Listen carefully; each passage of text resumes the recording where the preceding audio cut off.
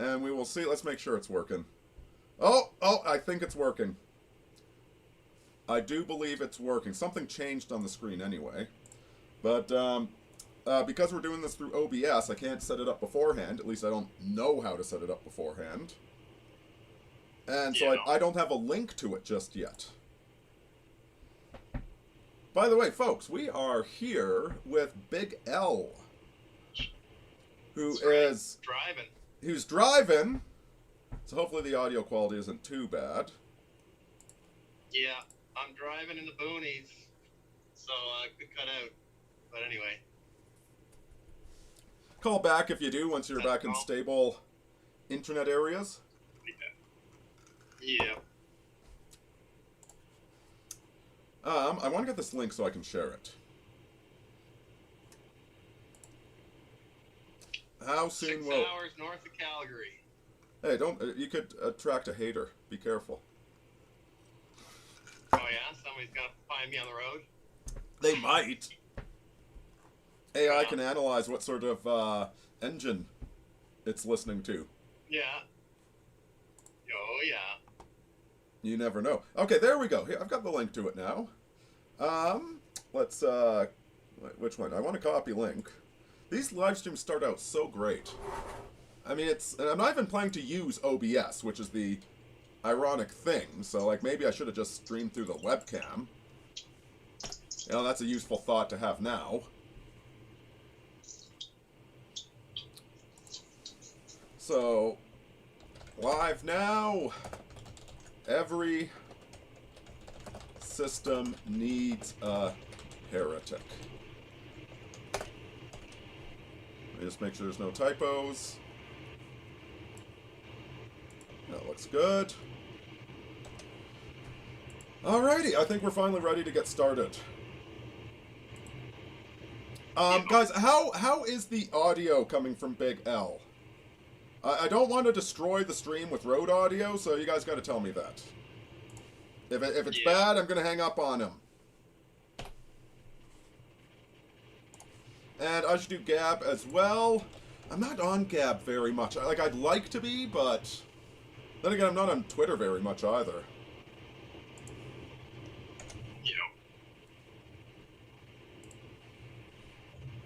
Alright, back to the live stream. Wait a minute, can I also just go... Oh my god. No, not that.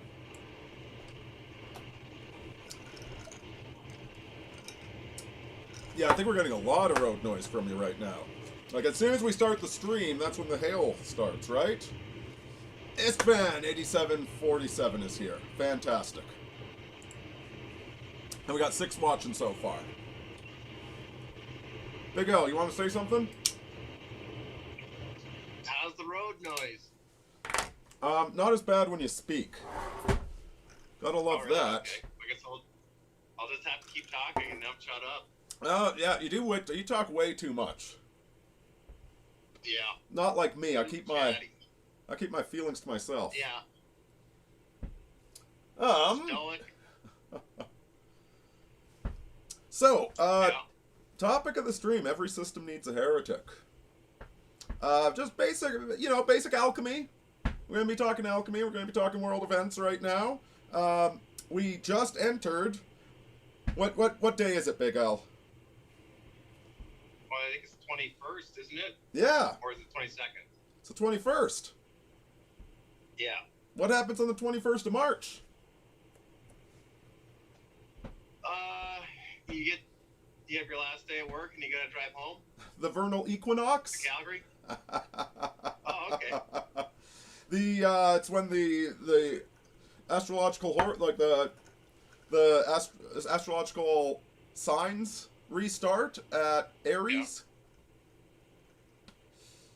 Yeah. And it is right after the day Aries that Chuck Norris decided to leave the planet. What an appropriate time for Chuck Norris to go to the next world. Oh yeah.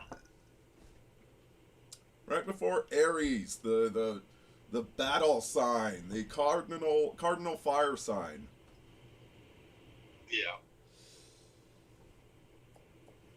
Yeah.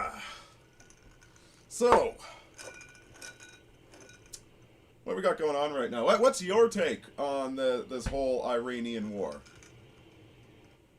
Me? Oh, I stay out of it. I don't get into the weeds, but I think getting rid of the Ayatollah was probably a pretty good thing. I think the shock and awe, taking little casualties on the American side and taking out the brain trust is like a really good strategy.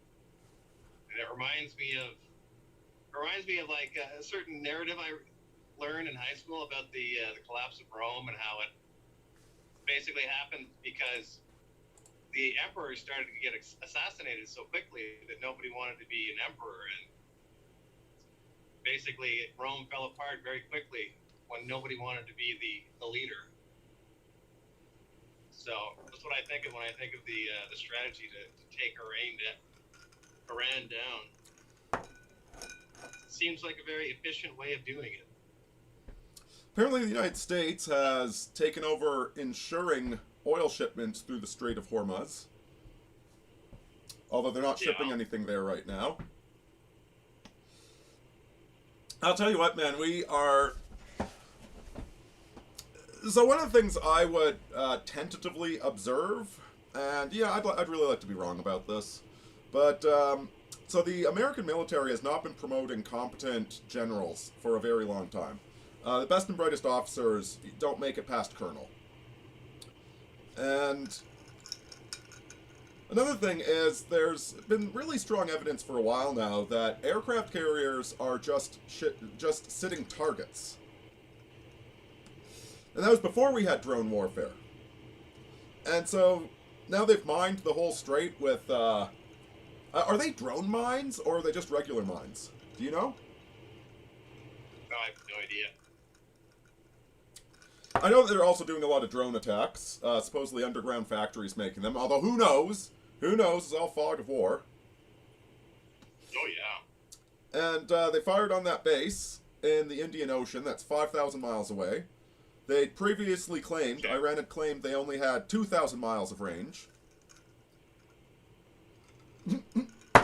Sneed Preem says, loitering munitions. No loiter.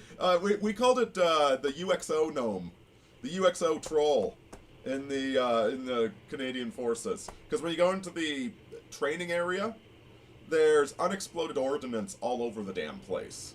Or sometimes exploded ordnance, but you don't really know that, so you just keep your distance when you're in the training area. UXO gnome, playing pranks on us. Yeah, drone torpedoes is one of the things they're using. And so we're just entering this completely new era of warfare. And we have no idea what we're getting into. And I don't think we have the best leaders either. Yeah. Could be wrong about that. Yeah, I hope. I don't know. I hope we're wrong. I'm wrong. Okay, you know, if you're like the same thing with the Iranian, the Ukraine war, you hear both sides. Like, Ukraine's done, Russia's done. So you hear a lot about that with Iran too, but I kind of tend to think that things seem to be going very well there for America. I'm not even really clear on why this war is happening, like what the strategic objectives are. Actually, I want to just mention something. One of my favorite YouTubers, Pilgrim Pass, he is serving right now with Ukraine. God bless that heroic bastard. It's making me feel like a coward, although if I probably would have served on the other side. I'm glad I didn't volunteer. I'd hate to go up against that guy. The narrative I'm partial to is that Iran has been consistently the number one funder of terrorism, of Islamic terrorism. I thought that was the CIA. Which is interesting, especially when you think about Barry Obama, you know, sending crates of cash to Iran. Remember that weird thing? No, not offhand. I don't. I mean, sounds par for the course. There's so many damn conspiracies I can't keep track of them. Oh, Oh, I remember that. I remember when that happened. It was like, why is he sending like bombers full of cash to Iran? And then that whole thing too, where he was like calling them ISIL instead of ISIS, seemed like, I don't know when the Islamic terrorism really hit its crescendo, but was it around that time or slightly after the Obama years? I've got no clue. I assume the ISIL thing was just, for some reason, Democrats love changing words. Like, it's not Kiev, it's Kiev. Yeah. Get bent, it's Kiev. Oh, yeah, well, I always assumed that was because, they wanted to rebrand it, right? Make it sound like... Because, you get an emotional attachment to a word, and then if you just change the pronunciation of it, you have, like, a somewhat wipe the slate clean. So I'm always suspicious when somebody wants to change the name of something. Names always have a certain cultural, emotional baggage, right? Yeah, why did they need to change it from ISIS to ISIL? And, I mean, like, we could literally Google this right now, but I don't believe that answer. Like, whatever the answer, the official answer, is not the real answer. Whatever the answer is, yeah. Of course, it's going to be like, oh, well, they translate to this, and this is technically more accurate. Well, that's always what it comes down to. Oh, yeah, that's the excuse. The progressive way is technically more accurate, so let's just be accurate. Why not be accurate? By the way, speaking of the first day of Aries, you know what Iran comes from? No. It derives from the root Aryan. And you know the relationship between Aryan and Aries? There's no relationship whatsoever. Completely separate words. They just kind of sound the same. Okay. All right. Which becomes a pain when you're trying to talk about, like, if you talk about the Piscean age, okay, what do we call the age of Aries? Yeah. Because, like, it just gets confusing. Yeah.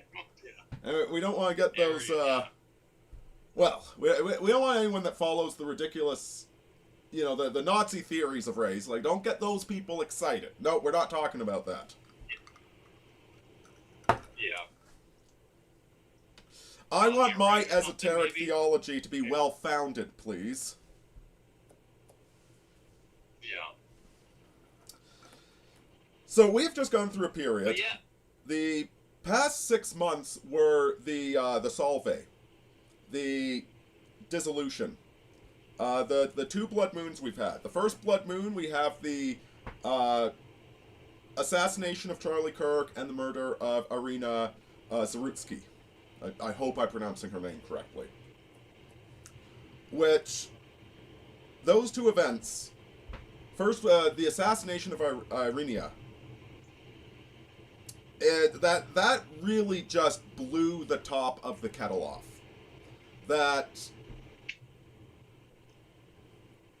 You and I were talking about, we were talking about the Crusades right before the stream.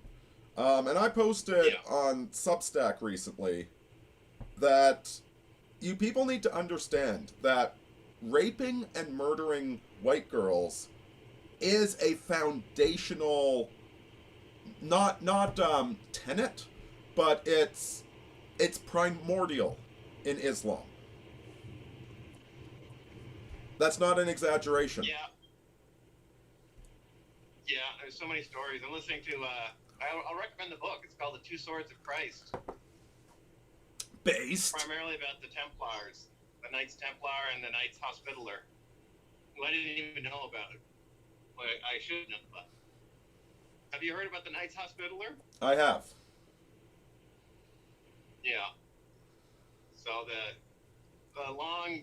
very, very long story short is the Knight Templar were formed to defend pilgrims going to Jerusalem, doing a pilgrimage. And the Hospitallers were originally formed as basically a hospital. Keep in mind, before I start multi-classing as an alchemist, I was taking levels of paladin. Yeah. So they were complementary, 2 different organizations, but very complementary. The Knights Templar were very militaristic from the get-go. The Hospitallers became militaristic over time. But as you have to in Islamic lands. Yes. Really fascinating. fascinating. Like, I had no idea. So many fascinating things. Like, did you know that Knights Templar became a huge banking empire at one point? Yeah, which is probably, see, I'm part of the school that the Knights Templar did nothing wrong. I just think that the king didn't want to pay his debts. Although, who knows? Usury is a dangerous substance to play with. Yeah, actually, the book, of course, that I'm reading is definitely skewed towards the Knights being super based Chads. And it hasn't mentioned anything about the usury. It mentioned about the king owing a ton of money to the Knights. That chapter was basically, in a nutshell, was king owed the Templars a bunch of money. He tried to get the other kings in Europe to do like what was that, the order in Star Wars where the Order 66? I think it was Order 66. Order 66, yeah, he tried to get an Order 66 for everywhere, and like the King of England was like, nah, dude, I like the Templars, they've been good to me, and I think you should like rethink this action. So the Knights in England went scot-free, with all the ones in France were summarily captured and tortured to death, and had a lot of forced confessions, and it was very awful. That's the thing. All of the black magic stuff they confessed to was confessed to under torture.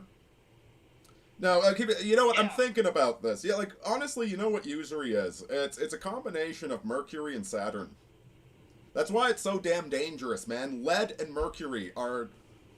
Lead and Quicksilver. Those are like the two most dangerous metals to mess with. Do you know that they used usury or not? Like, well, they lent money. In the book.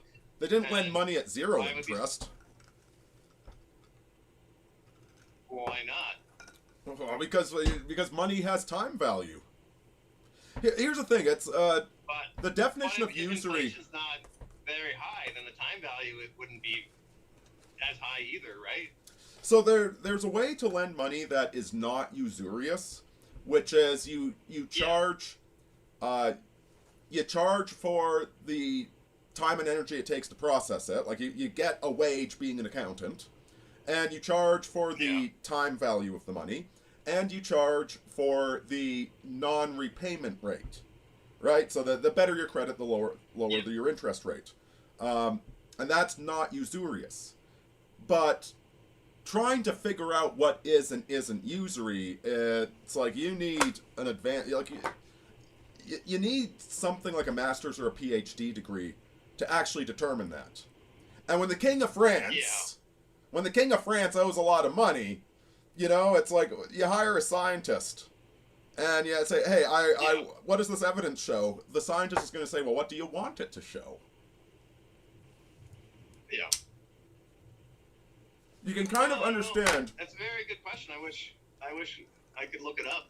What, the definition of usury? I kind of doubt that they had usury, but they might have had a holding fee, because I mean they also would protect physical gold, right? That was one of the reasons why they became the empire, was because a big banking empire, because they were badass knights that had big castles where they could hide all their gold. Well, and they could protect the deposits. You know, given. Yeah. You know, like I'm thinking about this, you can almost have sympathy for the Rothschilds, because after the kings have betrayed bankers so often, you know, like anytime a king owns a bunch of money, you just declare that, oh, you're doing usury, or you're heretics, or whatever. Any excuse to get out of paying. You can see why the Rothschilds would want to hold on to the royal family by the short and curlies. Yeah. Or you could be the King of France and accuse the Knights Templars of greeting each other by kissing each other on the penis and butt. Yep.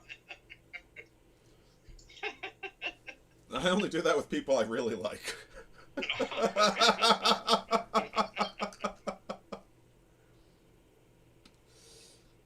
See, I'm definitely on the side that they did nothing wrong. Yeah, I don't think they did that either. No, I don't think that was a common thing. Ridiculous. Another one was that they sacrificed children to Satan and smear themselves with the fat of the children. Like, No, only pretty Jews sure did they that. didn't do that. Pretty sure. Yeah. So, it's a question I'd like to learn more about, though. I'm really interested in it now. However, I am pretty sure they were into a lot of esoteric stuff. And, I don't know. I'm pretty sure they were. We're... Okay, not an expert on the Rosicrucians, but I'm pretty sure they came out of the Knights Templar. And I think there probably were a lot of connections to the Masons as well. To which, again, I think the Catholic Church completely overreacted to the Masons. The fact that the Masons are largely falling apart right now, it's... So certainly, like, modern Masons aren't really up to anything. You know what's cool about the whole story of the Templars? Another thing I didn't know is that so the Pope kind of did a Pontius Pilate move with the Templars. Whenever the King France did that, he was like, "All right, whatever," and then he disbanded the Knights, and he basically merged them into the Knights Hospitaller, and the Knights Hospitallers actually still exist in Malta. They're called the Knights of Malta. So I wonder what that organization is up to. That's a good question. I haven't heard anything from them, so that suggests they haven't been skin-suited like the rest of the Catholic Church. Yeah. Armored Ghost asks, could things go nuclear with Iran? I don't know. Sure that anything could go nuclear, but will it? Probable? I don't think so. I mean, anything's possible with Bush in the White House. Yeah. I did see somebody speculating. I mean, if they've got these drones or these missiles that go 5,000 kilometers, do they have nukes? Yeah. They might. But yeah, the other leg of the strategy I think is really interesting. They take out the brain trust, and apparently they're trying to get Starlink established there so that people can have the internet back, right? The end goal is to have a ground-up revolution where the Americans don't do anything. See, I like that strategy. The higher-ups. What's that? I like that strategy. And yeah, it's a brilliant strategy. If you recall my reading on the United States over the next 5 years, the card that came up was, is it the Five of Swords? Anyway, it's the guy sneaking into the enemy camp and sneaking out with half of their swords. It's Six of Swords, I think. Yeah. Suggesting that we're actually going to see very clever foreign policy from the United States. Which, like, I don't want to be one of these 5D Trump guys. But, I don't know, this might be 5G chess. And then there's the question of Israel. Like, how's this turning out for Israel? How is the war that Israel tricked us into fighting for them? How's it turning out for them? Yeah, I don't know. I heard that they bombed some Iranian refineries, which was like fucking retarded. When the Americans said don't do that, it's incredible how they like to do that. Which is interesting too. There's also the possibility that the Americans sanctioned that, but Israel's being the fall guy. But I don't think so. Their president's dead, which is the Jews that I know hated him. So Netanyahu, I don't know. I heard about that conspiracy theory. It seemed bunk to me, but I don't follow it too closely. He's dead, you think? I think he is. Or at least they're posting AI videos of him. They canceled some conference he was supposed to speak at, which sounds like he's dead to me. I'm kind of leaning that way. Okay. Or at least they're pretending he's dead. Who knows? Yeah. They've certainly had a lot of bombs land in Israel. All right. Okay. Zach says turn up the volume a bit. Let's see. Testing.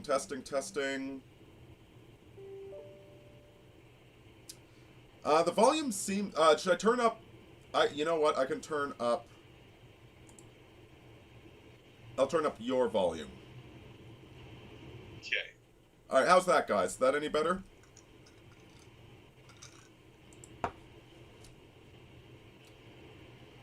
I'll start talking again. Yeah. Let's see. So yeah, it's, I don't know, like I won't say anything about the how it's going. All I can say is that the strategy seems very brilliant to me. Same as Venezuela. The whole American military strategy seems to have like leapt forward. Yeah, they got exactly what they wanted out of Venezuela. Yeah. And this whole Alberta separation thing is probably going to turn out giving them exactly what they want. That's all. I'm okay with that. Yeah, me too. You know, as an Albertan, I am just so angry at Ontario for voting for Mark Carney. Like, yeah, how stupid are you? Yeah, angry. I am too. I'm angry at the boomers. Sneed brings up the Belt and Road plan. There's a angle that you should be looking at all of this through, is that there's an eternal struggle on this planet between naval empires and land empires.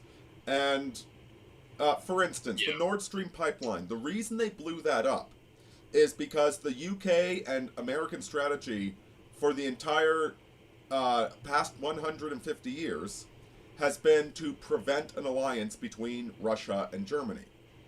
Because Russia and Germany are both land powers.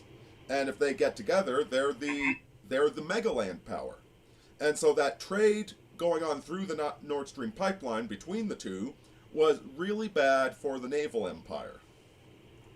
World War I and World War II really should be interpreted through naval versus land. The Punic Wars were naval versus land, Rome being a land empire, and Carthage being a sea empire.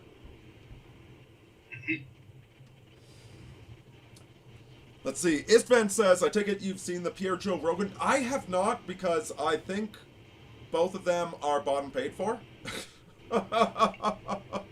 I am not a Pierre Poilievre fan. I think he's a fake conservative. I think he's... I mean, I don't vote. Okay? All the people we can vote for are actors.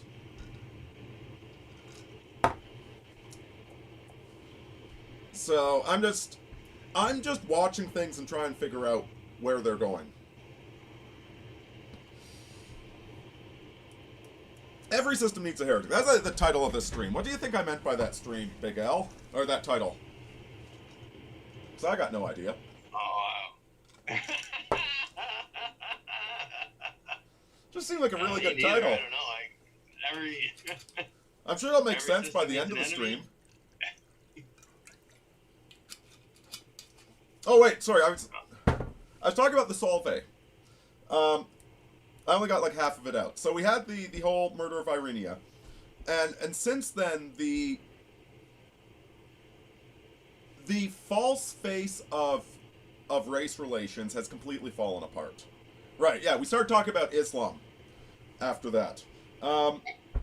Islam's one example. You know, I kind of love this Indian immigration, because all of the left-wing liberal white girls, after meeting Indian men, are all turning extremely right-wing. Yeah.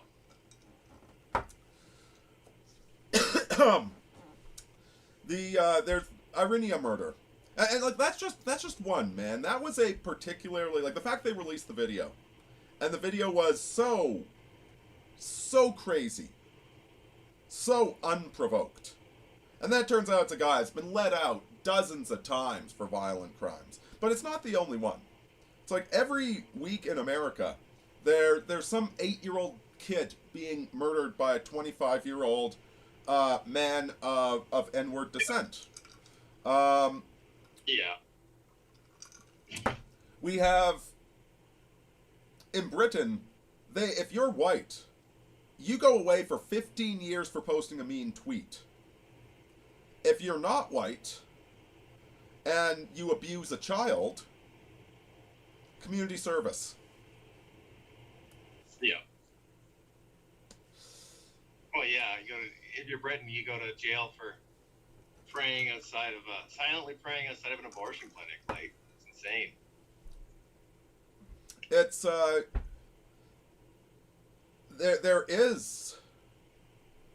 there is a war going on, and people finally started noticing. So that's one of the. This is part of the solve, the disassembly, the dissolution. So people finally noticed that, oh, well, now that Obama's president, maybe we'll get into the post-racial era, Aurini said back in 2008. No, we're not in the post-racial era. Quite the opposite, it turns out. And it's not that anything changed 6 months ago. It's that the scales fell from our eyes. And now everybody is finally seeing the thing that only right-wing hate speeches saw 5 years ago. Yeah. And then with the murder of Charlie Kirk, the fact that there is a segment of the left that is beyond dialogue. The fact that they're celebrating the murder of a guy who, like, the worst thing that you could say about Charlie Kirk is sometimes he was a bit smarmy. But he wanted to talk to people. And so then we went through the Saturn Neptunian conjunction at 0 degrees Aries, which happened on February 20th. Which is, that's when the old illusions totally fell from our eyes. We went through the second blood moon, and now, bang, we are in the first day of Aries. And this is going to be an interesting year.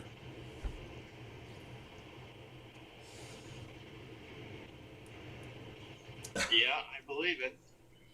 Marcel McCure says he's noticed something curious about Indian men in Canada, but hesitates to type it, since it's rather inappropriate. Yeah, it's, here's the thing, like, I am hesitant to talk about most of this stuff because of, like, the most banal description I could possibly provide involves, like, 8 hate speech terms.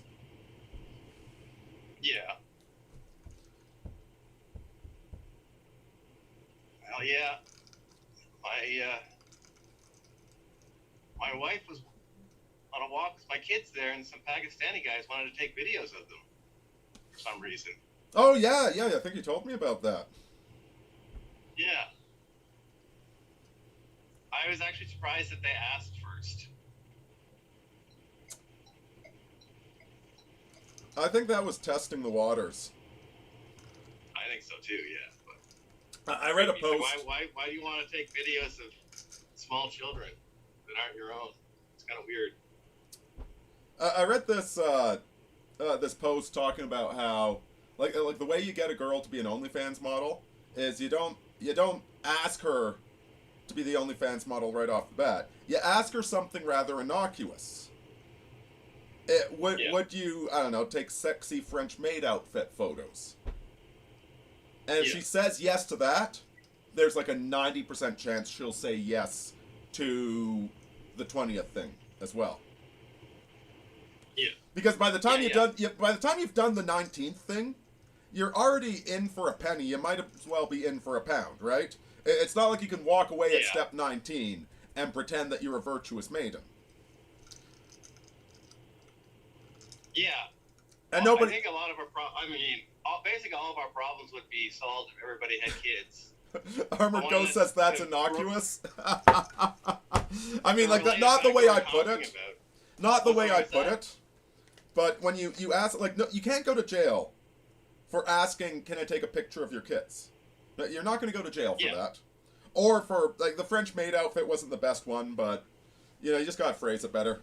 I'm not a professional pimp, unlike some of my imitators. When you have kids, you understand, like, the process of, can I have this thing? And then if you say yes or no, and if you say yes, then it's going to escalate, right? Camel with its nose in the tent. Camel's nose in the tent, yeah. So, you know, you say no right off the bat. Yeah. Can we watch Paw Patrol? No, there's going to be gay The gay propaganda on season 3, I already know. Yeah. I know that your kids have lots of Paw Patrol shit. Paw Patrol's not too bad. Sneak There's a lot Preem worse says... things than Paw Patrol. Sneak Preem says it's a bit like Saul Alinsky's playbook, but more cowardly. More sneaky. More sneaky. I mean, you know, it's... There's that song, Goddamn the Pusher Man, which is all about the... Like, there's no distinct line in the sand you can draw between the dealer and the pusher, but you know it when you see it. Yeah. Like, these flirtatious types of conversations, you know, well, that's how you get a wife. Like, it's the same sort of skill set. But one's a pusher and, you know, is exploiting the target. Yeah.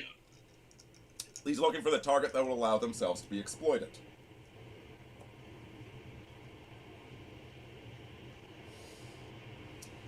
Steenford says, really, I think it's caused by multi-generational nutritional deficiencies breeding pliant slaves, while simultaneously seeing this as a moral strength. Not wrong. One thing I told, oh, sorry, I missed that part. What? Oh, he's arguing it's nutritional deficiencies. That wouldn't surprise me. I was just going to say, I told that story to some young guys here at work, and the righteous indignation and disgust was palpable. I was like, nice.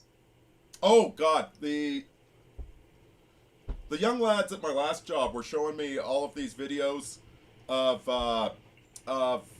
alleged... I'm a little bit uncomfortable with street justice, but alleged pedophiles getting beat up by guys. Yeah. So, now I'm a little... again, I'm 44 and I'm suspicious of everything. I'm suspicious that... Yeah. Are these people actually pedophiles? I heard one guy, there's like a 25-year-old dating an 18-year-old, and a gang of youths went after him for pedophilia. Like, fuck off. It's not pedophilia, idiots. Yeah. But also, are you doing this for the sake of justice, or are you doing it for the sake of YouTube clicks? So that's, you know, it's a dangerous area. There's a reason we want law and order. However, that being said, I'm a little bit uncomfortable with the execution. I am very, very comfortable with the spirit behind it. Yeah, exactly, yeah. Yeah, I was surprised. I was working with this guy, he's 25, and after like 5 minutes of chat, he was full on Deus Vult. He was full on, came up to me, he's like, this war in Iran is bullshit if they make us go to war. The only war I'm going to fight is the one retaking Jerusalem. Damn like, straight. I just said that last week. Like, I would sign up at the drop of a hat if we were taking either Constantinople or Jerusalem and installing a Christian monarch. I would be totally down for that. And we might be doing that with Iran. I don't know. There's so much high jingo. There's so much, you know, you can't tell who's on which side. Do you know that the black programs in the United States are twice the size of the official federal budget? No, didn't know that. Yeah, they are. So, given all of that, I have no idea what is going on. I know that there is some degree of domestic surveillance. I don't know to what degree they're integrated with the government. All of this stuff is really hard to figure out. But, yeah, to go back to those pedo hunting gangs, given what's happening in the UK, which I guarantee, I don't know if it's as bad here in Canada, but the same damn thing is happening in Canada. For various reasons, crime is not reported in Canada.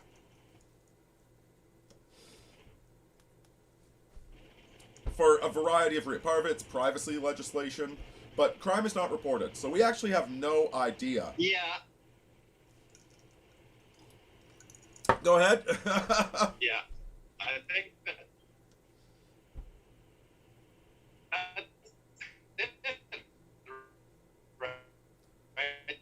Oh, you're all broken and distorted.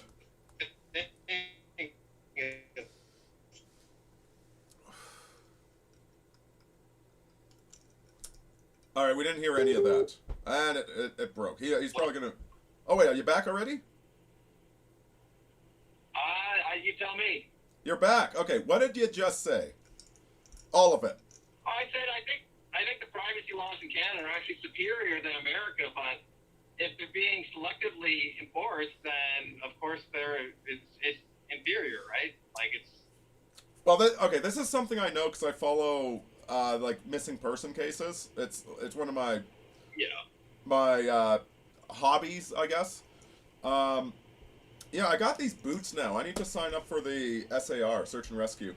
I got my like fucking good based alchemy boots for alchemy and hiking. They're like combat boots with twice as much leather. I love them. Anyway, so I follow the search and rescue thing, and one of the things that comes up anytime there's a missing person case in Canada is due to privacy legislation, they can't release any information. Even if the cops want to release the information, they're not allowed to. Yeah. And so because of that, you'll constantly read about, like just down the street from my old place, there was some shooting that happened at 3 a.m. And like 2 guys were arrested, and that is the last you ever heard of it. Shootings are up in Canada, by the way. Shootings are I never heard about shootings when I was a kid. I actually drove past that East Indian fella that got shot on the side of the highway. I was working in Leduc at the time. I actually like drove past the car. Okay. That was a 95% chance that was gang bullshit. That was East Indian drug dealer gang bullshit. Because all the East Indians come here and they start forming criminal gangs. Yeah, the young guy I was talking to, he says he doesn't go to clubs anymore because it's just full of brown gangs, and like, there's no point in going anymore. And it's so frustrating because they are so much physically weaker than us. But if you fight them, the book is thrown against you. Yeah, they're gonna attack as a gang, right? Exactly. You can take 1 on, you can take 2 or 3 on maybe, but you can't take 5. And then you have to deal with the criminal justice system, which is probably going to be the assumption is they're going to be biased against the white guy. Maybe they won't, but you don't have an extended family worth of people who will all lie for your sake. Yep. So, given that we do have these criminal gangs, and they are exploiting white girls, I totally support the young buck vigilante groups. Deus Volt. Just don't go after the 25-year-old guy dating an 18-year-old, okay? Like, chill out about that. Yeah. Like, go after the actual bad guys, okay? Make sure it's actually a bad guy. That's all I'm saying. Yeah.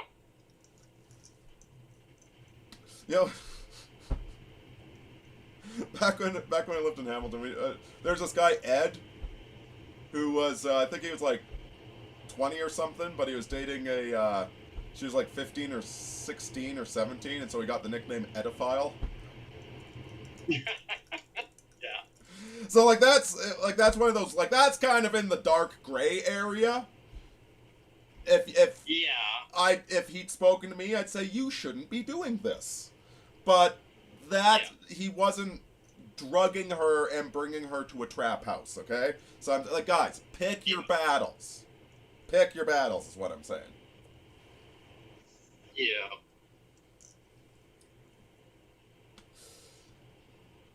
Yeah, I mean, that's pretty dark gray, but like, it's dark like gray. 100 years ago, that would be like, oh, okay. I hope he makes a good husband for her. Well, but it's different now.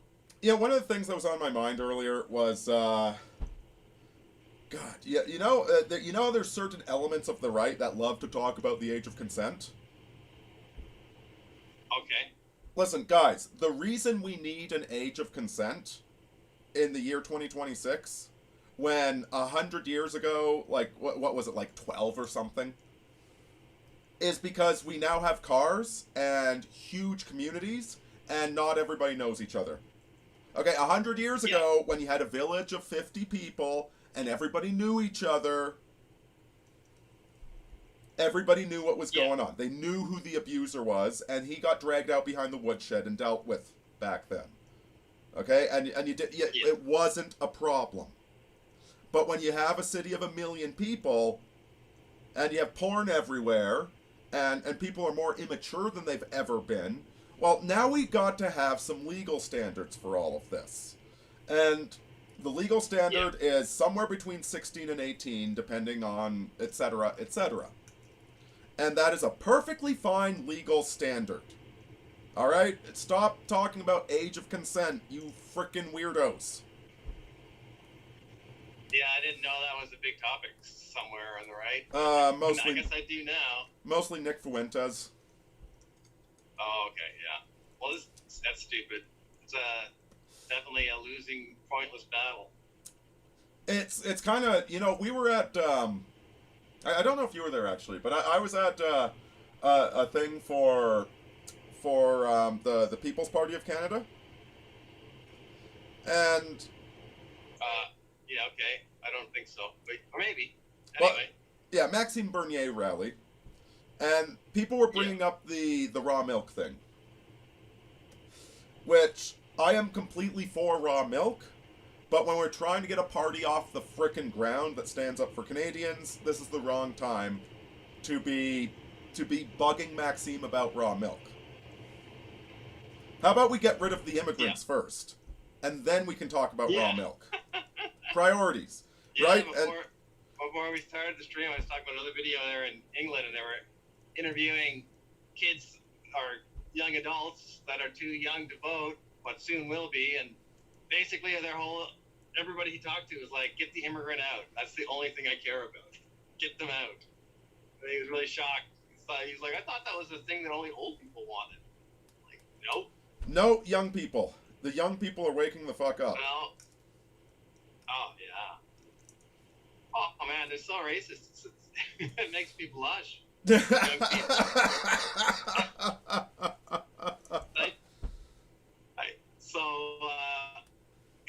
guy, the Dave's Fault guy, at first, first thing he said to me, he's like, yeah, buddy got me this job. He's one of my best friends. He's half black, but I don't hold it against him.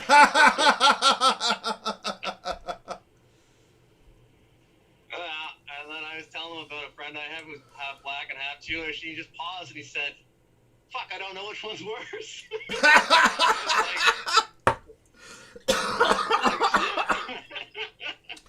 You know that bass Jew? You know my buddy Bass Jew? Yeah. He's actually half Jewish, half Gypsy. Oh, shit. I told him, don't worry, I won't tell Uncle Adolf. Yeah. Oh, boy. But bass Jew is bass Jew. And, like, there are solid frickin' Indians out there. And, I don't think... I don't, like, listen, the Nazis got seriously out of control. There's a book, Manufacturing Hitler, which I haven't read, but there's the Living Opposites Substack. Back when he was Neo-Feudal Review? Anyway, he talks a lot about it. And, yeah, Hitler was subsidized internationally to be the most ridiculous form of German nationalism, to cause another war so that they could crush the land empire, Germany and Russia. Okay. Like, we do not want to... You never go full retard, you never go full Hitler. Right? Hitler lost for a lot of good reasons. They didn't want a moderate or a traditionalist monarchist taking over Germany. They wanted the most. They want the Nick Fuentes taking over. And like I freaking hate to say that, man. He's a charismatic kid, but just Jesus Christ, people, pay attention to who he hangs out with. You know, there's this blog post of all the sex scandals connected to Fuentes, and the blog post took 5 minutes to load on my fucking computer. Because of all the photos took that long, all the screenshots of there's lots of weird stuff going on there. He was telling people to invade the Capitol, and he's the only guy there that didn't go to prison. Oh, yeah. Well, I don't trust, and I certainly don't trust that other one. What's her name there? Candace Owens? Oh, my God. Yeah, She reeks of controlled opposition to me. I don't really follow her. So I'm agnostic on this. Just a little bit's enough. I haven't seen anything she's done. Well, I mean, she started off with that, what was that app? I think she's been around so long now that a lot of young people don't realize that she tried to make that app. Oh, do you know what I'm talking about? Oh, yeah. After she quit that, she actually quoted me talking about the SJWs. Yeah, she did a 180. I was like, that's really suspicious. Well, apparently the reason... Like okay, so she was doing an tracking app? An anti-bullying tracking app. And at first, all of the SJWs loved it until they saw what it did, and then they all turned on her. And she came to the realization that it would expose that all of the anti-feminist bullying was being done by the feminists. It's like that time Anita Sarkeesian posted all these tweets bullying her, and the screenshot was she had posted the bullying tweets, logged out of Twitter, and then taken a screenshot, and the latest one was like 2 minutes ago. Yeah. So what are the odds that she got a notification, saw it, logged out of her real account, and then took a screenshot? Like, it makes more sense if she sent the tweets to herself. And that's why the SJWs turned on Candace Owens. Oh. Yeah. Which I believe that story. It is believable. It's a good story anyway. But again, I haven't really investigated it either. I do think Erica Kirk has been acting kind of weird. It's the way she's so sloppy with her conspiracy. Be like, I'm not saying anything. This is possible. It's like, well, fucking anything's possible. Like, you're just muddying the waters. You just throw shit at the wall and hope that it sticks. Yeah, that is... I mean, I guess I'm kind of doing that here. Where I'm talking about, like, I know that there is a giant black operation. There is a lot of domestic surveillance. I don't know who's behind it, how big it is. I could see it being as big as 1 in 20 Americans. I think it's smaller here in Canada. I don't know who it's aligned with. NASA is kind of funny looking. I guess I'm kind of doing that right now where I'm saying there is stuff that I'm certain something is going on, but I don't know to what extent. Yeah.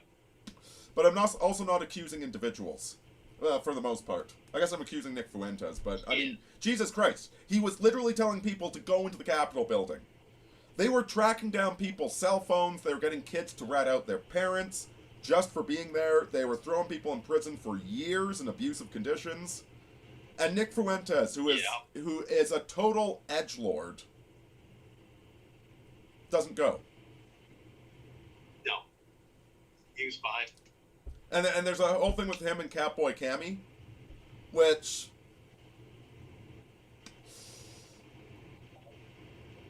I don't know. Yeah, it's interesting. Not like I'm a moral paragon or anything.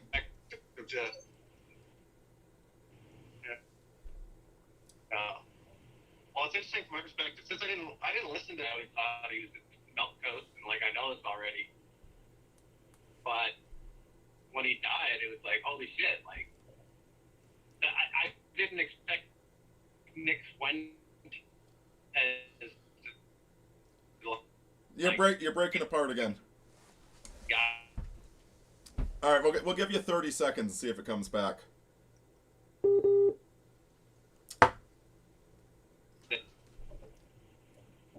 How about now? There we go. You're back. All right.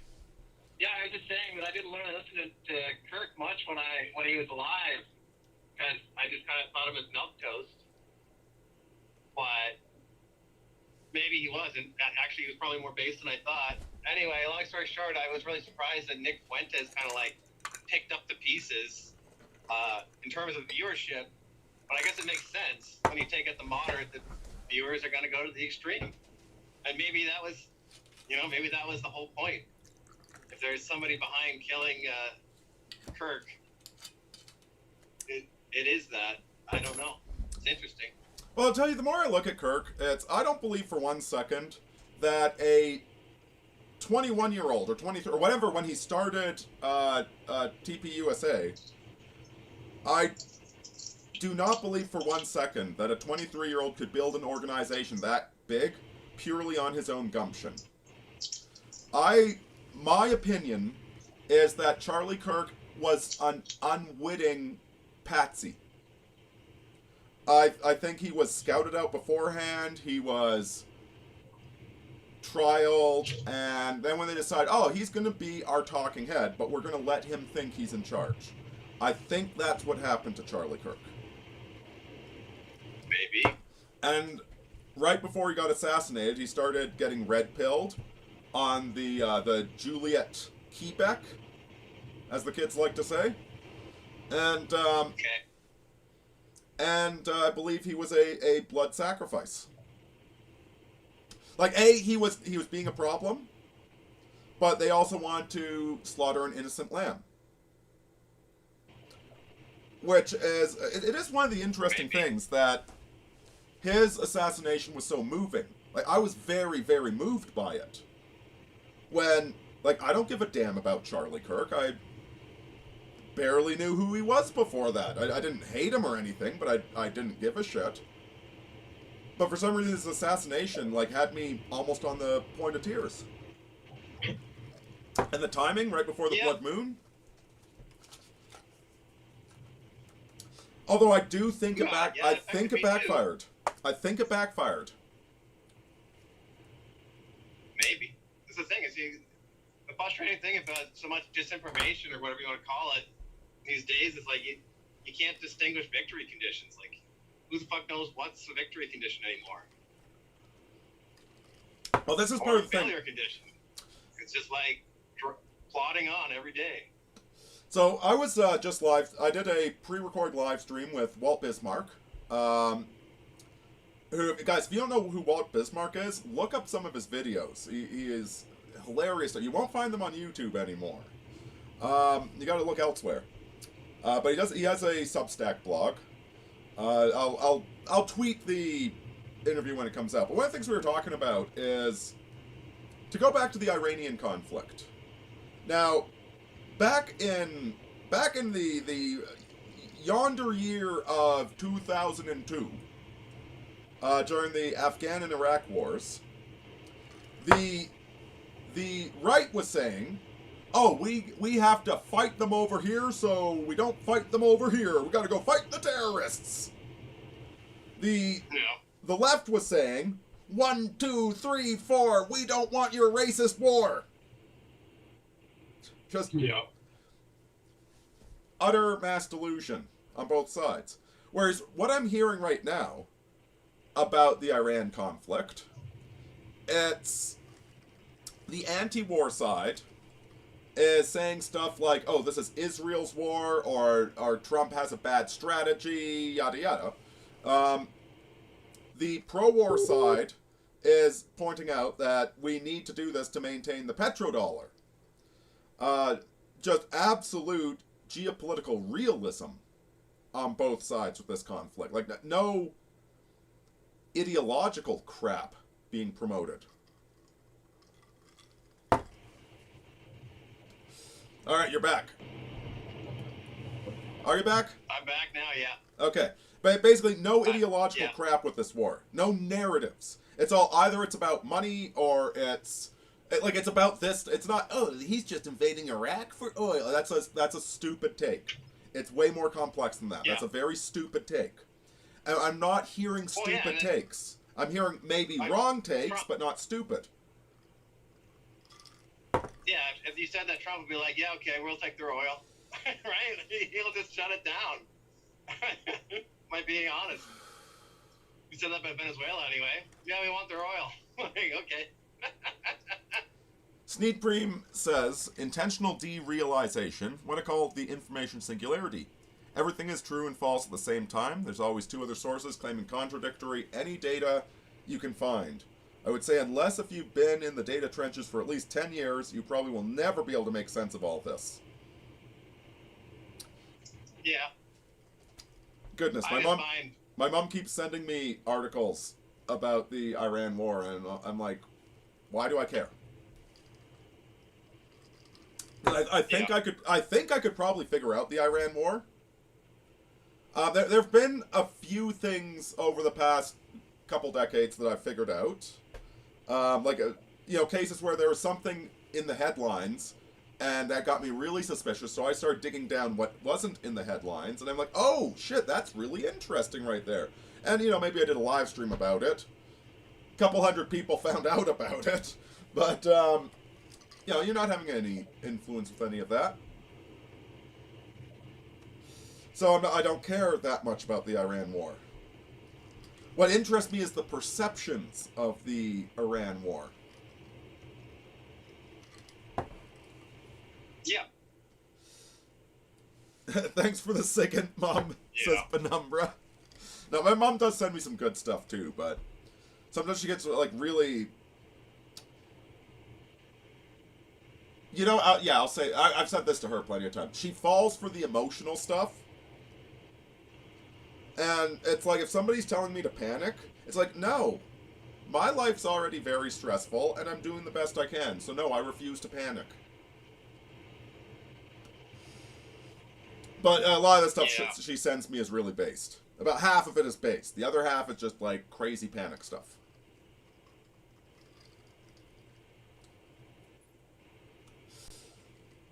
I love my mom, but sometimes she gets spun up on shit.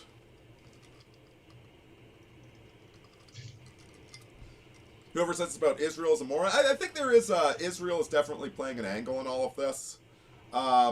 There's way too much Israel lobby in all of the Western countries. And Israel they are too fucking selfish. Hold that to be true, and also that taking out the Iranian oil fields when Trump didn't want them to do that.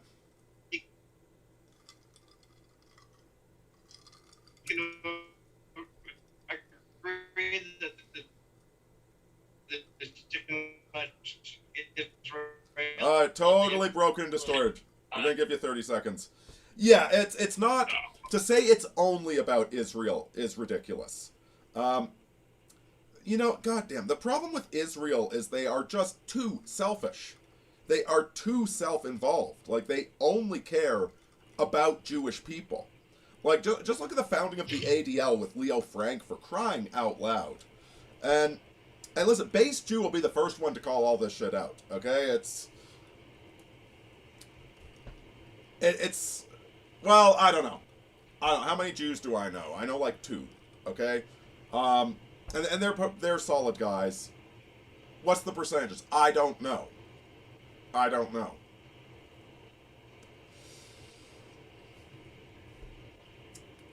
Such a small country manipulated by such a big country is just, or manipulating such a big country. Do what it is that Jews can stealth as whites, and a certain number of them have an extreme amount of group interest.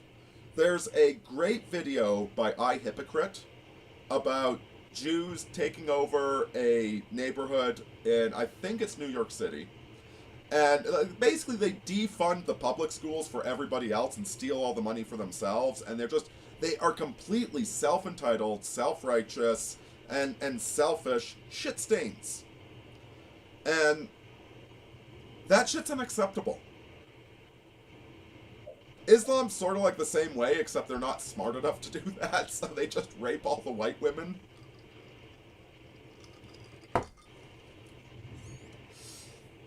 Yeah. One of my favorite stories from that book was the Templars were facing impossible numbers. And so the Sultan said, basically surrender and we'll kill you, but all of the women and children can go free. And the Templars were like, okay. And then as soon as they opened the walls, the first Muslims that came in started raping all the women and kids. Of course, yeah. So they shut the walls and they killed all them. And the Sultan was basically like, fuck. It seemed like it was not planned to be a betrayal. It was just the Muslims were like, hey, free women and children. Nice. You know, so anyway, I have a lot of respect for Asian religions. Oh, Big L will have to be. He'll be right back. You know, I'm totally stealing this. I think Homath said this on a recent stream. That when you take the levels by Ken Wilber, when you look at... Oh, you're back. You're back. Yeah. So when you take the Ken Wilber levels, you guys want to hear something funny? Big L here, when I was talking about this, thought it was just something that came to me in a dream and I was making it all up. It was like 6 months before I realized it's all developmental psychology. It's like, this is all like seriously based in reality. Most of the religious leaders, the great prophets, in most cultures, were very spiritually profound men. Oh, okay, he's probably going to call back in 5 minutes. Buddha was an amazing individual. Christ was an amazing individual. One of the interesting things you see about Christ is... Yeah, I mentioned this in a previous stream, but he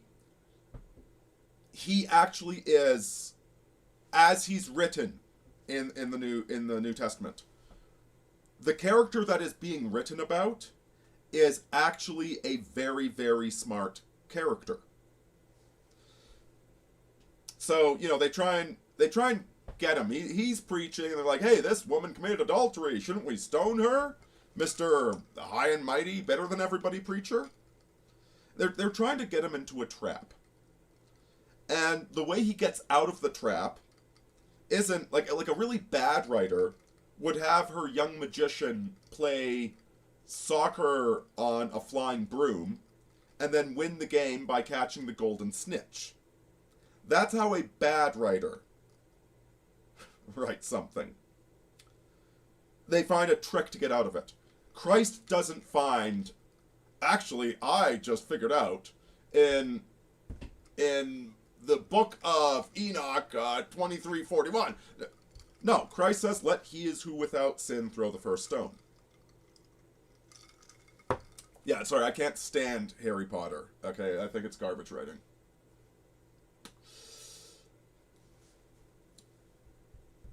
Whereas Christ, Christ is actually really, really intelligent. Anytime he's baited into a trap, he doesn't use his magic powers to get out. He actually uses his brain to get out. In a way only a smart person could write. Or they're writing about an actual smart person. The same thing goes for Buddha. The same thing goes for Zoroaster and Confucius.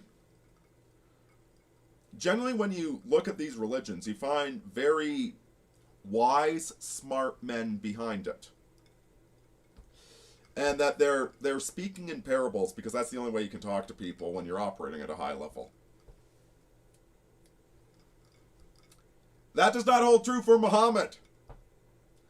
Muhammad is not even at level 4 in spiral dynamics. Level 4 is like the traditional Christian, the rules. Everybody needs to follow it. Muhammad makes up rules on the spot that serves his ego and his agenda. This is why when you look at the Hadiths, they're so incoherent. And he's just talking off the top of his head, being a warlord.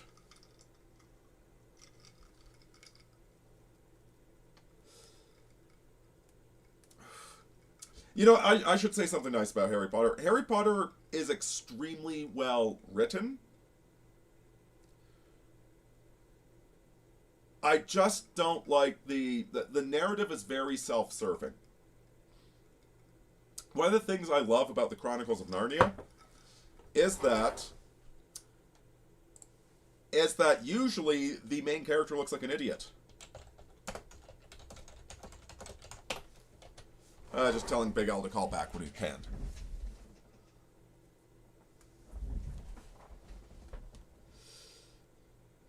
The Chronicles of Narnia are very profound. I regularly reread those books, and you know, as I got older, I discovered new things in them.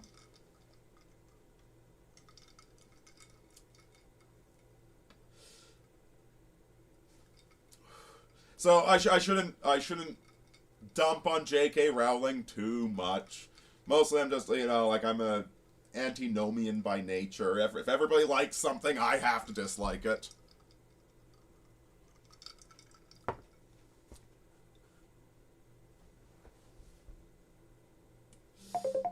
Oh, there we go. We got Big L back. He's back. And the call dropped.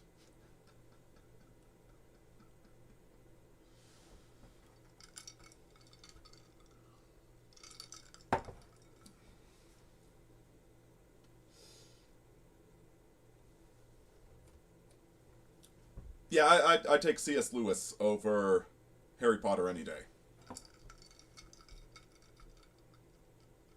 Anyway, oh, shoot, now I'm all on my own. I gotta frickin' carry the stream. There, he's doing it again. He's doing it again! Except it's only coming through on my phone for some reason. Alright, we are... You're on my phone because it wouldn't activate my computer for some reason. Yeah, I can call back on the other one. Oh, you're calling on this thing. Yeah, you better call back on the computer. I think you're too quiet. Okay. Bye. Oh yeah, we're super professional here. Have I read The Three Body Problem? I strongly recommend The Three Body Problem. Okay. I just got asked if I'd read The Three Body Problem. You've been watching the TV show, haven't you? Yeah, I love it. The book is even better. Although actually, let me rewind it just a little bit. There was something they did in The Three Body Problem that they kind of dumbed down for the TV show. But in retrospect, it was smart that they did it, because you need like 2 paragraphs of explanation as to how telescopes work for the thing in the book to make sense. And that's not 2 paragraphs is nothing in a book. But in the show, They didn't use a telescope. They just like saw the stars blink in the sky. Okay. It was more subtle in the book. You had to see it through a telescope, if I recall correctly. But, you know, ain't nobody got time for that, so they just did it to the sky. But no, The Three Body Problem, it's interesting. I get a sense, like, you know how the old British literature, like a Christmas Tale, a Christmas Story? You know, Scrooge? Carol, yeah. A Christmas Carol, thank you. The original version, he got paid by the word. So it was probably longer than it needed to be. And I got a similar feeling from the Three Body Problem series, that there's the main, like, the things that were best about that were like the Trisolarans, the alien invasion, the Dark Forest theory, the crushing of dimensions. Like, those were the best frickin' parts of it.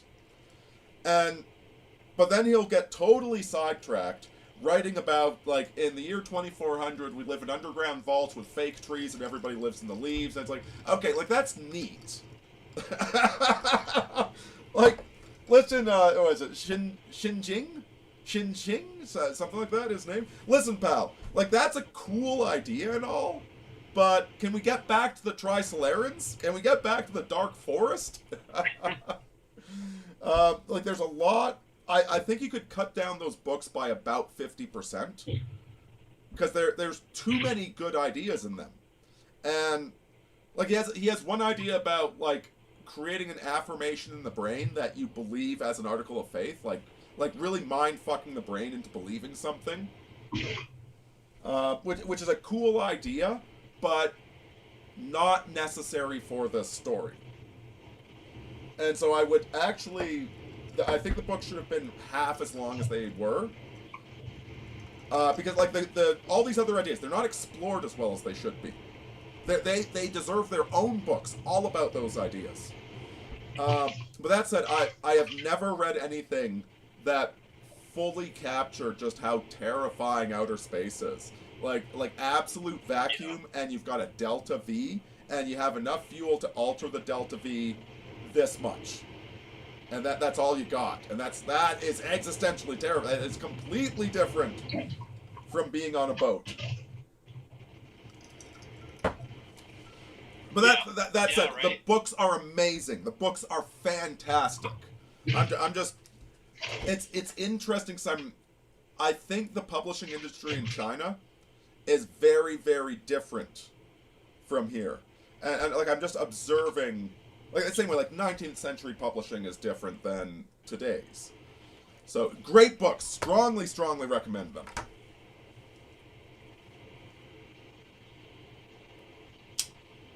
Yeah. I haven't read them, but yeah, the one season is fantastic. I don't know if they're going to have a second. I hope they do. I really hope they do.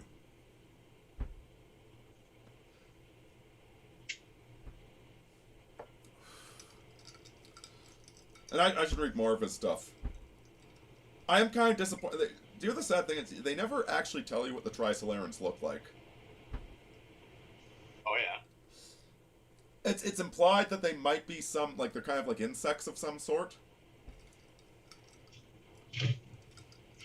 And I suppose it doesn't matter what they look like. They're... Oh, great series. Great series. I was working the patch at the time, and I was buying the physical copies, but then it's like I'd go to work and I'd finish it. I'm like, fuck, I need to get the... I need it right now. I need to know what happens next.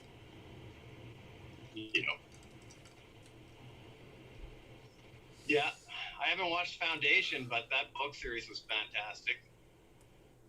I imagine that the show is terrible, though. So that's why I watched it. From what I hear, they... one episode and it looked so bad. They completely screwed up the show. The problem with the show is that, like, the whole point of the Foundation series is that actually none of the characters matter. Everything that happens is because of the forces of history, and the characters themselves, nothing they do matters. And that's not a satisfying... Like, good luck selling that to a Hollywood executive in the era of Marvel movies. Well, things mattered in the book. No, nothing the characters did mattered. Nothing they did mattered. Oh. Is it? I don't know. I didn't finish the whole series, but as far as I understood it, like, the sociology had advanced to a point where they could predict hundreds of years of social trends, but it couldn't predict individuals. Like, right. Did you get to the part about the mule? That's the one time it almost mattered, but then his empire crumbled for economic reasons.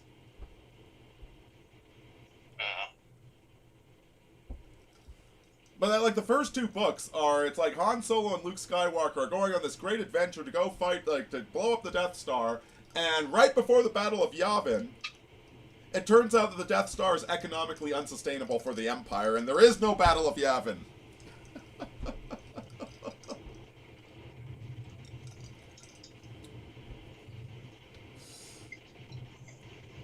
Yeah, and Triclops is right. They did describe that they were something like tiny little bugs, tardigrades or something, but they didn't get deep into it. Do you know what I want to read right now is, oh shoot, what's that book? There's a book about the concept that intelligence doesn't require self-reflection. Yeah. I doubt it, but yeah, okay. Well, have you, there's a video game that came out. I need to play this video game. It's about these little black alien things that are running all over the space station, and you're fighting against them. And they actually are highly intelligent, but they have no concept of self whatsoever.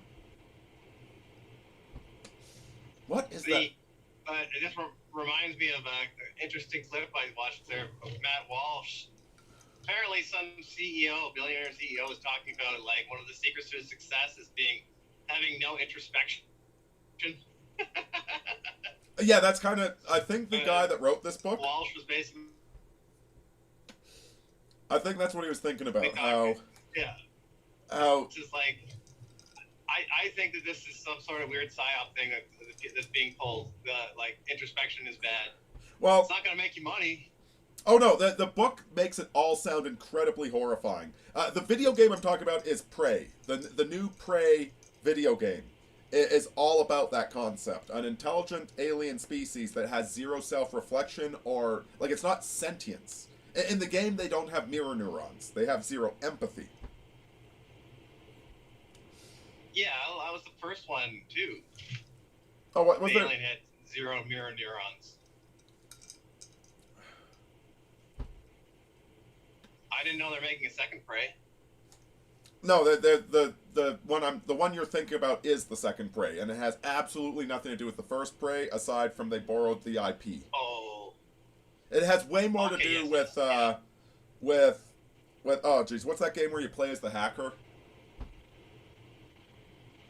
Like that old like that fucking brick of a video game from like 1998. You play as a hacker.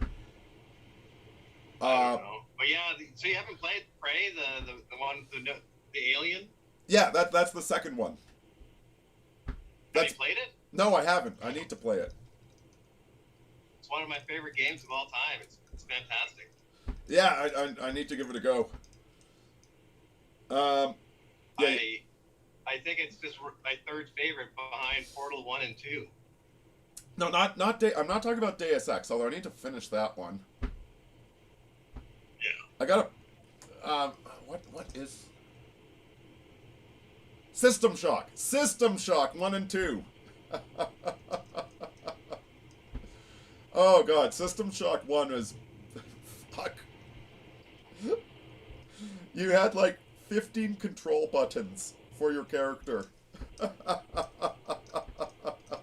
It was, geez, it was right in between like the Doom controls and the modern FPS controls, and it's this weird alien artifact that it's I don't blame anybody if they can't play System Shock 1, but Shodan was a fantastic villain.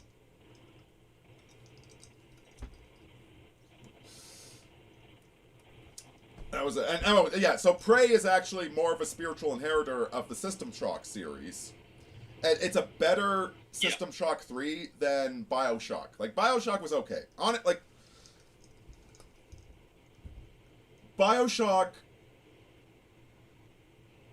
I don't know, like, there's some interesting arguments in that. There's a lot of Jewish hatred of the Goys in BioShock. Yeah. Like, guys, go replay BioShock, and then, and just keep in mind that the producer, writer, that he's Jewish, and all of the major characters are Jewish. Well, no, not all of them. Like that one, do you remember the actor? The crazy actor that subjects his apprentices to horrors? he's not fully condemned by the narrative. No. You can let him live. And also, you're playing as somebody of Jewish heritage in that game. You're playing as a child of Andrew Ryan. Whereas, like, the one person truly condemned is the goy that thinks that he should have the power of Andrew Ryan. And then when you play Bioshock 2, it's, oh, look how evil the goy religion is. And your solution, like the ending of the game of Bioshock 2, is destroy yourself from history because goys don't deserve to live.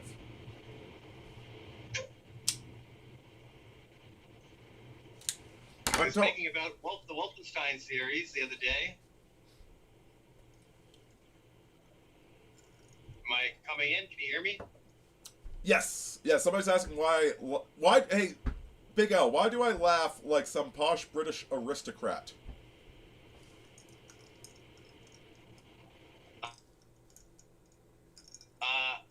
You were born that way?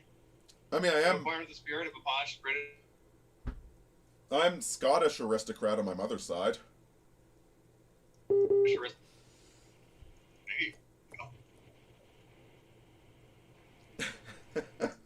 Sneed Preem is a poper who laughs like a yacht owner.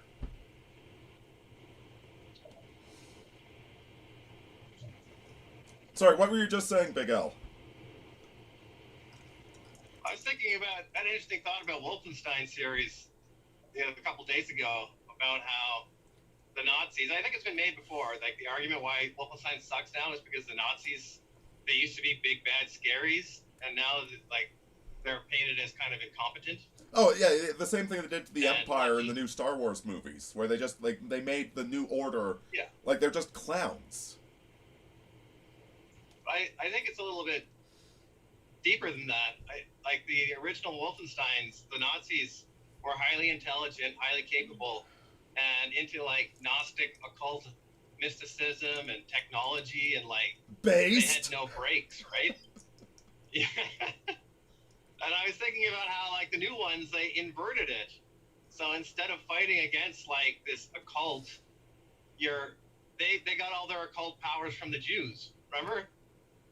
Did they? And I didn't play the Jewish secrets. I didn't play any of the new ones. I played like Wolfenstein well, 2008. That was it. It's a complete inversion of the old Wolfenstein, where it's like not only are the Nazis are incompetent, but they lucked out and they stole the Jewish secrets, right? Oh, jeez. And They can't even... special technology. I'm pretty sure... Listen. And then you get the... Listen, I was literally just talking shit about the Nazis. Secrets. For the record, I literally talk shit about the Nazis and their ridiculous metaphysics at the start of the stream. Oh. They didn't steal anything from the Jews. Like, Jesus Christ. Like, they even have to take the Nazis from us, right? Like... Which I guess that's what the Indiana Jones movies, that's what happens in those, right? Where it's like, oh, the Nazis are burning Bibles. No, actually they're burning pornography. And they're trying to steal the Ark of the Covenant. No, they're not. They're trying to increase the vril levels of the German people. Like, the Nazis were wacky about a lot of stuff. They weren't trying to steal the Ark of the Covenant. I don't buy that for 1 second. So, like, don't steal... Listen, the Nazis were cranked, but, like, the Jews need to steal everything. Actually, we invented the pyramids, said the African. Oh, Jewish women and African men. A match made in heaven? Jesus Christ. But yeah, I think it's interesting... inversion back to Wolfenstein, how it's like you become the defender of the Gnostic secrets rather than the aggressor against them. You know, the smartest thing that Hitler ever did, smartest thing he ever did was hire Hugo Boss to make the uniforms. Like, God, the Nazis look cool. Like, you can't get that out of the head, can you? That's why they make such wonderful villains, but, you know, well, like, everybody wants to be the villain. All the ladies, they desperately want to go for Loki from the Marvel movies. The SS had drip. Damn straight. And there's a Yodracia Quovzade. I have no idea what that means. You can say a lot of things, but you can't say the Nazis didn't have drip.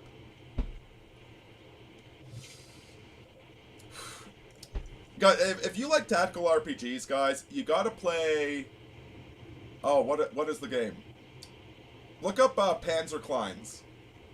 So it's this tactical RPG where you can play as the Nazis or the Allied, and actually you're going after the secret people organizing the war.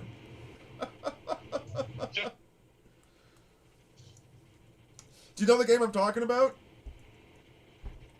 I've seen clips of it. I didn't know that's the storyline. Oh yeah, like there's an evil secret organization playing the Allied and the Axis against one another for world domination. Yeah. And they've got Panzer Kleins. They've got like robotic diesel tanks. Like they've got like mech armor with a 6-stroke diesel engine on the back of it. So you're the game is so cool. It's got the cheesiest voice acting. The voice acting is hilariously bad, in a good way. What is? Oh god, it's. I gotta tell you guys the name of this game. I think it's. Does it start with an S? Silent Storm. Silent Storm, guys, go spend $5 on Silent Storm on Steam and play the crap out of it. It's so much fun. And it's a pretty solid game, too.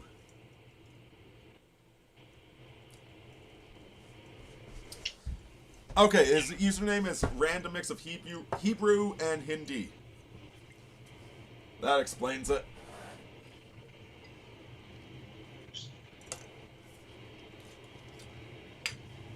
Marcel Mercure says, correct me if I'm wrong, but Q, F, and Z are all loanwords from Hindi? Man, I've got no... I probably should know that, but I don't.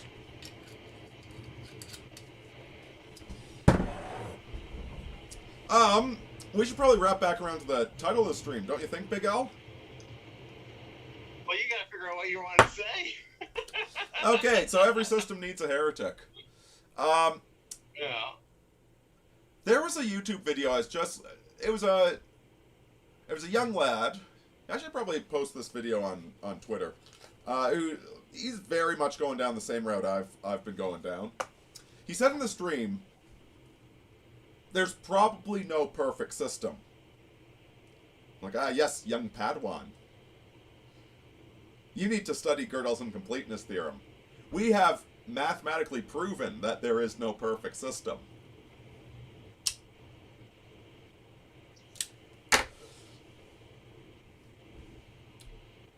We are leaving the Age of Pisces, which the Age of Pisces was built on a completely false premise.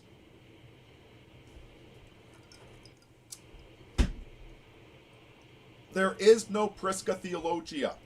There is no ancient truth to uncover.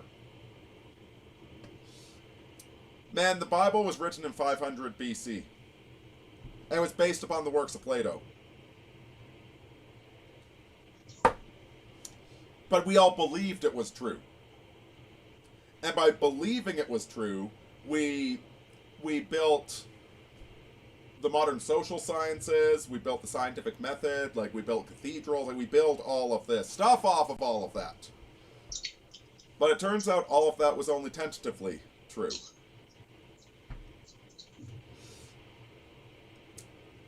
Any system you can design by your rational mind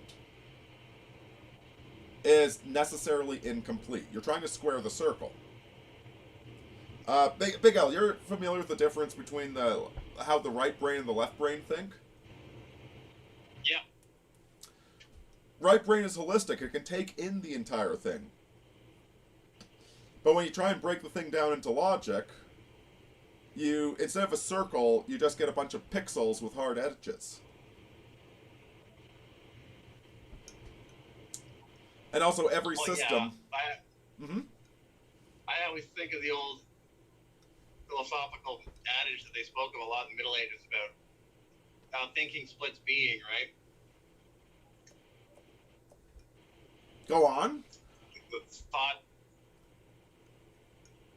basically, that being can never be incorporated by thought, because thought always splits it into beings, which makes it intelligible. So there's always something outside of the system, right? Yes, it creates the false dichotomy of I thou, like the false the false dualism. Another way of thinking of it is that, like, if one side of the brain is synthesizing, the other one is analyzing. As soon as you analyze that whole, the synthesis, it becomes something different, right? It becomes analytic. If that makes sense. I don't know. That's very clear in my mind, but I have a different, background in language than a lot of people. The duality is an illusion. The duality is the false illusion necessary for reality itself to exist. Well, I would just put it as that in thinking being, you change it. Doesn't mean that being isn't whole and real. It just means the reality can't be grasped by the human mind. And the fact that we can have language and communication attests to the fact that it is objectively there, that we can cooperate in any way. That's how I think of it. Not that the world is an illusion, or it's just that, or that when you analyze things, you create illusions. It's just that there's always something outside of thought. You can't grasp existence. Well, when you analyze things, you create a model. And the map is not the territory. Yeah. It's another way of putting it, yeah. But the map is related to the territory, right? It's a model of the territory. It's used to explain the territory and predict the territory. Yeah. But this is why you have multiple types of maps. Like in the simplest sense, when you're using Google Maps, you've got the one version that just shows you where all the streets are, and the other which is a photograph of the terrain itself. And both these maps have different uses. There's lots of different maps that you can use to explain territory, and you have to pick the right map, understanding it is not the territory. Yeah. I was talking with Walt Bismarck. Like, one of the big problems we get into as men is that men are prone to building abstract models to explain everything. Whereas women are far more prone to focusing on the individual experience, the individual apprehension of the environment. Which is one of the things that leads to so much disagreement between men and women. Yeah. No, that sounds about right. I mean, if men want to objectify the world so you can create projects and work together, right? Yes. If you're just looking at everything individualistically, that's nice and respects everybody's individuality, but at the same time, you can't build on it, right? You can just respect it. What are we drinking tonight? We are drinking Wiser's, my go-to.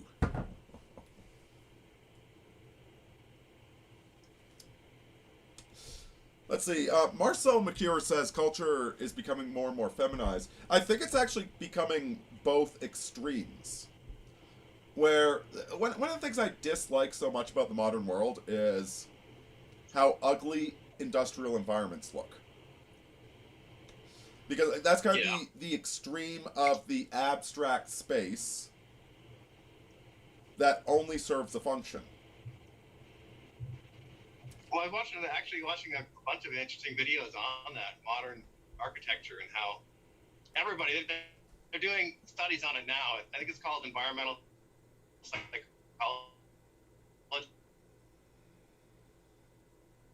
Oh, you're falling away again. There we go.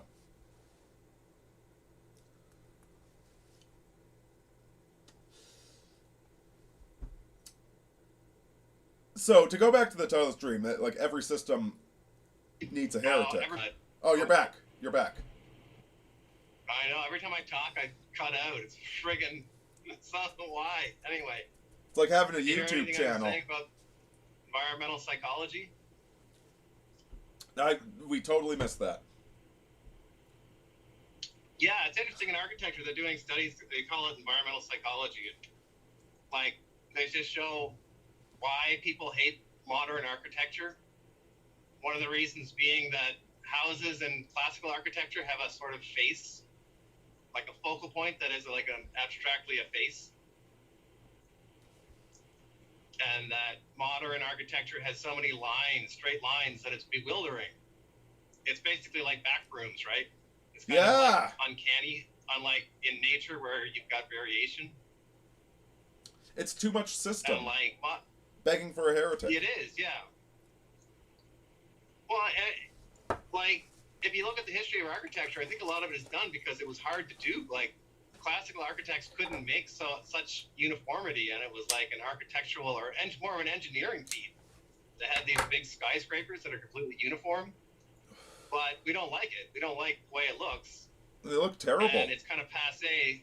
Yeah, it's passé, blasé that we can do it now. So, like, who cares, right? Rebranded 2024 asks, I just got my first serious girlfriend at age 30. Am I behind at all? I mean, well, yes, but is that a problem? Yeah, exactly, yeah. That's a good way of putting it. Like, if you got into your first fist fight at 30, yeah, you're kind of behind, but, well, you got there. What's the problem? Is she cool? Yeah. Does she do it? Yeah.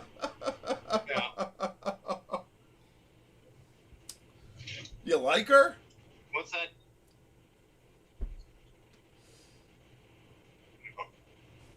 Well, I better go because my wife who's in the hospital is calling. Oh, shit. Okay, that's important. Okay, bye. See ya. Jesus, he bails on me just when I need a chance to go get more ice for my drink. What a guy!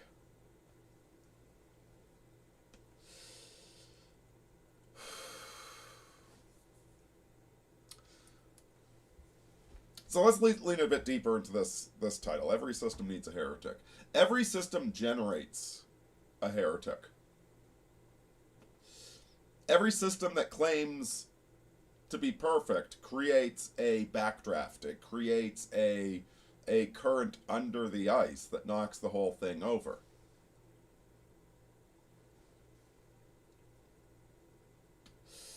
Butterfly Ballerina says he's right on time with a girlfriend at 30. Perfect. Perfect.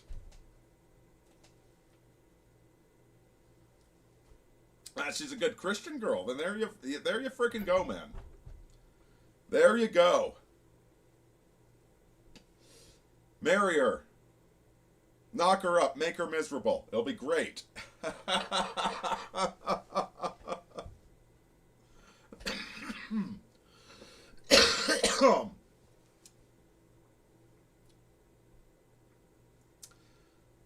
We're entering some pretty wild times right now. As I was saying earlier about the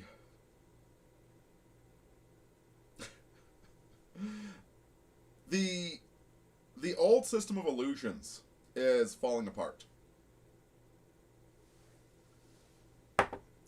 In fact, one of the greatest illusions that they've been perpetrating upon us is the materialist illusion.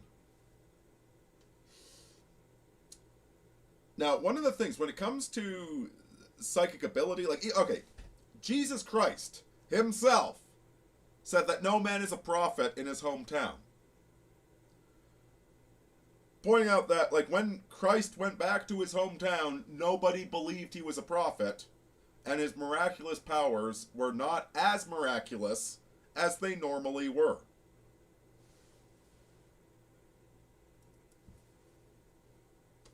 I know to the scientific mind this sounds like a dodge, it sounds like an excuse, but in conditions of extreme skepticism,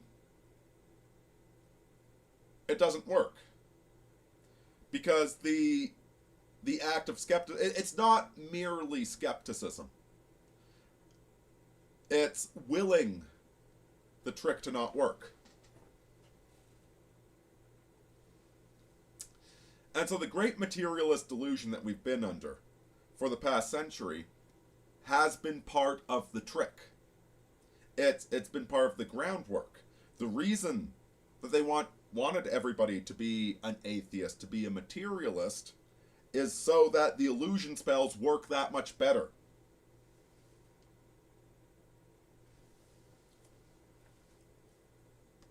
And thus we have, 20 years ago, people arguing about the war on terror,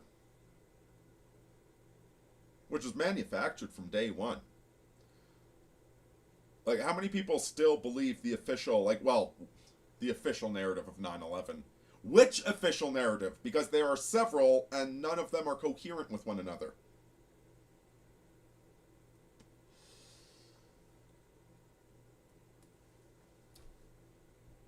But everybody believed there must be some official narrative.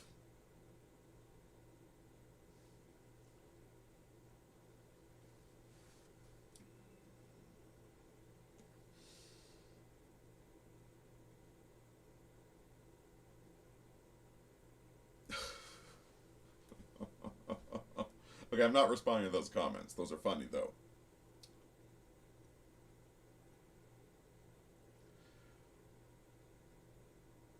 The materialist spell is falling apart right now. It's not working anymore.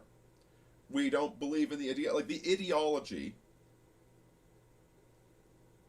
That is the illusion spell. You know, let me give you a perfect example of this. How many of you are sick of hearing about capitalism? Because I am very, very sick of it. I am sick of hearing every left-wing commentator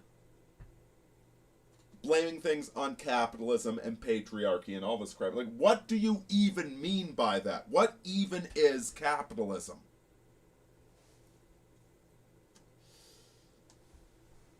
Like, there really is no coherent definition behind these words. It's not... It's a meaningless goddamn term. What is the war on terror? What is terror? Like, if we talk about non-state actors, that means something. If we talk about non-uniformed operatives, that means something. But what is a war on terror?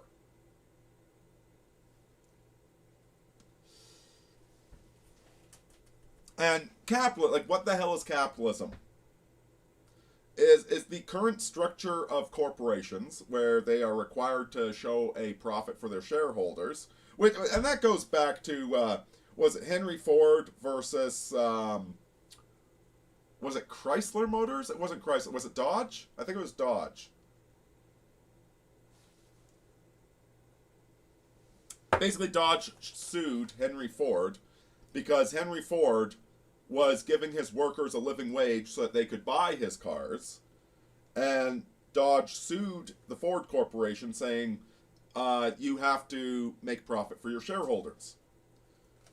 So this psychopathic business style that has dominated corporate life ever since was not inherent to the corporation. Nor was the corporation as permanent entity inherent to the free market. Corporation is something that really started coming online in the, 18th, 19th centuries?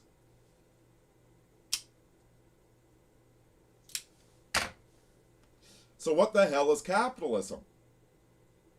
Is capitalism when the company doesn't pay for your daycare? It's a meaningless goddamn concept. It's a boogeyman. It's a boogeyman the same way that Islamic terror is a boogeyman. Cheers! Super chat from Agent in the Fold? I can't see your full name. Oh, hell, you listen to Bachelor Pad Economics. Thank you very much for chipping in. It's a fantastic book. I strongly recommend Bachelor Pad Economics. Aaron Clary definitely knows his shit when he's talking finances.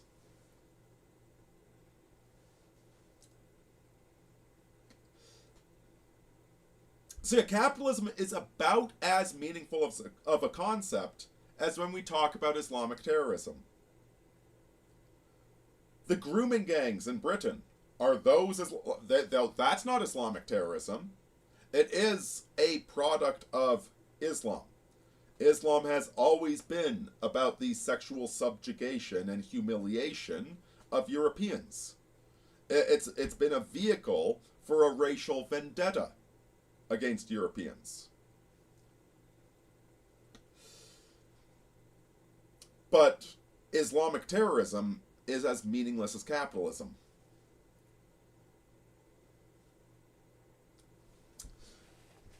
Marcel says the fact that the ruling classes have not shut down the anti-capitalist talk means that they are not afraid of these people.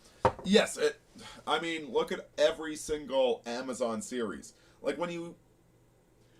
Actually, Amazon's interesting. On the one hand, it is a very monopolistic corporation. Like, it fits every definition of capitalism as bad. Although, possibly, like,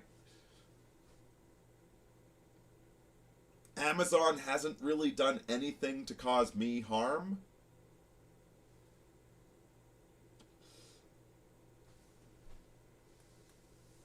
Yeah, they're kind of monopolistic, but it's not like the bookstores beforehand weren't also monopolistic. So yeah, the whole capitalism thing, it means absolutely nothing. It's an empty phrase. And I'm so... Anytime somebody says capitalism, I just sigh in exhaustion. Because it doesn't mean anything.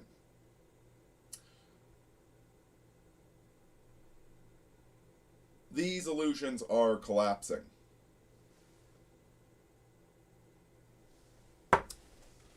Nostash Nietzsche says the book Hagerism by Patricia Crone is essential for understanding origins of Islam. Look for the PDF online because the hard copy is impossible to get. Yeah, Islam does not deserve to be called a religion.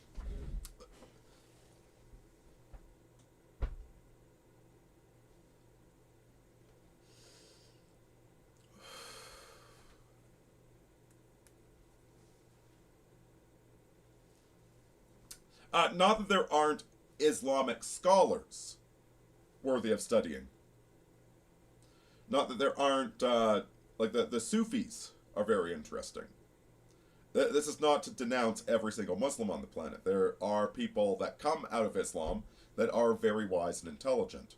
But Islam itself is not a wise or intelligent religion. But if you're wise and intelligent, you're gonna take that trash and turn it into something good.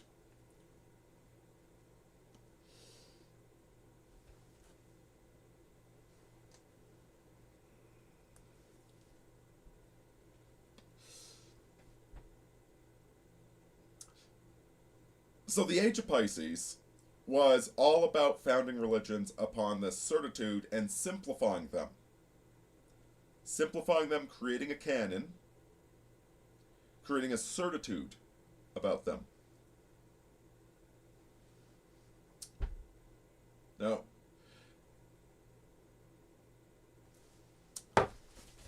you know what we're seeing in fandom these days is a reflection of what we're seeing in religion.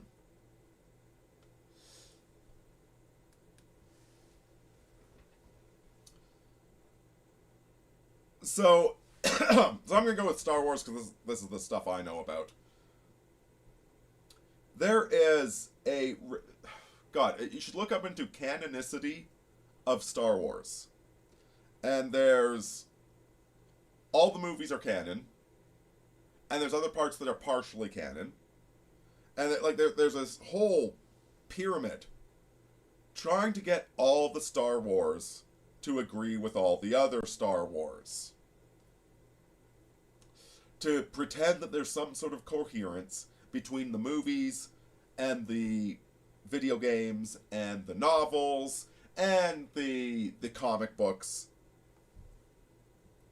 There's even this huge thing trying to rationalize when I think Han Solo said that the Millennium Falcon will do 0.4 past light speed. Which in the first movie when he said that, it was just a throwaway science fiction line. And they've built a whole edifice on top of it trying to explain how that makes sense. Or how the Kessel Run was measured in parsecs, which is a measurement of distance.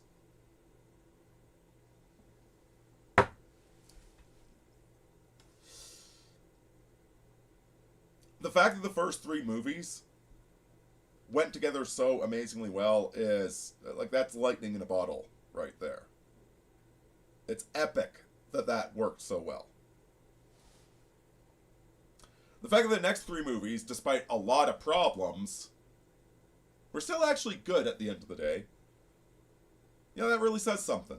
Really says something. But what we're dealing with is a mythology. A mythology that's riffing upon itself. And so, if you look at The Mandalorian is a great riffing off of the Star Wars mythology. But to try and sit back and rationalize how all of this fits together and all of it makes sense is a fool's errand. There's, I saw a Star Wars comic book cover back when I was a kid. Like, this was back when I was huge into Star Wars, but I looked at this comic book cover and said, yeah, I'm not buying that. And it was a picture of Luke Skywalker standing on an asteroid as 100 meters away, the Millennium Falcon zooped by with all the starfighters, and Luke Skywalker is thinking, oh no, Han Solo is headed to an ambush, and I'm stranded on an asteroid.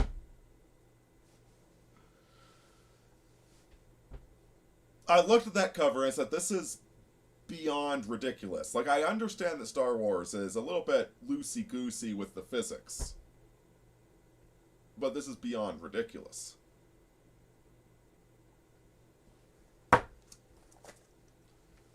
Now here's the brutal realization that all systems of human knowledge are just as loosey-goosey as the Star Wars canon.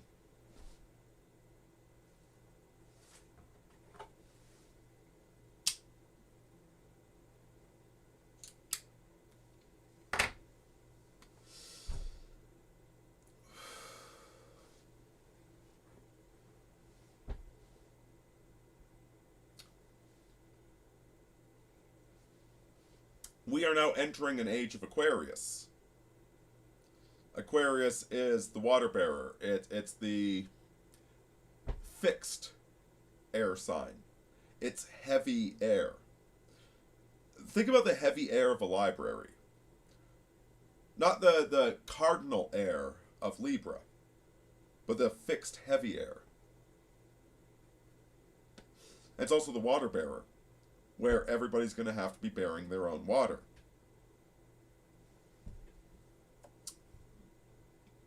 And this is going to drive a lot of people insane.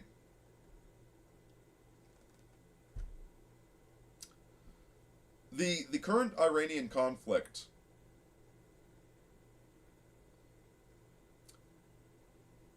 it's not heavily divided between left and right. At least not from what I can tell. I haven't seen a stupid left-wing narrative and a stupid right-wing narrative. I've seen lots of different takes, all of which are politically realistic on it.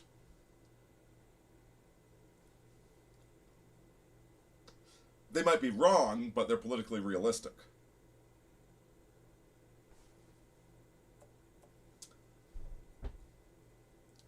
The current system is no longer providing these one-size-fits-all narratives. The illusion is breaking down. The heretics are taking over.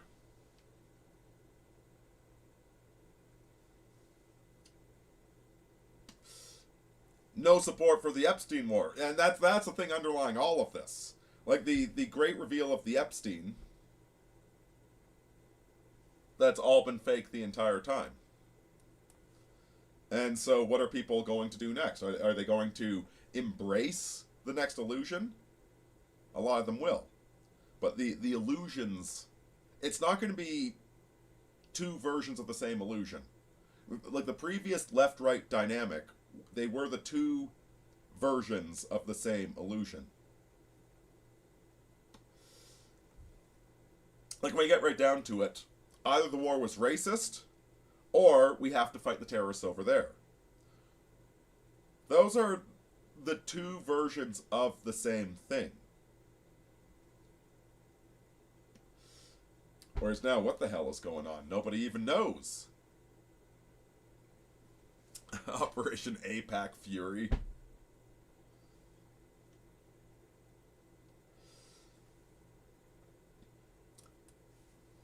So my most recent video was Revelation of the Method. And one of the things one of the questions that's been... I don't fully grok this yet. And by the way, that's a term from Robert Heinlein. I'm not talking about the AI based upon Robert Heinlein. But one of the things I am trying to grok is that stage magic and actual magic are the same thing. It's just about the methodology.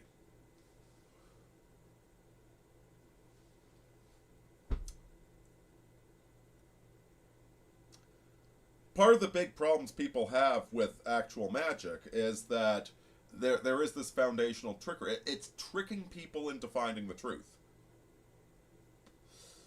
It's the, maybe the real gnosis was the friends we made along the way. Like, that's kind of the trick to actual magic, to actual reality manipulation. Which I know in the current paradigm that is simultaneously derivative and unsatisfying.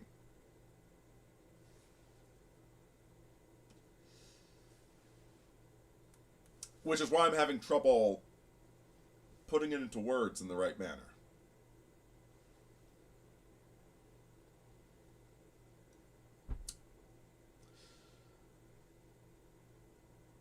One of the things that really blew my mind with the Epstein reveal, the revelation of the method, with the prestige of releasing the Epstein files, was that it wasn't compromat. The compromat was implied, but it wasn't about the compromat.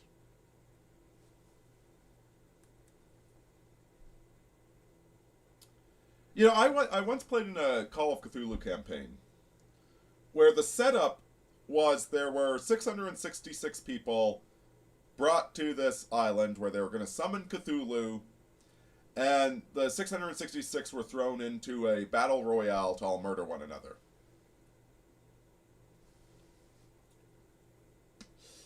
And we were trying to figure out, 666? What's going on? It had nothing to do with anything. In fact, the battle royale wasn't even necessary to summon Cthulhu. Right? Like, the whole summoning Cthulhu had already been taken care of. The 666, that was just like hors d'oeuvres. That was just an ironic joke. Like, the Christian symbolism had nothing to do with Cthulhu. The people summoning Cthulhu just thought it would be funny to also sacrifice 666 people while they summoned Cthulhu. And that's kind of what the child abuse is in the Epstein files. It wasn't about child abuse, it was about networking. By the way, here's a free 12-year-old.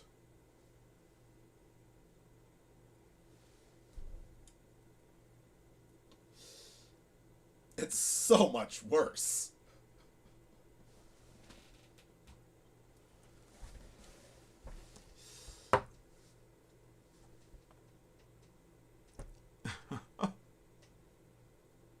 The entire 20th century feels like a psyop looking back. And yes, exactly, it was. it was all a goddamn psyop. It was all a manufactured reality. Like, the whole materialist presumptions of the 20th century.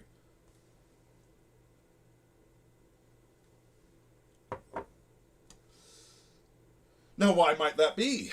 He says, before he goes to get more ice, I will be back as quickly as possible.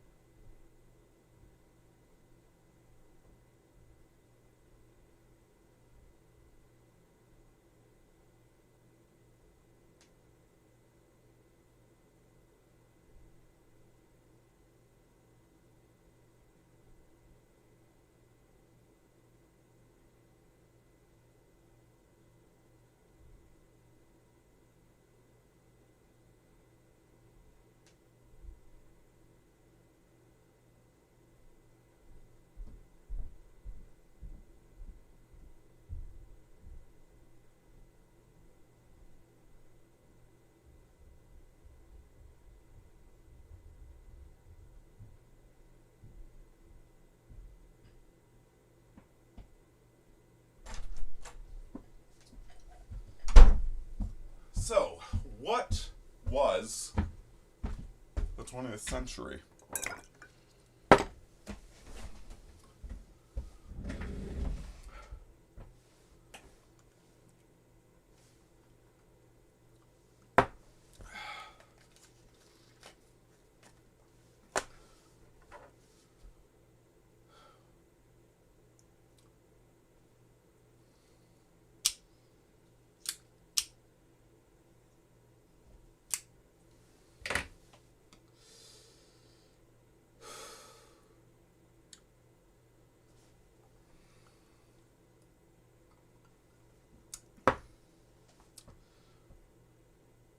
So in the 18th century, we saw the consolidation of Europe. We saw the end game of the Game of Thrones, the establishment of international rules, and the ascension of the banking cartels, who, as we discussed at the start of this stream, bankers had been betrayed so many times by the European monarchs that they kind of came to the conclusion that, well, if they're going to betray us all the time, I guess we had better rule this shit.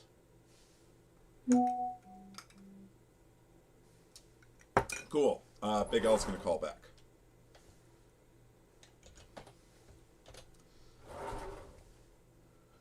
The 19th century is when the bankers began consolidating. The Napoleonic Wars were a consolidation. They were used as a consolidation. We also saw these philosophies taking over, human rights, etc. But the bankers started consolidating. They played both sides of Napoleon versus Britain. And whoever won, they worked for the bankers. Then after taking such great control of Britain, of the naval empire, the bankers then made sure, through World War I and II, that the land empire would never be a problem. So they destroyed Russia with communism, and they goaded Germany into destroying itself twice in 2 world wars.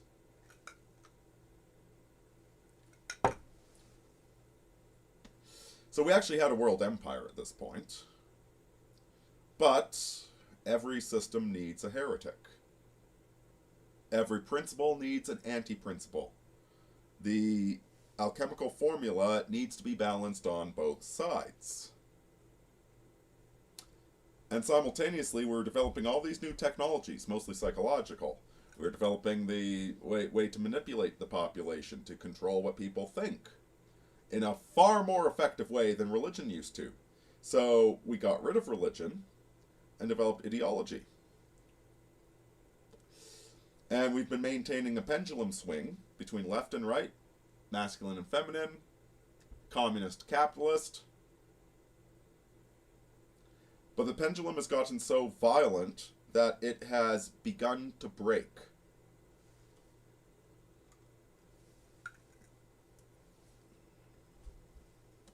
Which is kind of where we're finding ourselves now. And at the same time, we're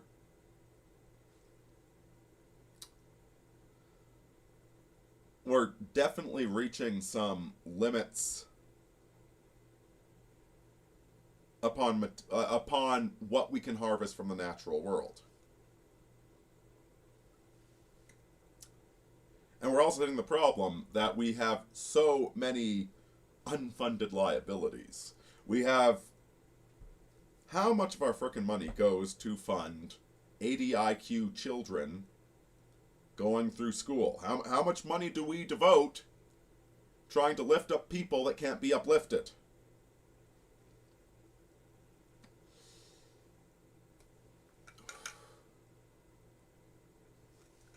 And yes, Marcel, Westphalia. As soon as the Game of Thrones becomes codified into law, that's when you know that it's over. Westphalia was the beginning of the end of intra-European monarch competition. It was no longer kings competing with one another. It was now the system competing. Which group of alliances can out-alliance the others?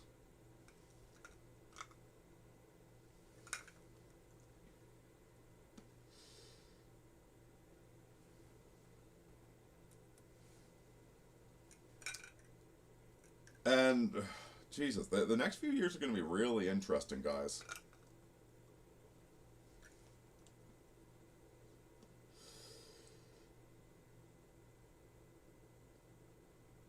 The past two blood moons have been the most interesting time.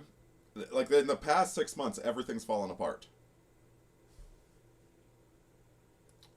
Like, the hangover from the COVID overreaction is finally settling home.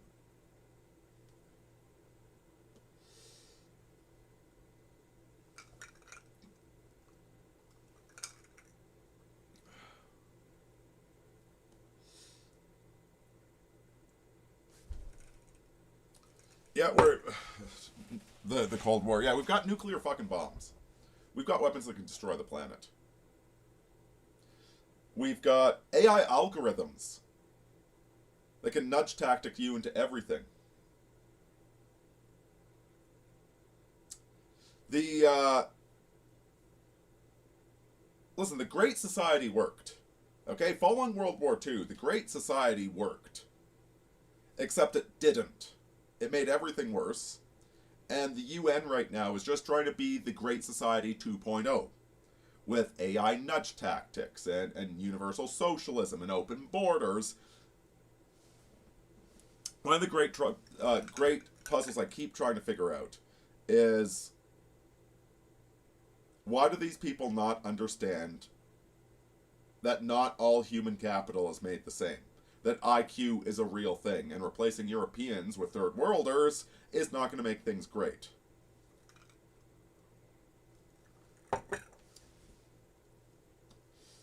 There's an argument that what the elite are trying to do right now is turn humanity into a eusocial species.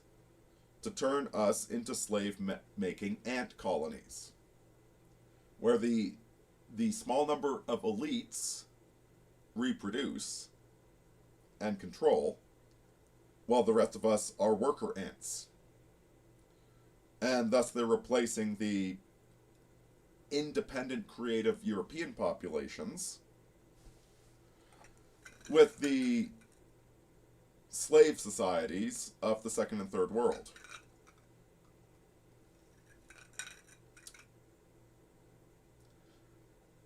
But I don't. That's not. It's not going to happen. I really don't think it's going to happen. AI is already eating its own tail.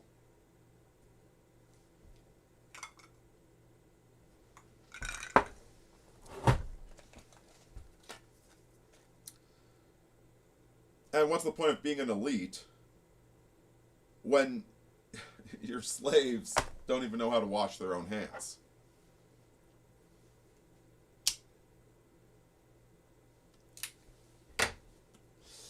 I don't even think it's that they consciously want to be a eusocial insect species.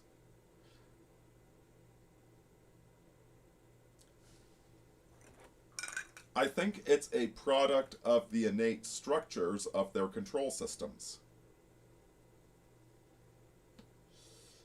And thus we finally get to the point of this title, that this system is creating heretics faster than it's creating useful slaves. You got back just at the right time.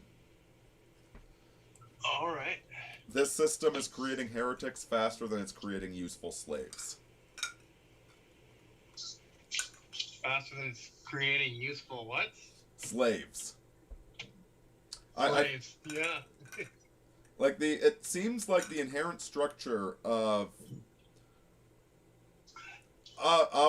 the inherent goal of the structures that the elites are using is to attempt to create a eusocial version of the human species.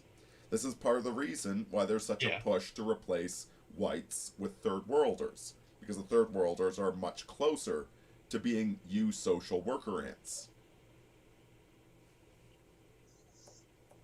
Yeah. However, this system creates its own heretics.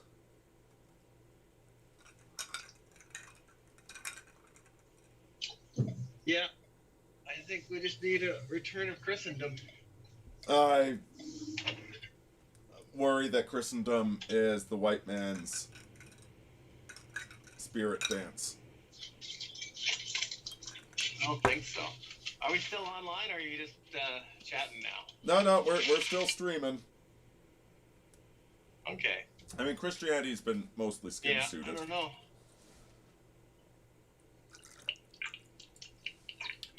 We'll see. Mostly what?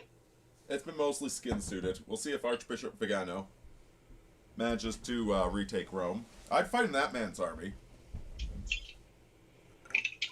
Like, if Archbishop... I would agree with that human thing, but it's just like, the more I read about the history about the Crusades and things like that, it's just like, of course the rulers don't want this. They don't want fervent believers in Christ. Like, the kill to death ratio of Saracens to Crusaders is it's always like 10 to 1, 20 to 1. Oh to God. 1. Oh God. There's that would be so they know glorious. what they're fighting for. What's that? That would be so glorious. Well, it just makes so much, and they always get betrayed from within, right? That's what happens. It's like there's always some traitor that fucks everything up. So whenever the Christians are unified, it's just like it's just no contest. And why wouldn't it be, right? What are your options to be to be a slave? If like the Christian slaves, of course, were worse treated than the average everyday Muslim, but you know the power structure is so oppressive in those regimes. You know, individual human dignity is a very Christian concept, and they try to ape at it with secular humanism, but it just doesn't stick. Because if there's no like glorious afterlife, then why bother?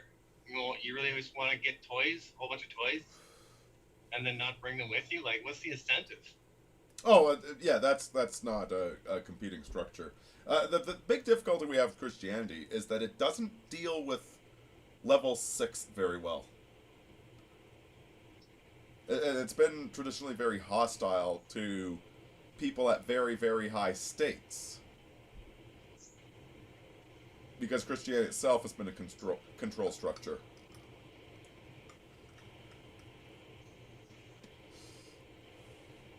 suppose so. I don't really remember all the levels. It's too many of them. There's only like I don't 9. commit to the memory. I mean, there's 15 if you want to expand it, but there's only 9 basic levels. Yeah. I think what we need to do is get more people at level 8. So, level 8 is like seeing everything as holograms.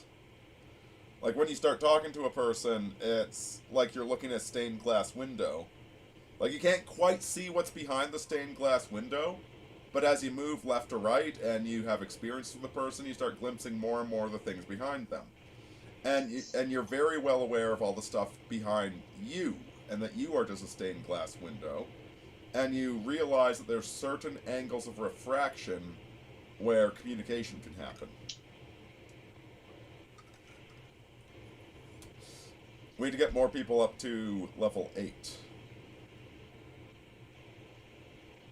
Yeah, I think we should get more people Christ build. How about that one? Well, that's level 4. Oh, okay. Oh, jeebers. Gotta get way higher than that. Level 5 is capitalism. Level 6 is being a hippie. Level 7 is being a responsible, mature right-winger. And level 8 is beyond good and evil, everything's... Okay, so there's, level 3 is nice. Level 4 is mean. Level 5 is nice. Well, level 6 is even nicer. Level 7 is mean. Level 8 is beyond nice and mean. Okay. Who is a high-level person whom Christianity wasn't kind to? Well, who is a high-level person? Aquinas. Like Christ? Like, what? Yeah, Christ was... Genius... Christ was max level. Okay. Christ was max state and max level.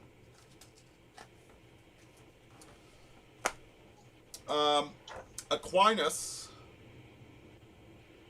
was... I don't know if he was high state. He was high level.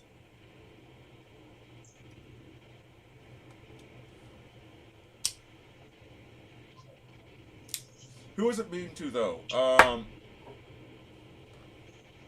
was very mean to the last master of the Order of the Templars, that's for sure. Yes, actually, the Templars were actually starting to get into some high state shit. And... Oh, yeah. One of my favorite facts from that book was the Pope wanted to canonize some of the Templars, but they all refused because the Templars were one. So based... any of them sainthood was not proper.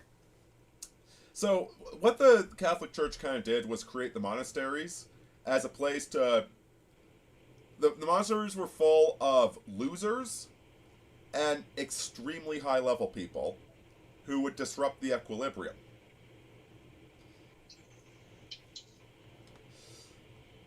Because, yeah, like, when you start getting to a high state, when Christians start getting to a high state, they start realizing that they are also Christ.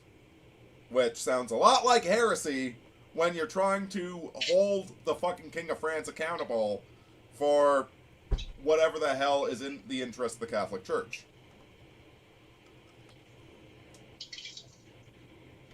So, Christianity created a place for high state people, but they mostly got pushed into it.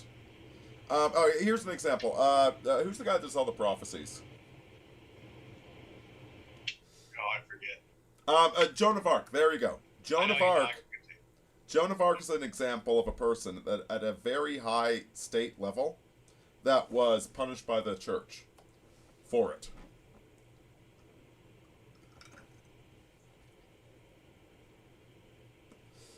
Christianity doesn't really know what to do with high state people. The history of Christianity has a lot of episodes of people that are very Christ-like being persecuted by Christians. Tons of examples. And the problem with stage 6 or level 6 is like, level 6 is where you have to make your own mistakes. And Christianity isn't very good with people making their own mistakes. which is kind of the difficulty we're dealing with right now. Yeah, I haven't seen The Last Temptation of Christ. I should watch that movie.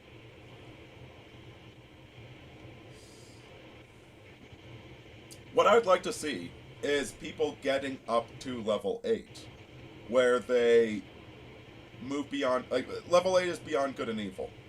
Level 8 is a lot like when you have the chemical formula in front of you. You know, like, I need to look up what the hell this is called. But you remember in high school, you have the chemical formula. On the one side, you have the hydrogen atoms and the oxygen atoms. On the other side, you have H2O plus heat. Mass balance equation. Yeah. Level 8's a lot like that. Where this situation, like this situation contains these chemical elements, and these are the different ways these chemical elements can be combined or dissolved. Solve et coagula. And which will lead to the next situation, Like, now the level 3 is that, like, that's the first level where you figure out that you can do things. And they tend to be fairly psychopathic and manipulative about shit. Whereas level 8, you're seeing all of the chemical equations all at once. And you're making destiny choices. You're choosing between destinies. Like, if you make that, if you turn the hydrogen and oxygen, if you turn that into water, well, there's going to be a lot of heat released. Okay, do you want the heat released? Do you want water? Where does it go after that? And so this is not a good evil question. This is not a nice, not nice question. It's a question of what are we going to do with this situation? And what are you going to manifest in yourself? What part of you are you going to bring forth to create this or the other? This is Homath kind of describes it as level 8 is realizing I am not the camera, I'm the spotlight. Another way of putting this is, well, I heard a great description. The ego is a barking dog that can't tell the difference between a criminal and the mailman. The ego is a barking dog protecting the property. Well, okay, so what's the property? Well, the property would be the higher self. And one of the things I've been leaning into lately is that, like, the person talking right now, the voice talking, that's not me. That's my ego. This is the barking dog talking right now. I'm actually not the person. I am the ego. And when you realize that you are the ego... Okay, alright, let me rewind a bit. So, Big L. Yeah. Your body is having experiences right now. You've been driving for a while. Maybe your knees are sore, etc., etc. Maybe you're hungry. Maybe you got a sore stomach. You are not your body. You inhabit your body, but you are not your body. Yeah, if you believe in the separation of the soul and... Oh no, your body's part of you. It's an absolutely crucial thing to consider. It's not an either or. It's an and. But you're not your body. Like if you're hungry, if you're grumpy, if you're tired, if you are these things, but they're not you. Then you get the emotional state. You are not your emotions. Emotions are things you experience. Emotions are waves moving over your mind. You are not your ideas or beliefs. Ideas are waveforms moving over the mind. Next level, you are not your goals. You can change your goals. If you can change your goals, you are not your goals. You are the eternal observer.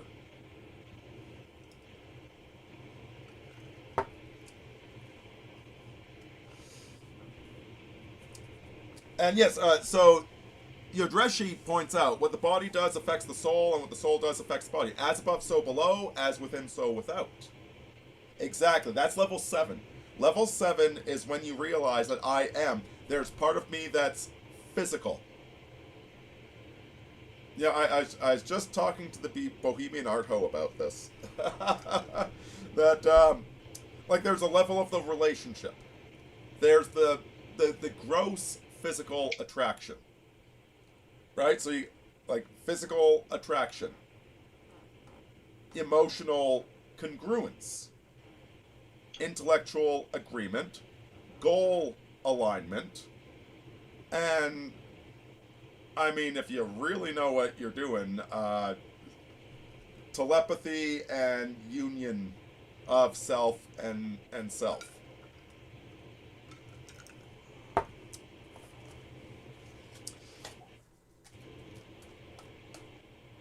As above, so below. As below, so above. As within, so without. As without, so within. You alter the internal, you alter the external. You alter the external, you alter the internal. That's level 7, where you see all of this. And level 8 is when you realize they're all holograms. That the smallest piece contains the largest piece, and the largest piece contains the smallest piece.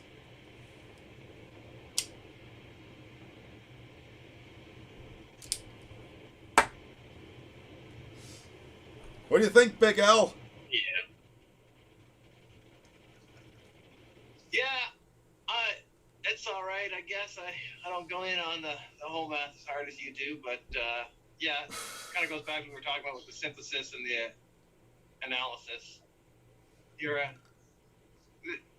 the thing about saying you're not all these things is you're just carving up pieces of the self, and if you carve up enough pieces, then there's no self left. And you're like, what is it?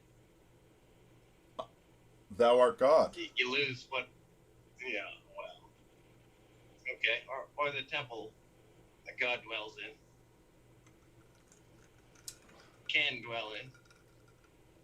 So, your waifu, John Siri, said, you will know who you are by knowing who you are not. That is the shadow right there. Who you are and who you are not. And the more you are who you are, the more your shadow grows. Which I think you understand this, John Siri. I think you get this. But you need to dance with your shadow. Who you are needs to dance with who you are not. It can't be your enemy. The dualism of self and other. Solve et coagula. You need to bring them back together.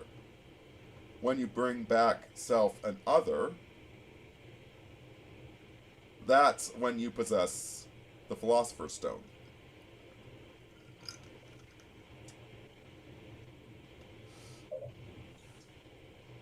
I don't know, is this too far out, Big L? Yeah, well, there's a bunch of stuff that I'm not too big on.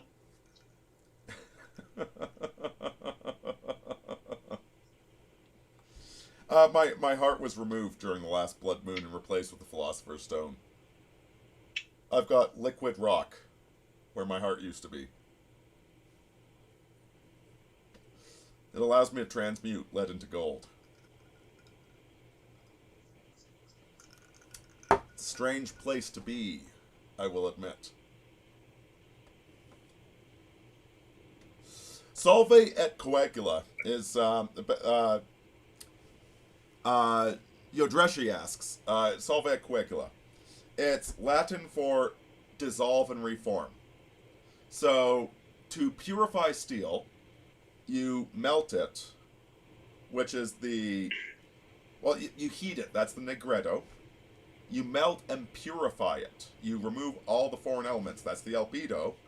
And then you re-solidify it, that's the rubetto. And Baphomet, for the record, is a mistranslation of Muhammad. Early Crusaders heard Muhammad and mistranslated as Baphomet. Muhammad, Baphomet. Baphomet is not an. You know, they call. Yeah. Do you know what the Tartars? Oh, the whole Tartarian thing? Yeah. Yeah, I didn't know that. Tartars. That was the Mongols. They called them the Tartars because they thought they were from hell. You might as well be from hell. They were so vicious.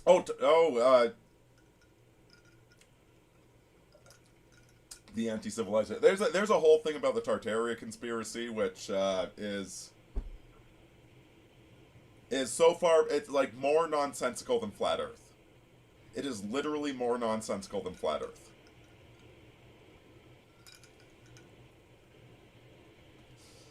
So solving Coagula is one of the principles of alchemy, and alchemy is not opposed to Christianity at all.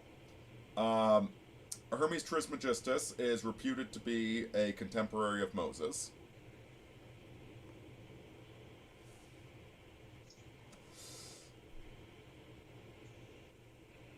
There both is and isn't a Prisca Theosophia.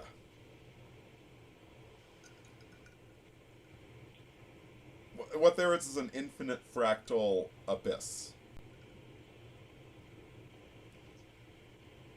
And, yeah, I don't know what you do with that. There's an infinite fractal abyss.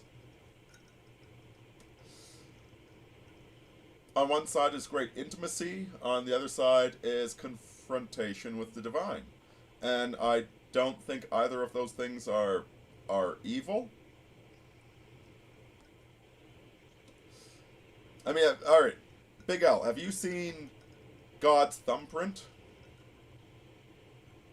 I think you mentioned that before. Is that like the Mandelbrot set or something like that? Yes, the Mandelbrot set. Is that good or evil? It's just a pattern. And yet it's infinite, and it's everywhere, and it's everything, and nothing can escape it.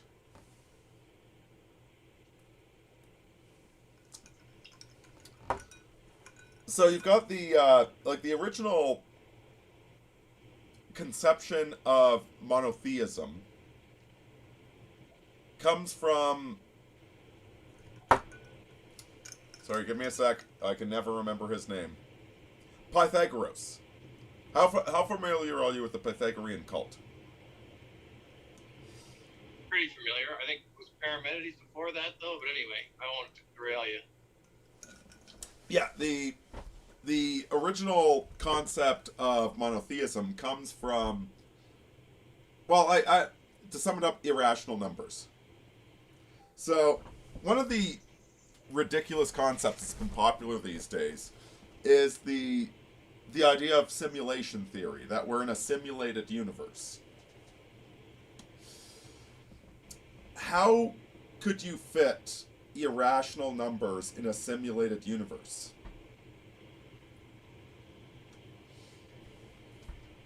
I don't know. So, irrational numbers are really interesting because they cannot be expressed as a fraction. Now, when you pull out your pocket calculator and you pull out the number pi, actually what you're getting is a fraction. There's a few fractions, I forget what they are, like, is it like 22 over 8 or something like that? No, it's not. It's something like that. Where if you make this fraction, or 22 over 7, I don't know, it gets really, really close to pi. Yeah. And there's other, Okay.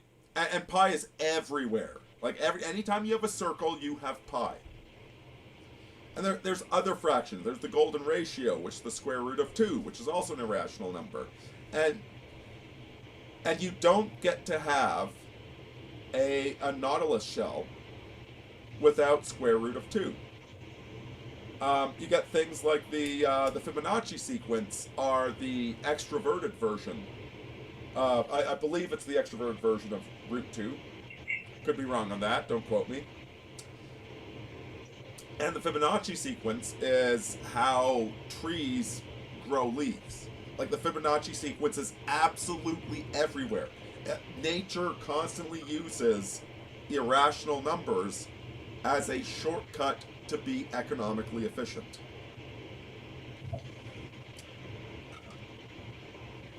And so all these plants are tapping into a number with an infinite number of digits behind it. Like, the building blocks of reality involve an infinite number of digits. How the hell do you build a synthetic reality where things are constantly tapping into an infinite number of digits?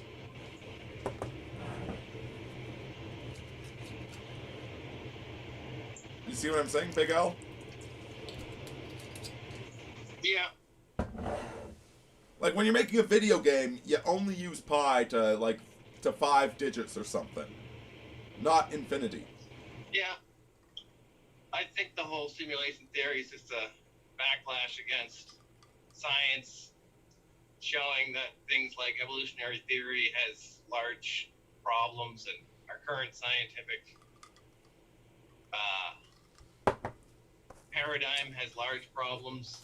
So that could point to a creator. Well, that's what Pythagoras was pointing towards. So it's like, because I mean, simulation is basically saying that we're created beings, but you're taking God out of the equation. So, or at least having an empty player with no character being the God that created it. Well, what Pythagoras is pointing out is that the simulation could only be created by God.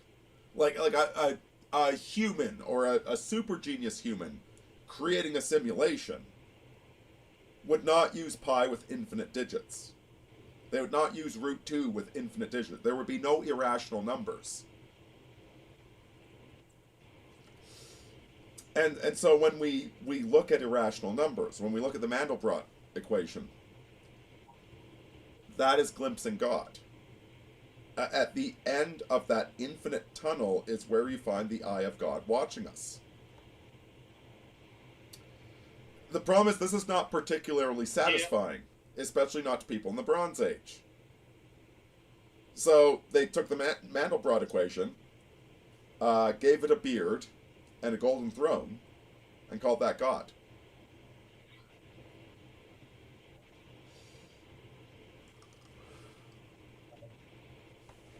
Okay. And when guys like the Knights... Huh? Sorry, what's that? When guys like... I was gonna say I don't get into the math that much, but I do remember seeing something about how pi can be turned into a rational number. We used a different base system in our math. It can't. Which I thought was kind of interesting. It can't. That guy's a liar. My brother, I know that is true. I have faith, and I believe that Christ came back from the dead. I know as a matter of fact that's true. That's false.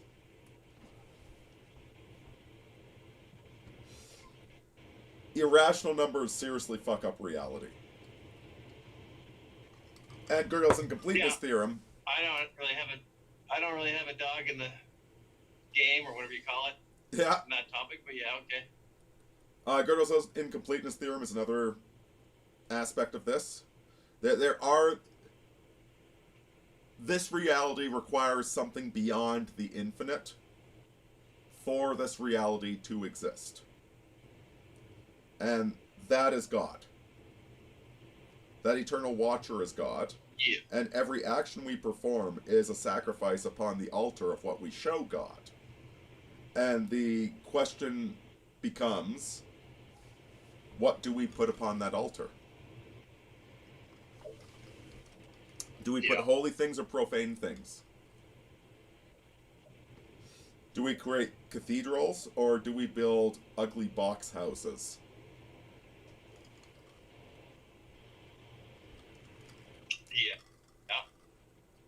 cave cave deus videt. It was not, yeah, it's interesting though. I think there is a renaissance of beautiful buildings coming. I think so too.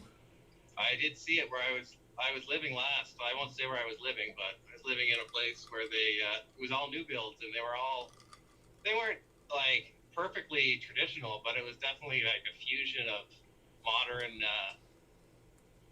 space efficiency and old classical design. That makes sense. No, but like big apartment buildings that still had beautiful facades that kind of looked like classical buildings. I mean, well, Solvang at Coagula, like, bring the opposites together. I was just gonna say they're still a bit boxy, but whatever. You know, I was just reading some prophecies about the horrors that are in store for us. By early morning light I see the pains that are reserved for me. How's that song go? Oh, I don't know. I gotta look this up.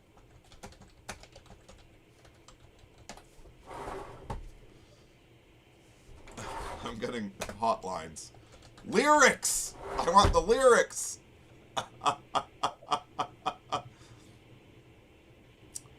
Bear with me, it's gonna be worth it.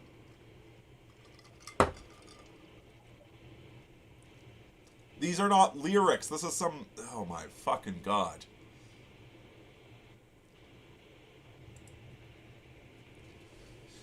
You just want the frickin' lyrics to a song.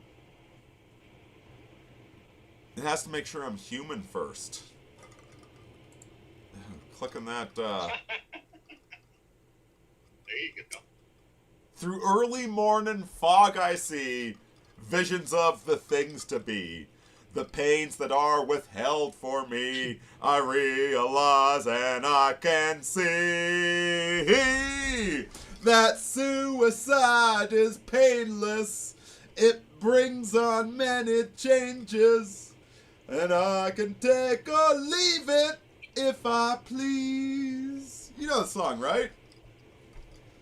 The game of life is hard to play.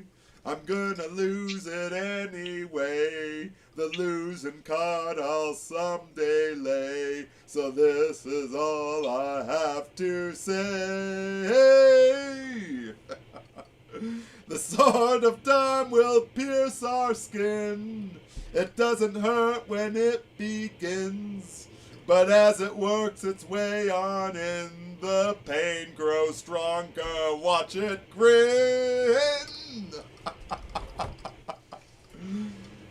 A brave man once requested me to answer questions that are key. Is it to be or not to be? And I replied, oh, why ask me?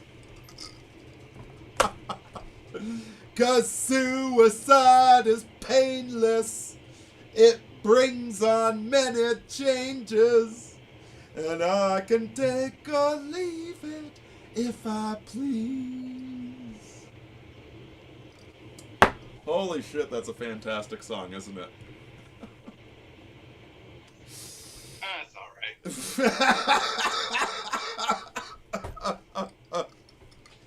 That is the MASH theme song, for the record. Yeah. I don't know, it was onto something deep. It was on something profound. We are entering a very dark time right now, but I feel nothing but joy.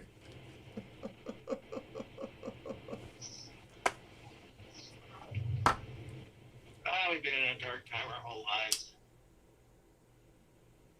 Our Great Depression is our lives.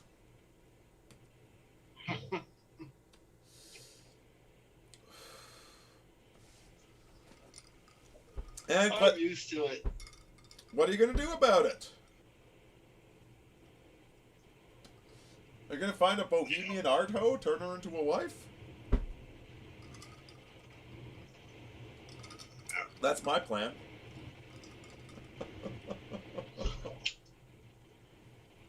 Yeah, I don't know. I just learn more and more about history and how awful things used to be. That makes me feel better about my plight.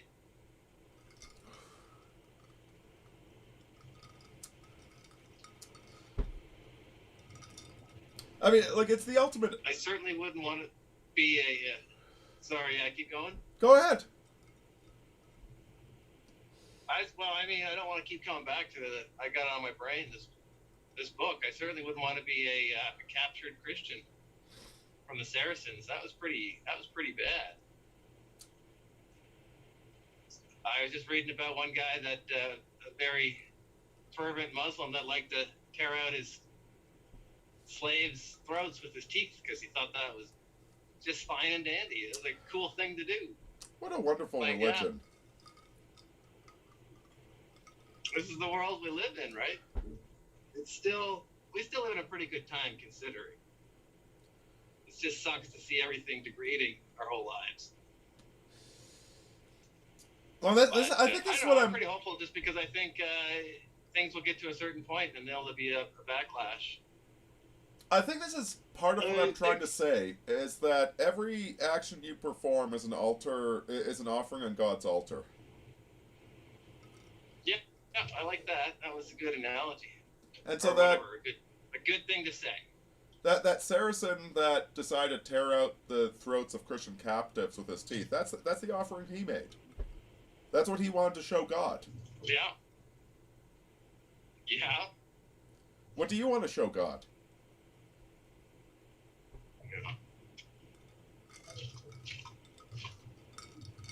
Do you want to show God as the civilization dies? How many girls you can have sex with? Do you want to? What do you want to show God? That's an interesting question. Like, you can. What's that line from the Doors movie? I have this telephone, and they tell me I can talk to God on it, but I don't know what I want to say to him. Okay, what do you want to say to God? Yeah. Okay, so you've got your environment right now. You've got the place you live. You've got the people that are close to you. You've got the job opportunities. You also have the giant mystery of all the things you don't know and don't understand. Okay, what do you want to show with God with that? What adventure do you want to go on? Europa Universalis 4. The game starts in the year 1350 and ends in the 19th century. What are you going to do during that time? Yeah. You're born. You're born and you die. Usually somewhere between 60 and 90. You meet your end. And now, like, the basics are, like, you go to school, you get a wife, you get a career. Okay, those are the basics. Those are the basics. What do you want to do with those things? Like, the basics, you can't ignore the basics. I mean, you can if you want, but, you got the basics. All right, do the basics. What do you want to show God?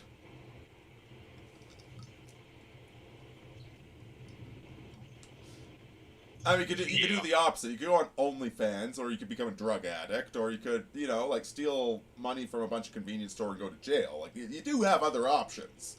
But generally speaking, the accepted game strategy is that you marry some girl, you make her miserable, you get her pregnant. What do you want to do with that? Starts in 1444. I just got called out. Starts in 1444. Europa Universalis 4. Thank you for calling me out. You make your own project. Right? Wait, Big Al, have you played Europa Universalis 4? No, I think is that the one though where you're a king and you like have to find a wife and then have kids and then you play as your kid whenever you die or something like that? No, it's a game that starts in 1444 and it's run on the Karl von Clausewitz game engine, and you pick any political polity in the entire world. You pick whoever. You could be a Native American tribe. You could play as Spain, and then you make your own goals. You could try and prevent the Protestant Reformation. You know, or you could try and you could play as the Incans and try and create a slave empire on the entire planet. Like, you make your own goals with the game, and then the game just ends. It doesn't have a victory conditions. It ends in the 19th century. Okay. And it takes about 12 hours of tutorials to even play the fucking game. It's like Civilization. Beautiful. On Vyvanse. Yeah. But the game starts, the game ends, and you make your own goals while you play it. That's kind of what life is. You know, like you can go to, you know, you can go to IHOP, you can wear a hat, you can do whatever you want within the limits of life. What are you going to offer you on? Play it so that you could like make it so the Protestant Reformation never happens. I think that was one of your goals, wasn't it? Oh god, that is one of my goals, but I'm not that good at the game. Oh yeah, you never were able to make it happen.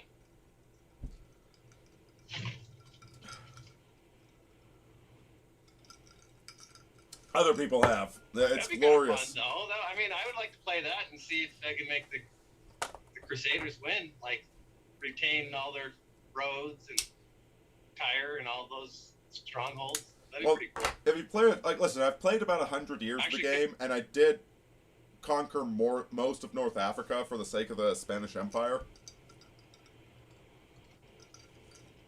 Can you play as the Templars, or? Well, that's not a polity. They're like not a non. Yeah, they're a non-governmental organization, right? So you can't play as them. Not exact. I don't think so, but I'm sure there's parts that involve the Templars. Yeah. Okay. Can you play as the Church? I actually don't know that you can. You can play as various Italian states. Okay. Fuck, I want to play Europa Universalis 4. Yeah. Every system needs a heretic. Every established truth creates a shadow.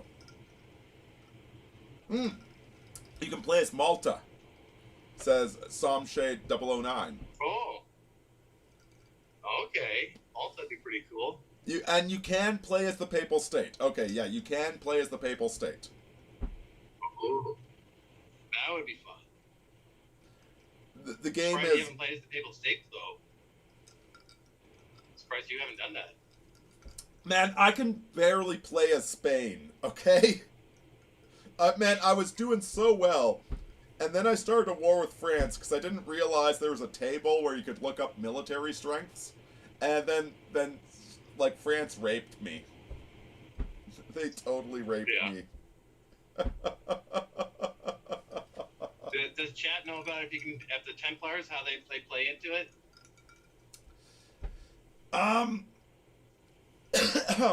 That's a good question. Hey, chat, do the Templars play into it? Butterfly Ballerina wants me to sing something else.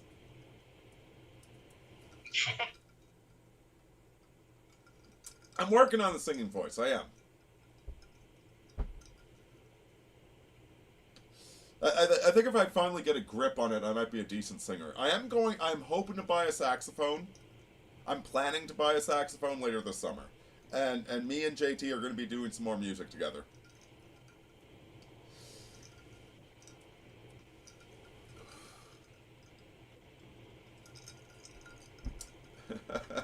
Suicide is painless. What a great song that is. Yeah, That's the song you drank every time you've had a couple of lot of whiskeys. That's what I used to sing when I was working for BJ's. Just fucking grinding at that miserable job. Huh? How many whiskeys have you had? Only like half a bottle. Oh, okay. You know, unfortunately, I can't partake. Yeah, I think we've right I think the live stream is grinding down. Guys, if you have like questions, comments, concerns, please toss them into the chat there.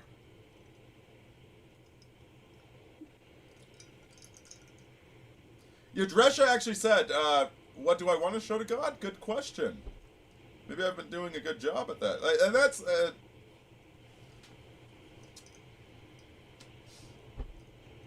God just kind of watches. I want to show the best children, produce the best children possible. I think your children are a worthy thing to show to God. But Yeah. Chet, he's got the best fucking kids. They are his. Lily curled up to me last time I was over and said, "Uncle Davis, I love you, Uncle Davis." I'm like, "Oh my God, you're the best thing ever."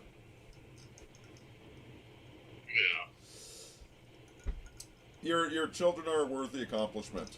So is your wife, by the way. Your wife is a fan. She is a testament to both herself and to you as a husband.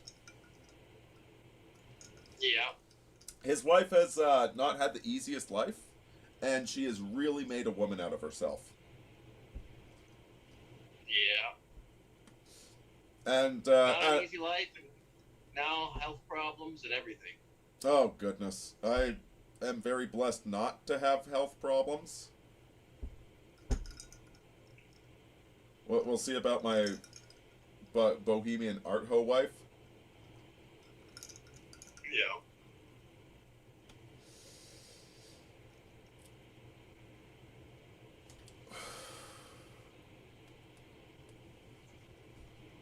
But anyway, yeah, we should end the stream so I can start eating chips on the road. Not make a lot of noise. All right, tell you what, I'm gonna kick you off. And folks, right. I'm gonna go for 10 more minutes. I'm just gonna reflect on the stream. But if you toss me good questions, give me stuff to respond to. I love responding to you guys. All right, Big L, drive safe, and hey, maybe come visit me sometime, you prick. All right. Talk to you later.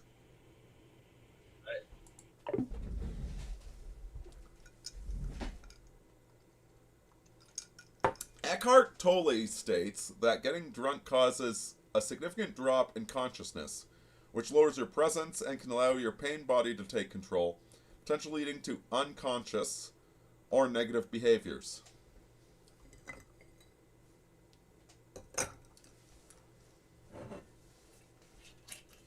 Probably. Don't want to disagree with him.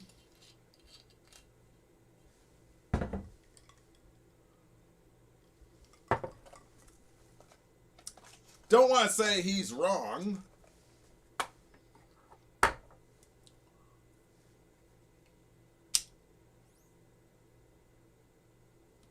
It also does create a mental fluidity, though.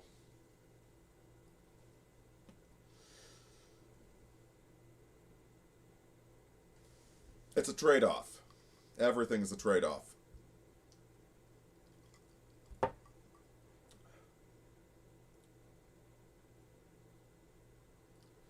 How feasible, says DC Pagan. Hey, glad to have you, brother. How feasible do you reckon is establishing a monarchy in America?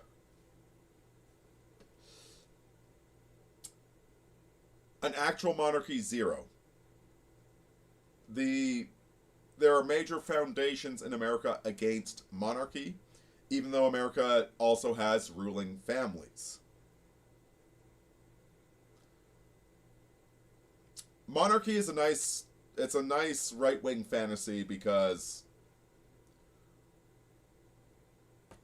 like at least the monarchy is responsible. At least we know who to blame for things. America does have ruling families, though. But everything is up for grabs. Like, look at the British ruling family. The British ruling family has virtually zero control. They're completely owned by the Rothschilds. It's a giant, like Canada is just a giant British LARP when you get right down to it.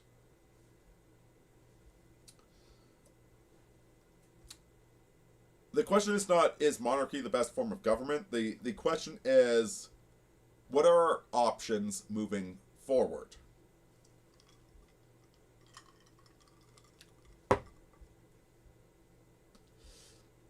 Are we being spied on by the Russians along the coasts?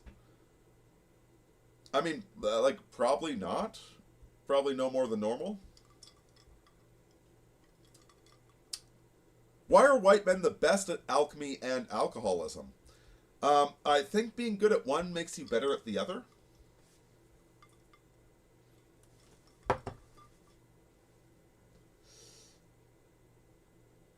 It's an interesting question.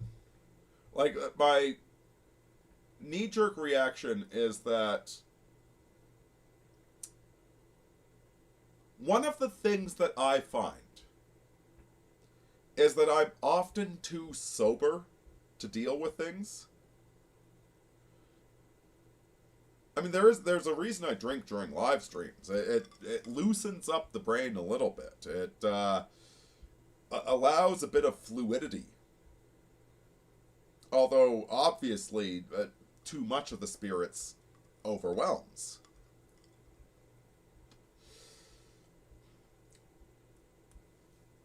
Alcohol does serve a useful function. And so perhaps this vacillation between hyper-sobriety and hyper-drunkenness, experiencing both worlds, being aware of the way that you cogitate differently while under the influence of alcohol,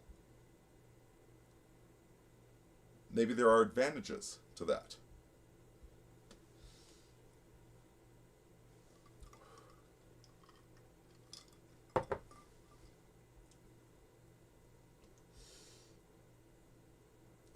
Just saying, these strange lights in the skies aren't planes, and planets ain't stars, they're just strange lights. I still don't know what I think about UFOs. I have seen some strange lights in the sky, but I don't know what they were. So I've got no stance on that just yet.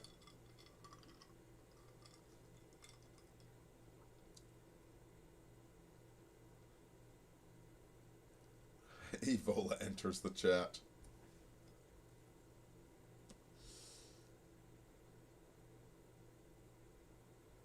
My late mother was convinced that cadet branches of European noble families were actually running the USA completely unnoticed. And there is some strong evidence of this.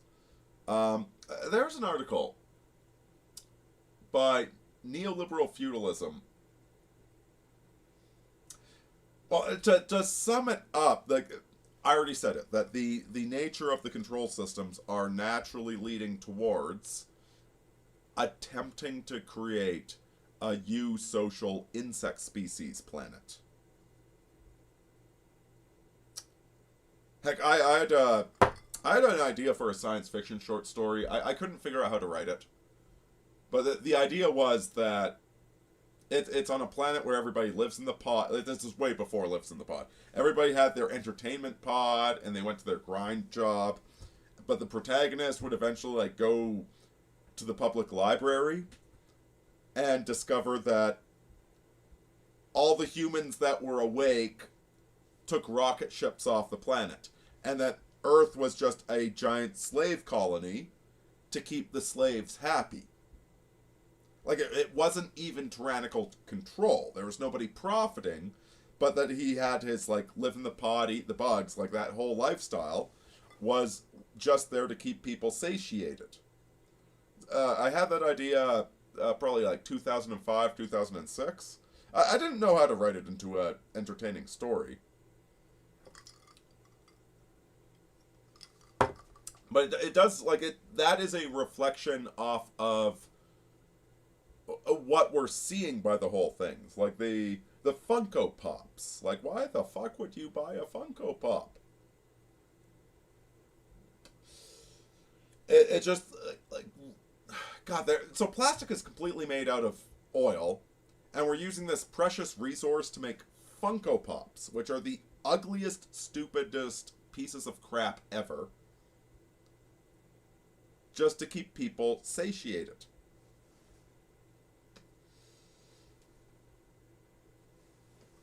So is it that the elites are evil and they want us to live in pods, or is it that people want to live in pods and the elites are just giving people what they want? Half dozen of one, six of the other. Which one is it? Like the solution I keep coming towards. It's something like this. It's if you want to be Neo in the Matrix, you are going to find the Matrix fighting you every step. But because like that's a meaningful story. It's a meaningful story to be fighting against Agent Smith, to constantly have the Matrix oppressing you.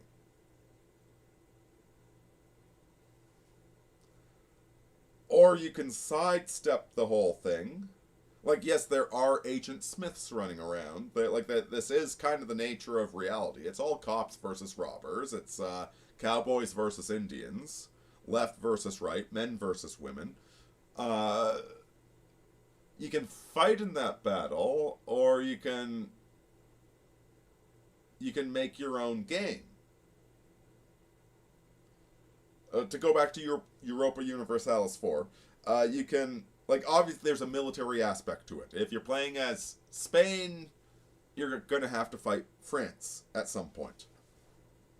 There is that aspect to it.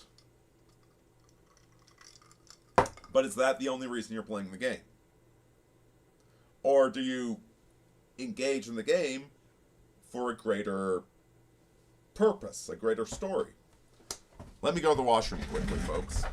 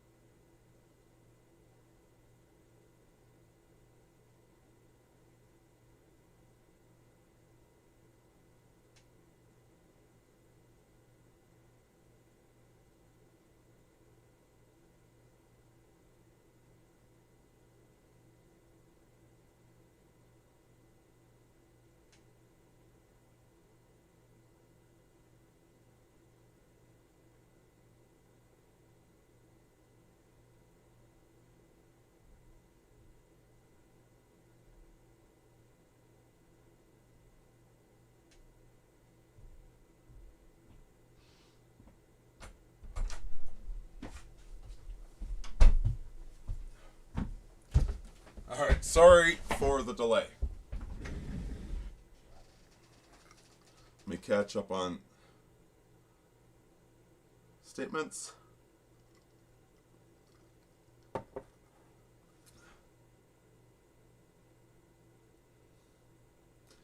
And Butterfly Ballerina, yes, good on you for quitting drinking.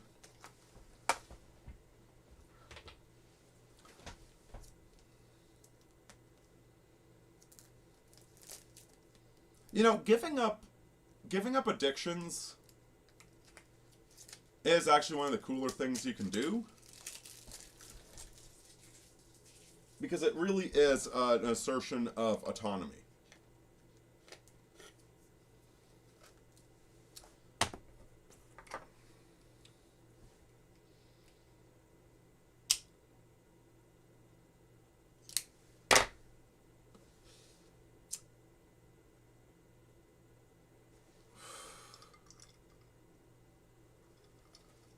I do cook with wine. Oh, there's nothing wrong with cooking with wine. If you make chili, one of the big secrets to making amazing chili is soak the ground beef in beer for a while.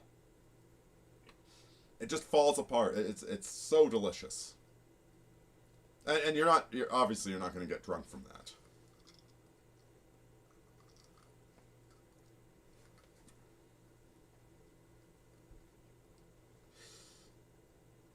This is interesting. Tom Johnson says, it's a shame. For those of us who have bipolar disorder, it's like throwing gas on the fire.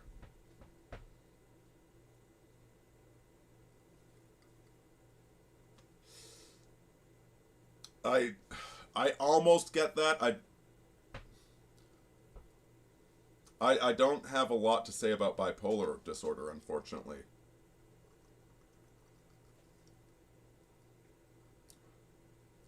As an Aries with a sun in Aries, I definitely can drink. Yeah, that makes sense.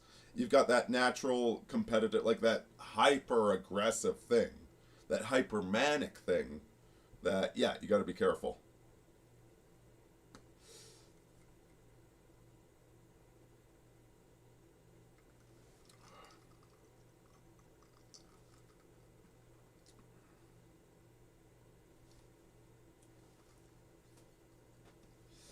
Apple users are like cultists. In my, I won't disagree with you. I just don't want to accuse all of them. Oh god, yeah, Funko Pop. Listen, I've got a collection of Star Wars action figures, okay, but they're not Funko Pops. They're actually works of art. I'm not saying you don't get to enjoy anything, but Funko Pops just really grind me. They're so ugly. They're so basic. They contribute nothing.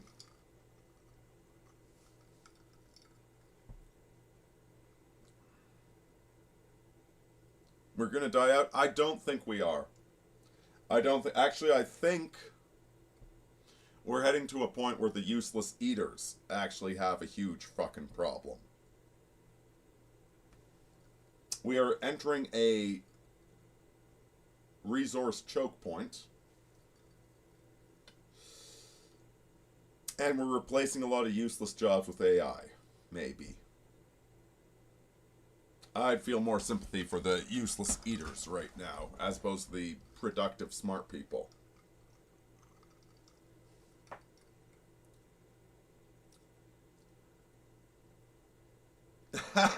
Yes, please fund my alcoholism via GoFundMe.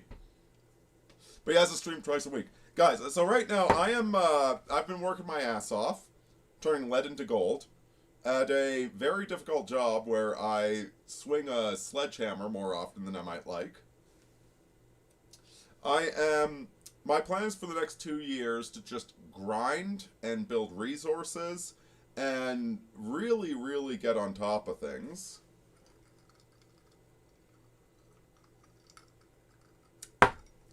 Obviously, I would like to be doing this sort of stuff. I am working on a grimoire. It's just a basic introductory grimoire. I want it to be a reference manual. Like, I hope, like, I would use it as a reference manual. Right? It's not a self-help book. It's not a slop for the audience. It's like literally a book that I want so I can open it up and use it as a manual for looking up OM terms, for looking up I've started using runes for prophecy. For all the things, all the basics are going to be in there.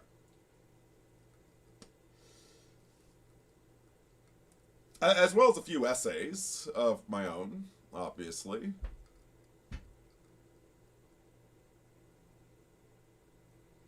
You know, I've been listening to Think Before You Sleep. Think Before You Sleep is a really cool YouTube channel. My Bohemian Art Ho girlfriend was asking me about right-wing channels I'd recommend. And I think Before You Sleep is one of them, because he He used to be MGTOW, or Red Pill or something, but he's actually really, really graduated into being about responsibility. About not just hating on women, not just being one side of the political divide, but talking about being a responsible human being. And a lot of what he posts causes me to reflect, because a lot of the red pill manosphere communities that I came from, much of it became very exploitative, became very affirming, like self-affirming, circle jerk sort of thing. And I want nothing to do with that. If I publish a book, it has to be a good book.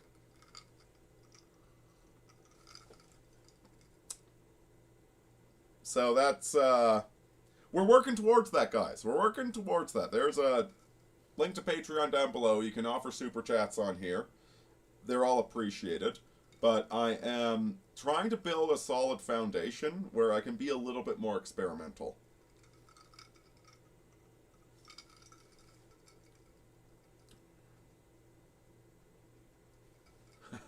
Washing his penis. Religious purification.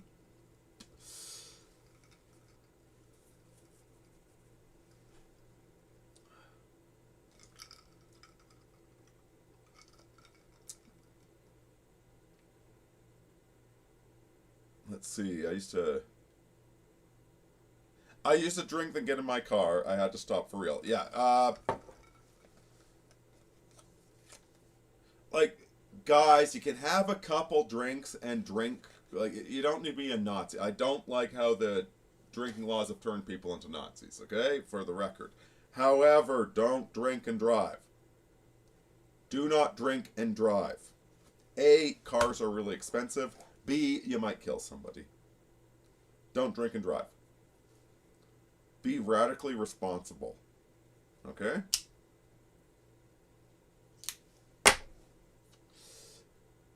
I'm drinking tonight, but I'm safely ensconced at home. I'm not driving anywhere. I've got food. I've got medical supply. Like, I'm on top of my shit.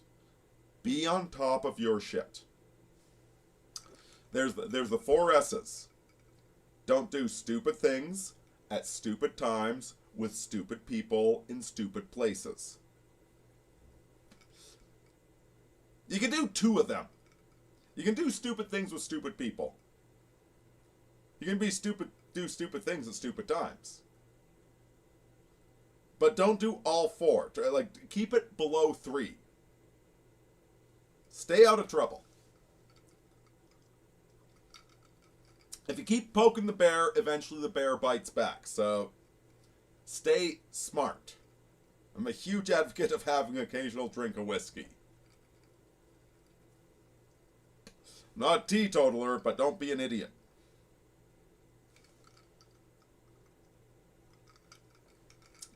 Yeah, and actually don't be the guy that never does anything stupid, but sits in the basement doing cannabis.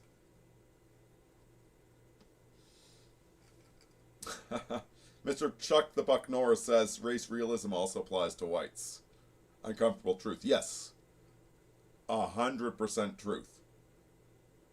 Us whites have our own way. Be aware of it. Be aware of the pitfalls.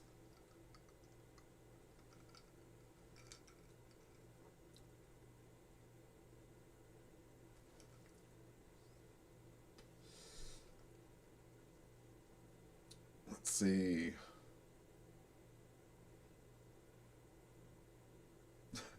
Productive smart people will be called zookeepers for the human zoo.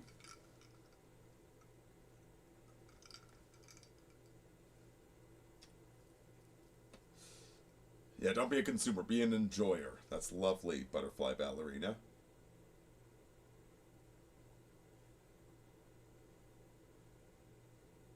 Oh, that's interesting. So PDX Eddie says, spells and such? Dude, thought you were a rational agnostic type. No, I'm not anymore, because I ran into Gödel's incompleteness theorem. And Gödel's incompleteness theorem, Gödel tried to prove set theory of mathematics to be true, and what he accidentally proved is that you can mathematically prove that you can't prove mathematics true. And after he proved that, it blew his mind so hard that he wrote an ontological proof of God. And I didn't even know about that, by the second part. Like, I ran into Gödel's incompleteness theorem, and I was punch drunk for a week. I was like, holy shit, God exists, as soon as I grokked the incompleteness theorem.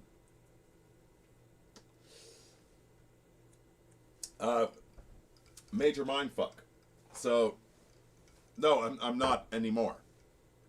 I was once upon a time. I'm not anymore. And Gödel's incompleteness theorem is why.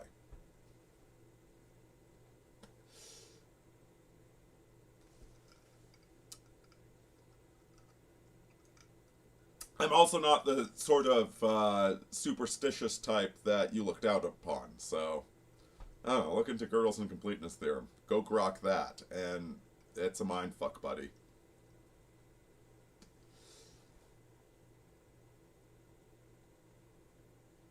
Mr. Chuck, the Buck Norris, never had a person of color rant on me during the COVID hysteria. It was all white women and white men. 100% correct. In fact, I just had a lovely conversation with a black lady about the COVID hysteria like 2 days ago. I certainly have zero tolerance for the BLM crap, for the black supremacy crap, but you know, like, you know when you meet one of those little old black ladies that's like, her bullshit detector is fucking fantastic. Like one of those ladies. I love those ladies.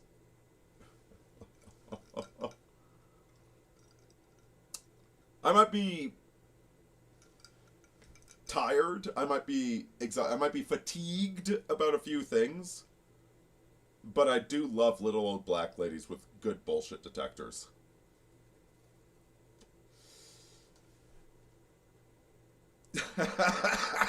Solemn Shade says I'm a wizard. No, I'm not.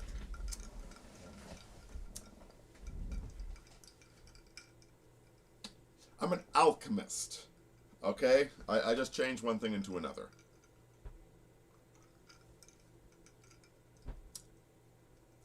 Tom Johnson says runes, from what I've read, can be extremely dangerous if misused.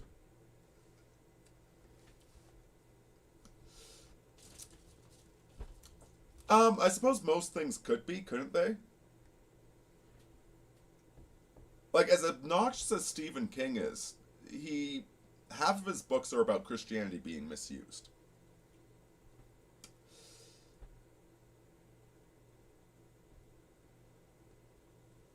I will say that with any form of divination, you're looking in a mirror and seeing what you see.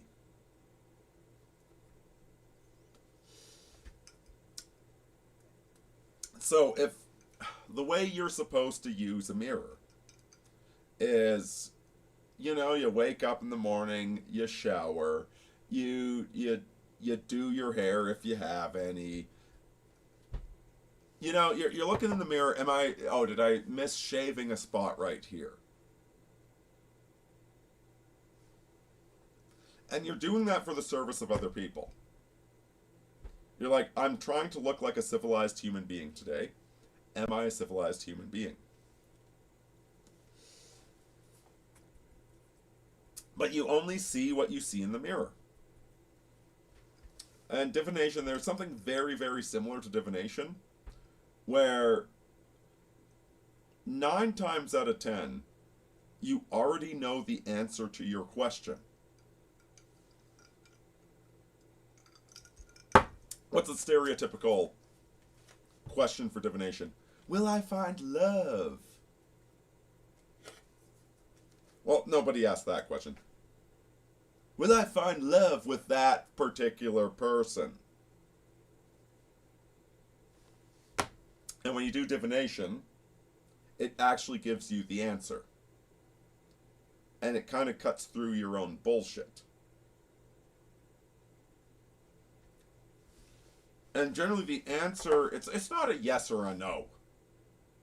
Good lord. Of course it's not a yes or a no. It's like, okay, you want, really, nigga? You want a relationship with that person? Okay, well, here's their astrological chart. Here's your astrological chart. Here are the dangers that you're going to deal with. Here are the temptations to sabotage the whole thing. And that's what it is.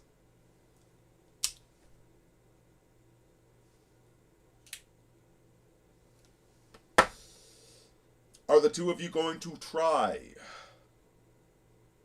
Here is how the challenges are going to appear. That's what divination is. Divination is clearing out the bullshit.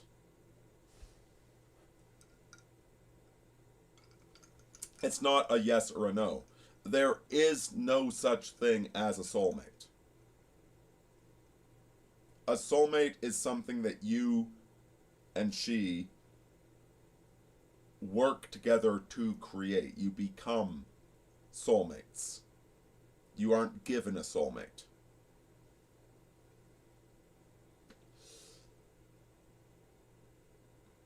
And so if you're looking in the mirror, if you're looking into the tea leaves, if you're looking at the tarot cards, if you're looking at the runes, if you're looking at the Ogham,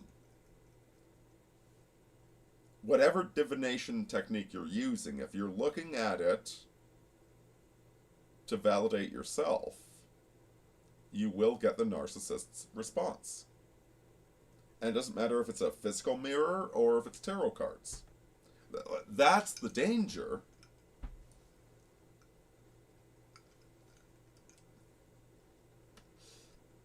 And also, free will is eternally an element in all of this. The reading is not a promise. It's helping you simplify what aspects are important right now.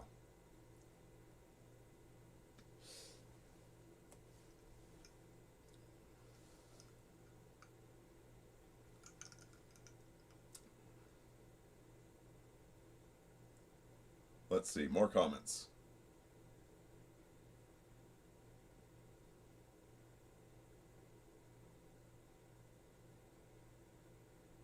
PDX Eddie, glad to have you here, brother. Let me, sorry, I'm trying, like, what happened? I scroll down and then it pops to the bottom, then I have to, oh, is Danger Dog still around? No, I broke up with that girl. Holy fuck, I love Danger Dog.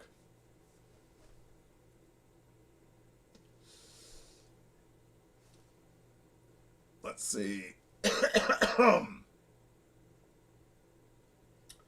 Runes are what they are.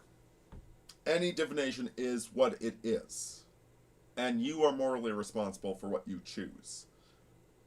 Like I said, everything you do is an offering on God's altar.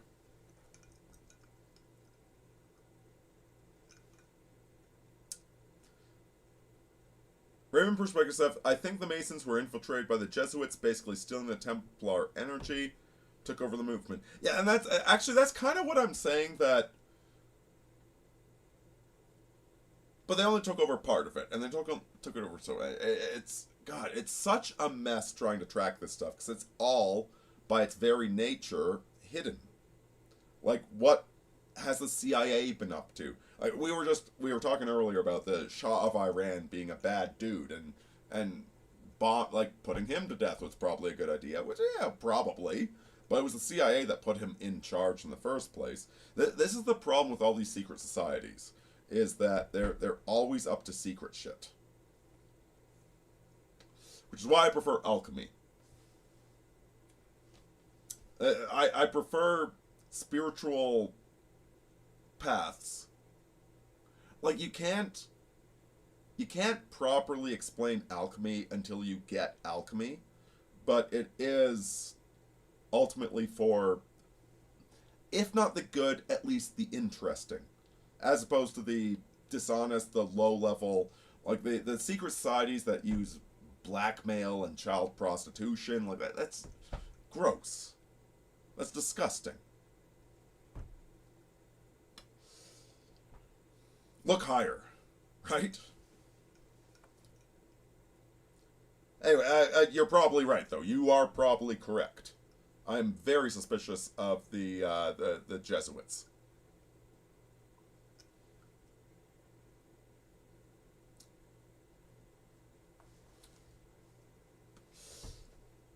And actually, the big reason, one of the big reasons I believe Christ rose from the dead is the Shroud of Turin. So my crazy, I think most people could rise from the dead. Only Jesus was crazy enough to actually do it. Like, why would anybody want to do that?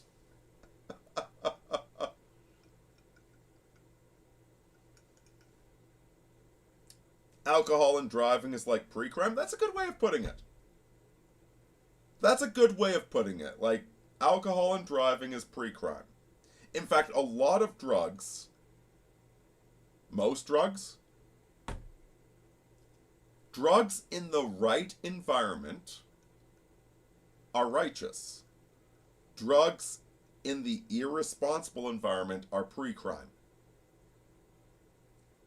Like, if you drink a bottle of whiskey, get in your car, that's basically you're committing pre-crime. Which may or may not, like, it might not be illegal. Well, actually, I guess it is if you get caught, but you're being deeply irresponsible. Most of the problems with drugs, yeah, like, we'll just say drugs. Most of the problems with drugs come from that pre-crime aspect. If you do them with your wife, probably not pre-crime. Probably. User discretion is advised.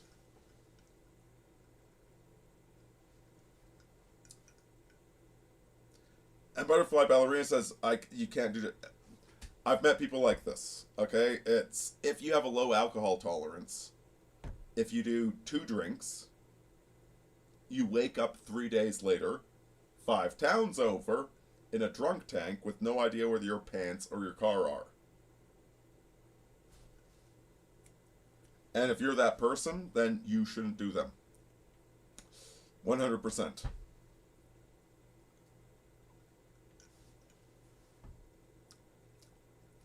you see any merit in using ancient mythology applied to modern, mundane life? I wonder how useful it could be if it used as a sort of chaos magic. Dude, 100%. The human condition hasn't changed, just the circumstances have changed. One of the reasons I love Star Wars so much is because it is the pre-modern mythology rebuilt for a modern era. A huge part of what I've been trying to do with my YouTube channel is to is to reignite that Olympic flame of mythology, is to be a mythologic figure and to turn you into a mythologic figure, is to turn life into mythology. 100%. That's a truer way to live our lives.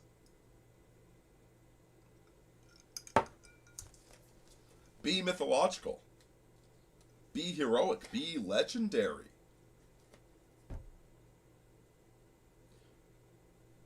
The only caveat I would say is that the social media era has...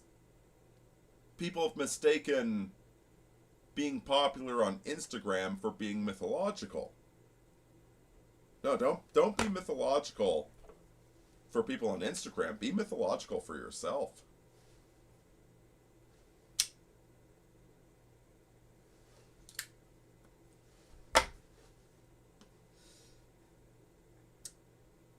Oh, who's in completeness there? Godel. Godel. I can't do the... It's a mathematical proof. I can't do it justice right now.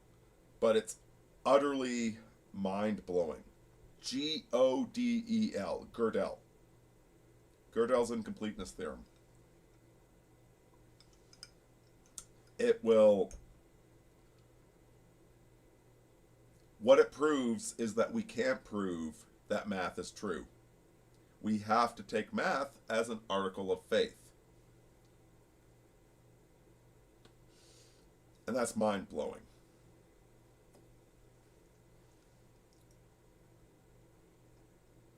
Gödel's incompleteness theorem is when I became a theist.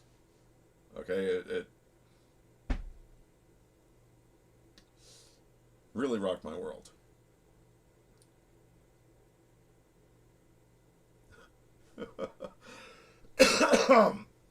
Honestly, fat white chicks are almost more of a problem at my store than the Mexican ladies. One thing I give them is they know how to be nice. White women could learn from this. Okay, I'm actually not sure what you meant by that, but that was pretty fucking funny. Oh, and hey, PTX Eddie, like, no offense. No offense taken whatsoever. I still am highly skeptical. I'm still constantly demand rational explanation. I've grown, I haven't changed.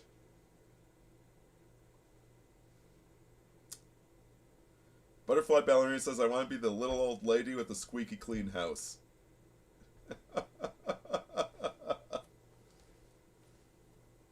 Just make sure it has a little bit of room for chaos.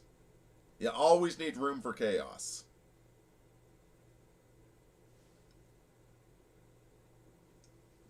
Oh, Tom Johnson says, maybe that black lady, the one I spoke to at the optometrist office, maybe she was like the Oracle, like the one in the Matrix. That was the Matrix Oracle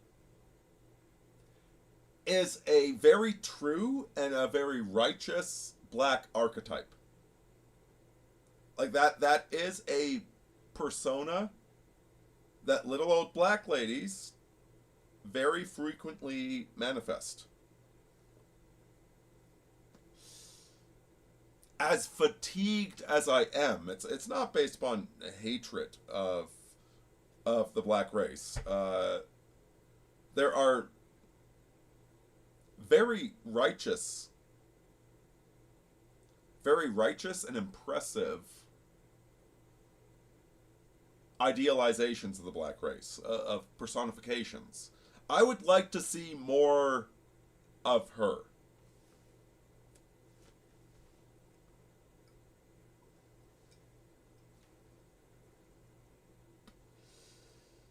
The Mexicans are only nice because of deportations. You know, like, all the races do have really good ways of being.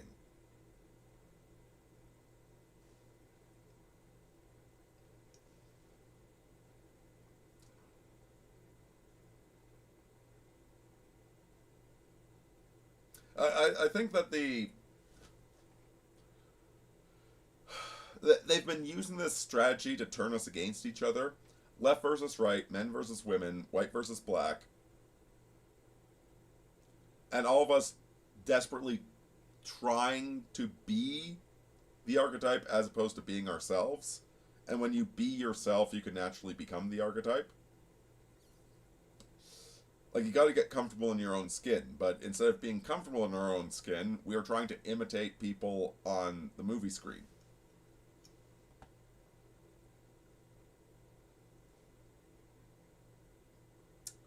PDX just said, here's the secret. To love, be the person you want to attract. Yeah, get comfortable in your own skin.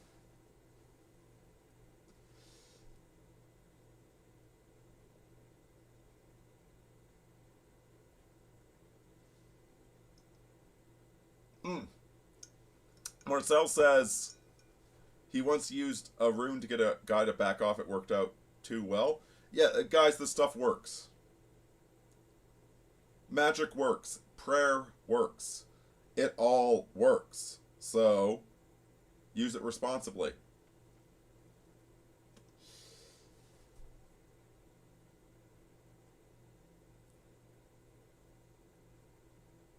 I think that's the big warning, is that yes, this stuff actually works.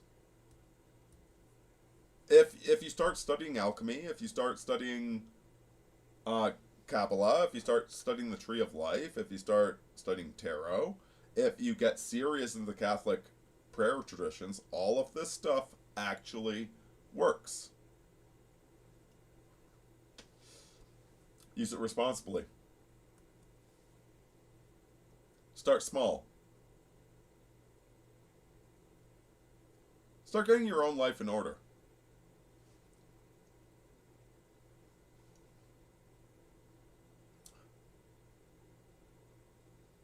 Star Wars was the great initiatory force for, like, honest to God, Star Wars is what took what Blavatsky did and brought it back into a mass initiation. Nail the basics.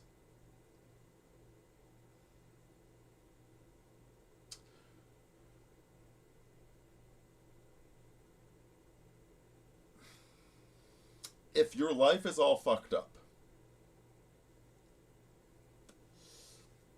if you don't know what your career is, you don't like your friends, you don't like the city you're living in, if your life is a giant clusterfuck, don't pray for a wife. Don't do magic for a wife. You're in the wrong place to have a wife.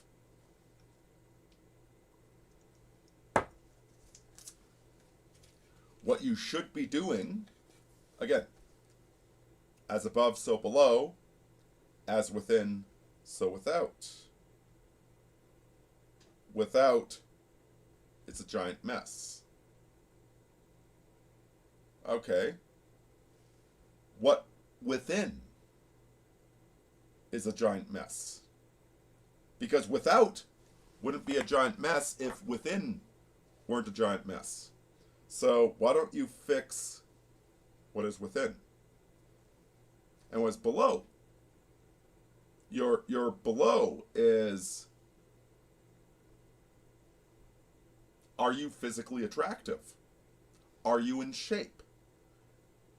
Do you have style? Like do you have a nice car? Do you like the base levels, the animal levels of attraction? Have you sorted that out? Because if you're all messed up on the low levels and you're all messed up within, and you get a wife, well, guess what?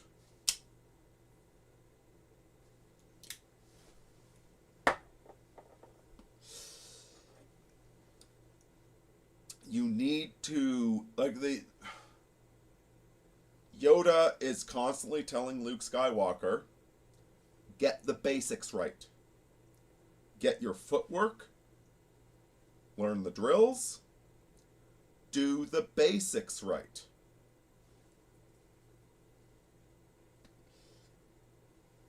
Don't try and do the high level shit until you've got the basics.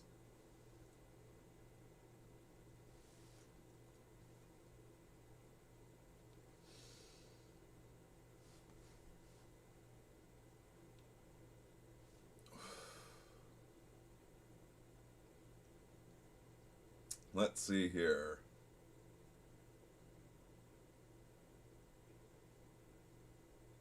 Yeah, be the person worthy of the person you want to attract.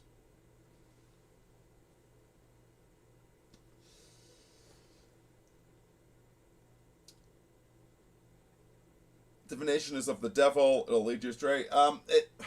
It can if you're being narcissistic. So can Christianity. Look at the Protestants.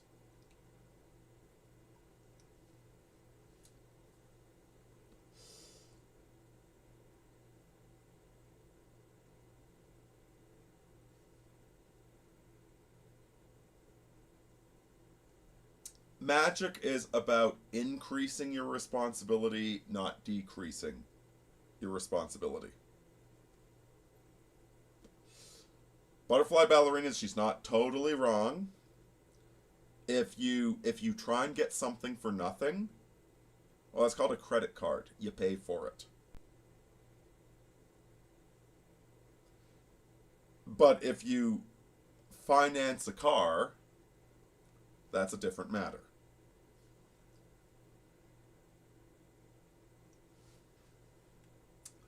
And PDX, I'm just glad you're back, brother.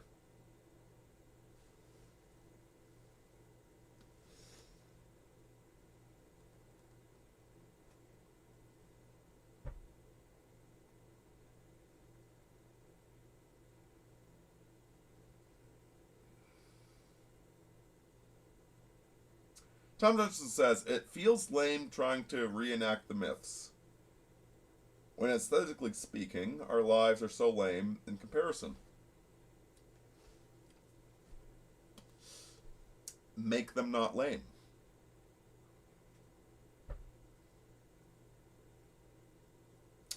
So, what was it, 3 years ago? 3 years ago I found a Bigfoot footprint. That really blew my mind.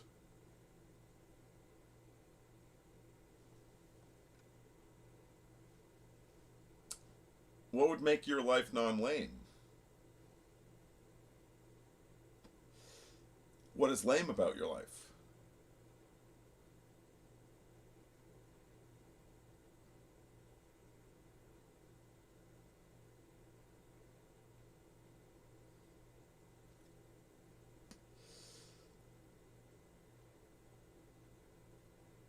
What do you want to achieve? What do you want to do?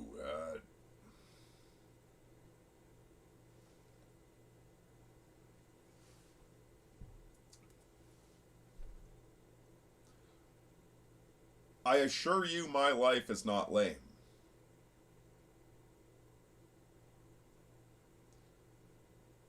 My job is exhausting but badass and dangerous.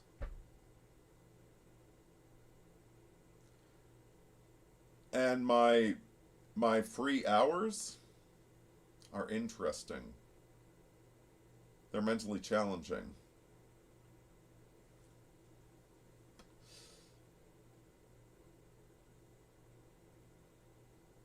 You know, later this week I am going to go back into the mountains. I am going to go look for Bigfoot. I'm probably going to find something.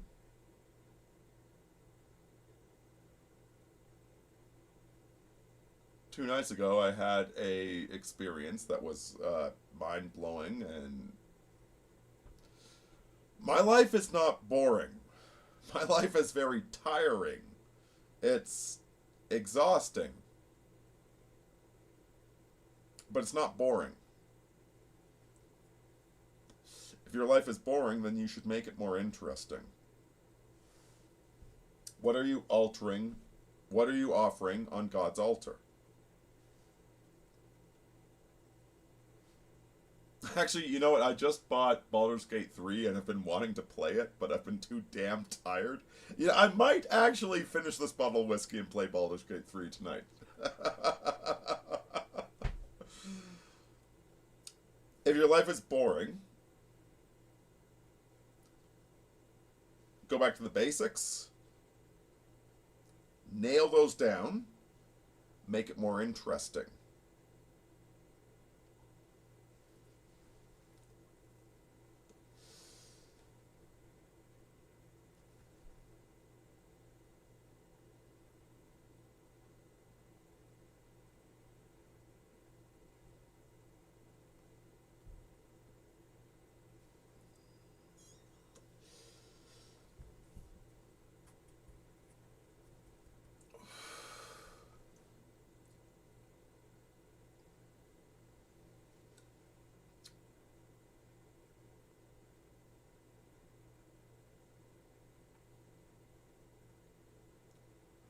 So scrolling back up here. I've not read Peterson's Grandmother Dream. I have read it, Young's Dead Child Dream. I don't find that one offensive.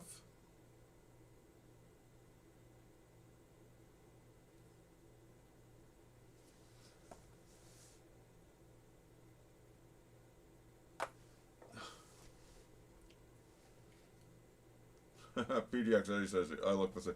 I don't actually, guys. I actually do have some eye wrinkles.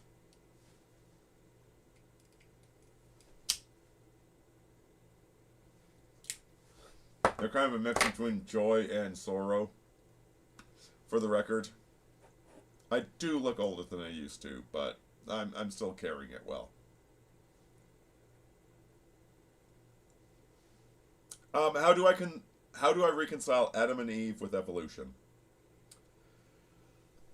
How do I reconcile Adam and Eve with Prometheus, Epimetheus, Pandora? How do I deal with that with Pandora? Pandora is the alternate explanation of the origin of humanity.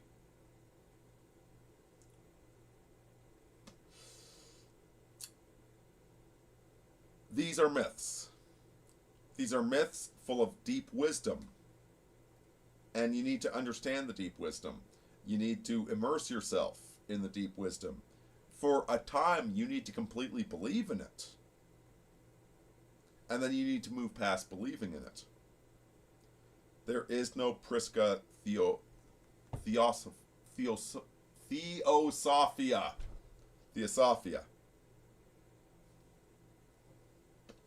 There is no perfect truth. Oh, and if it helps, the modern conception of evolution has been thoroughly discredited. Evolution happens about 10,000 times faster than it should based upon random genetic selection.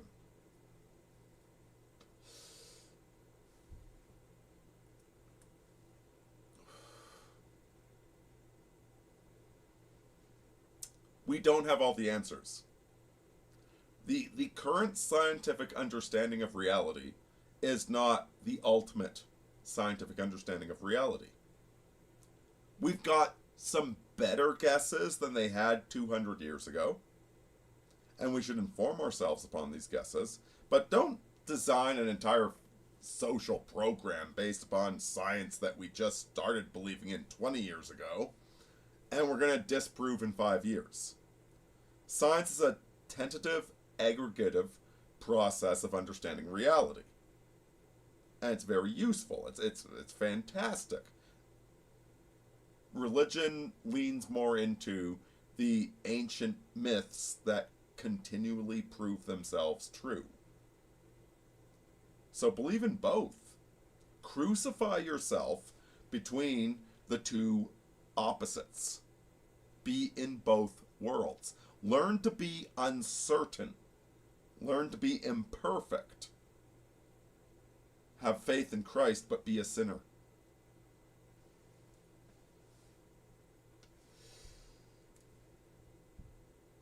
Is magic for the devil or God? It's both. Well, okay. There is no devil in the Bible.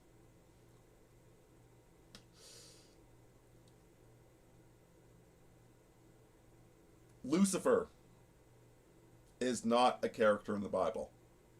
The term Lucifer only appears one time.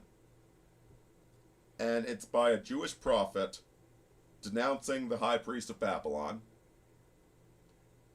Who the high priest of Babylon wasn't even calling himself Lucifer. He was calling him the representation of the morning star, Venus.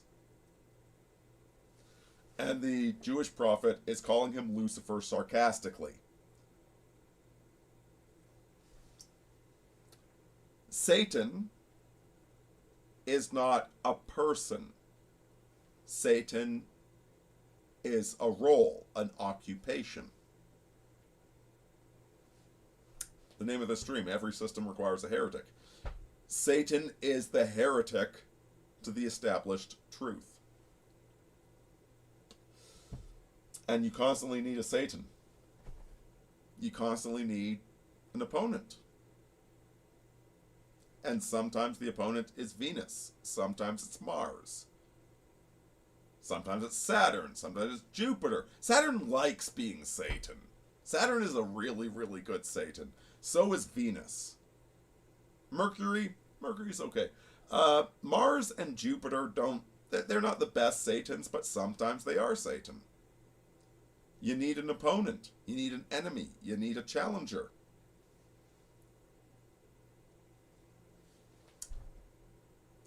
Satan is not a character. Satan is not a person. Satan is a job.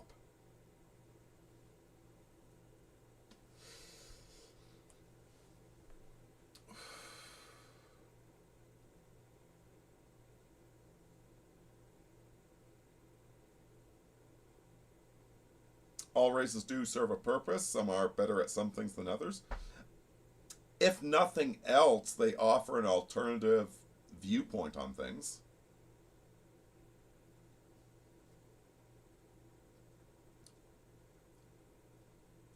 There's some moderately wise blacks. They are very rare, and their wisdom hits the low IQ ceiling. They can occasionally chime in with unique takes. And they certainly are blessed when it comes to music and dancing.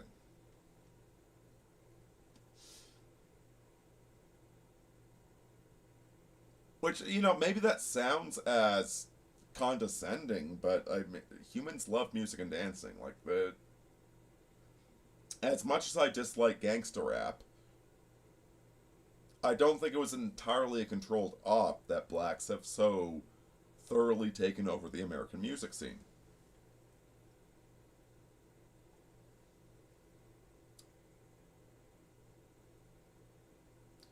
Like, it's not entirely black and white when it comes to race, pun intended. I just acknowledge the difference and like to make fun of them. Is that so bad? No, good lord. Making fun of is the best form of love.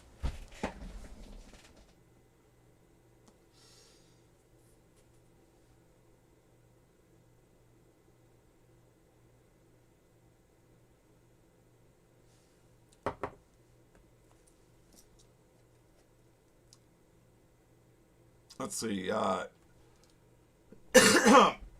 at least, I don't know about Aleister Crowley, but at least he was interesting.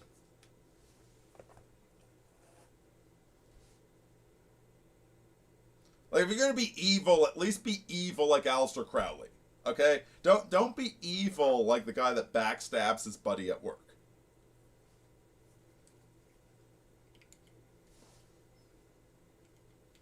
I mean, Aleister Crowley literally had his apprentice summon the spirit of Pan to possess him, so that his apprentice would fuck Aleister Crowley in the ass, so that he would abandon all ego, so he could cross the void of nihilism. Like, as based.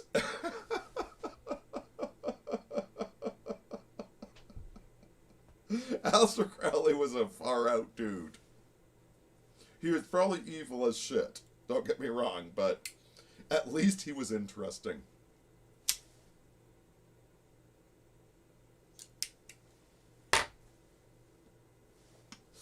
Let's see, Yadresh says, pretty sure Jesus said not to use divination, didn't he?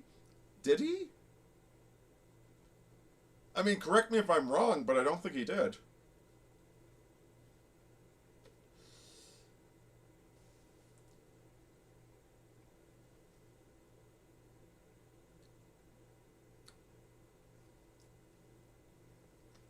Yeah, I still don't know where to stand on Candace Owens. I don't know. I haven't paid enough attention. I don't care that much about what she's saying.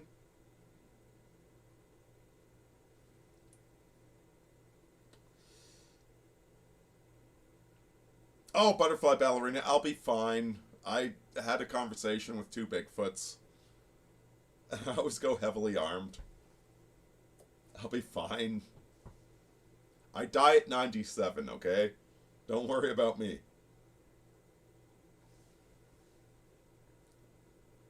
I don't know what Bigfoot is. I think it's some sort of nature spirit, but it also leaves physical footprints, so that's weird.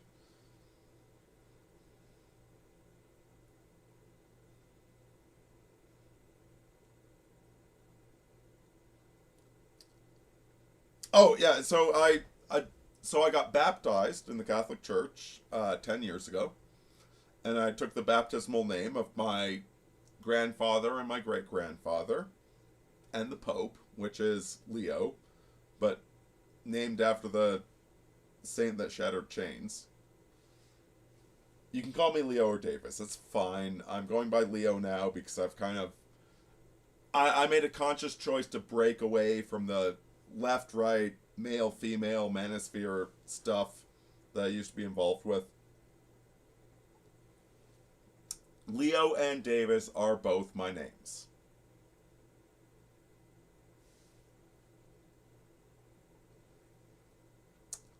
You want to find Bigfoot? You just gotta look for him, man. He likes the mountains. Like go out to the mountains, open up your chakras, listen for him.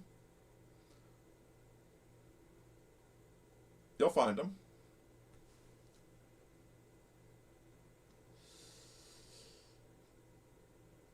Oh wait, is Dustin is that who I think it is?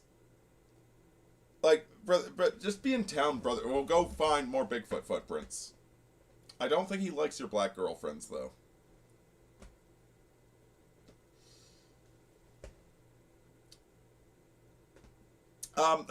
Alright, so PDX says magic and miraculous are magic and the miraculous are the same thing. But you can use them for either purpose. You choose what you put on God's altar.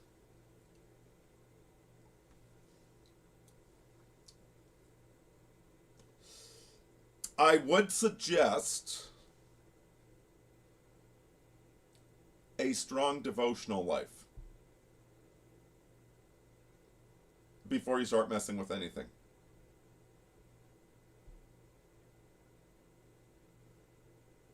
Use all of it to create glory. Glory and integrity and honesty and depth. Create glorious things.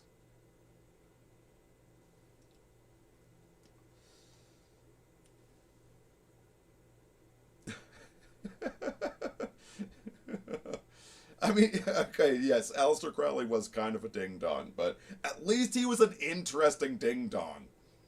I'll take an Aleister Crowley over Jeffrey Epstein any day.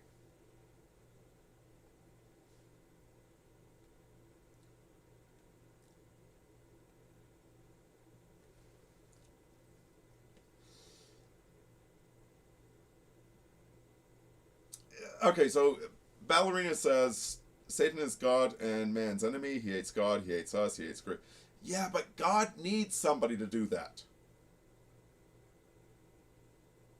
Everything needs a shadow. Every system needs a heretic. Even God needs somebody to question him.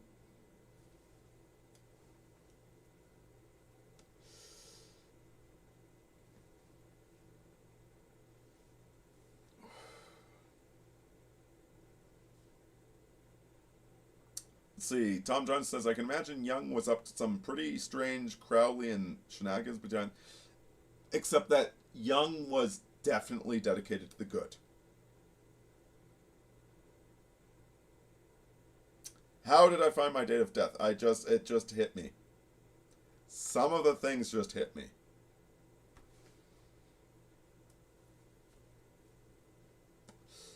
Some things I just know.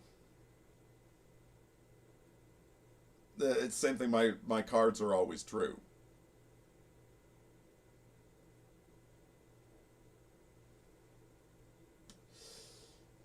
Ask Big Al, I told him that he was having a son this time.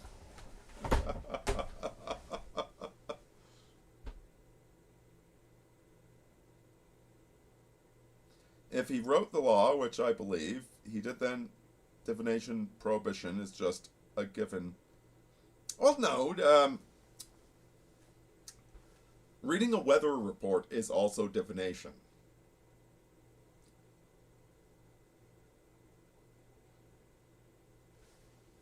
I do like going by Leo, but I respond to Davis as well, so it's fine.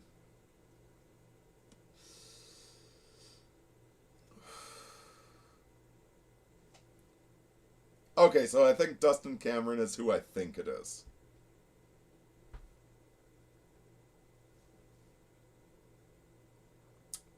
Oh, jeez. PDX Eddie, the Fallen Angel stuff isn't what you think it is. The fallen angel stuff is actually just Judaic racism against white people.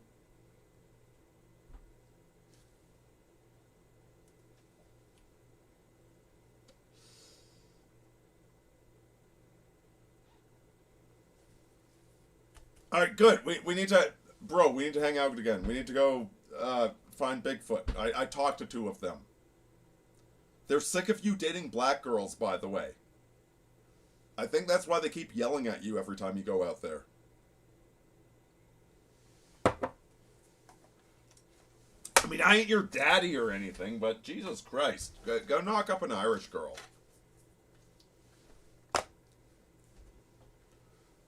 Bigfoot likes Irish girls, I think.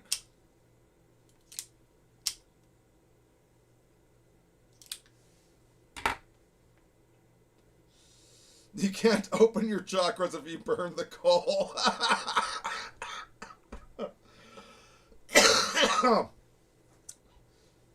Too bad. Yeah, I had a conversation with... You know what? I need to get Base Jew here. He was there for that, and he and I can sit down and describe our experiences.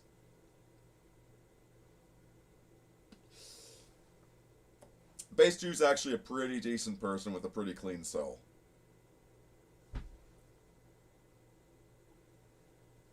I don't know how to be a righteous person. I've made lots of sins in my life. Base Jew has made a lot of sins. It's like, oh my god, I could tell you stories about this cocksucker. But he's got a pretty clean soul. I'll tell you that much.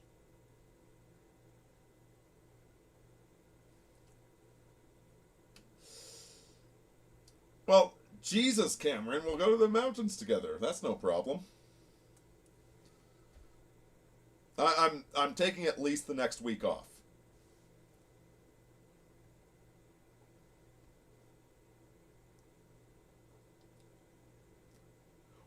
What's I scared? Okay, so I opened up my chakras. I said you were here, and that's when we heard the whistling. And I was braced. It was bracing. It was, holy shit, is that actually fucking happening? And Base Jew felt the exact same way. But scared? No, not scared. Shocked. Shocked is the correct, that'd be the correct term. We had a conversation with them, and it was very weird. I owe you the full story, told properly, and told with Base Jew. The first time I found Bigfoot footprints was with Dustin Cameron. And when I saw the Bigfoot footprint, it's on my Discord, or not my Discord, my Substack. The pictures are on my Substack. I wish the contrast was better. Like they're hard to see, but it was 100% a Bigfoot footprint. It was not a human footprint. It was very shocking to me.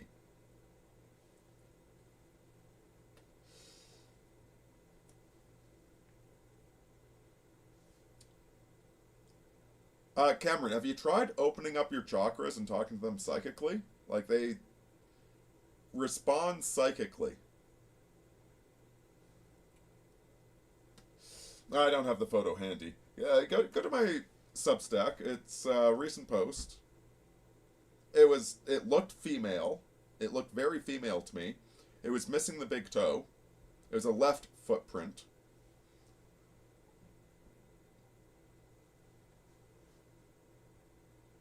The time I met them, and I met 2 of them up on the ridge, they were both whistling at me and Base Jew. And yes, it was telepathic.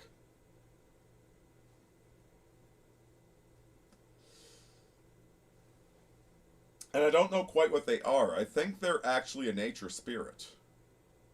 The native legends of Bigfoot don't align with the modern conception of Bigfoot.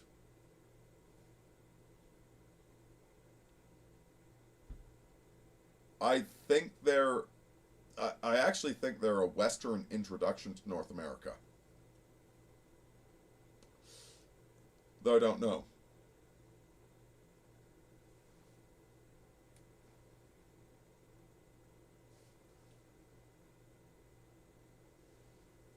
But yeah, Base, you and I, we had a psychic conversation where they whistled at us. And then we kind of ran, like, we didn't even know what to say to Bigfoot, right? What do you say to Bigfoot? And then slowly the whistles receded into the distance. And when they were gone, all of a sudden, all the bird chirps and the insects, they all appeared in the environment again. Like we hadn't even noticed how quiet things were until the Bigfoots receded.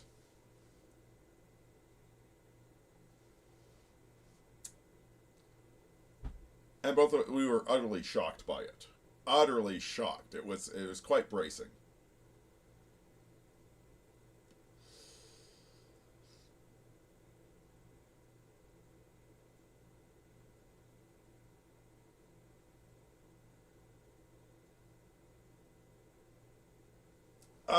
Tom, you're not wrong about opening your chakras, but like you do need a grounding in things. You do need a grounding in who you are. You need a grounding.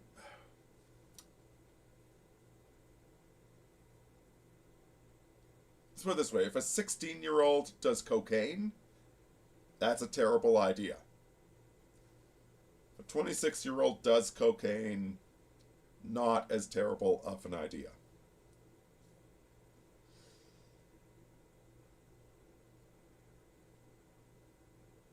I can't say that I've ever seen a UFO. I've seen some strange lights in the sky, but who knows what those were.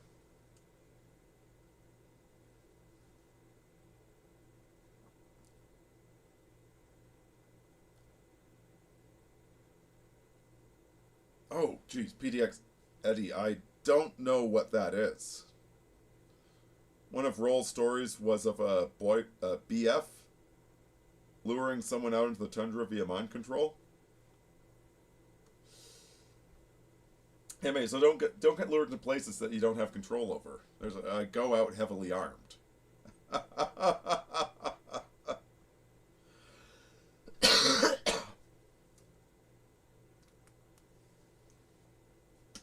Folks, I should shut down the stream. Bigfoot. Oh, God, BF. Bigfoot. Now, keep being weird. Keep being weird. Keep being responsible. Keep being interesting. Offer righteous things on God's altar.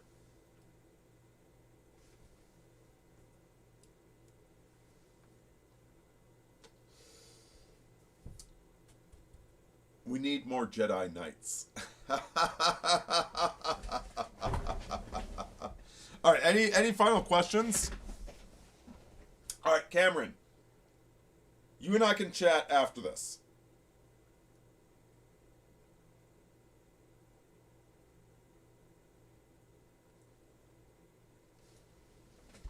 Wait to find it. I think we should make ally with Bigfoot.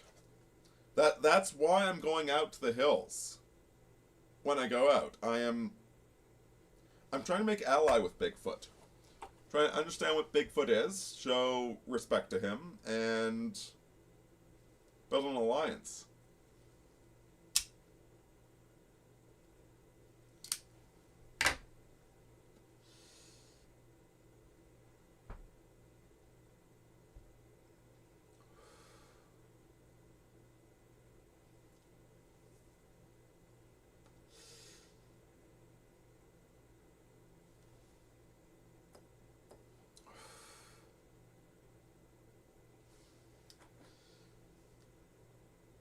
Religion is the training wheels.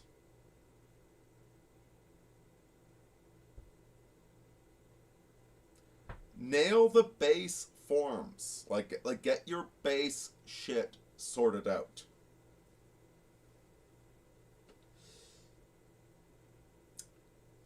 Are they hostile? Did they approach? Dustin Cameron has had some hostile experiences with Bigfoot. I have not. When I was with Dustin Cameron, they didn't speak to us, but we did. They were chill.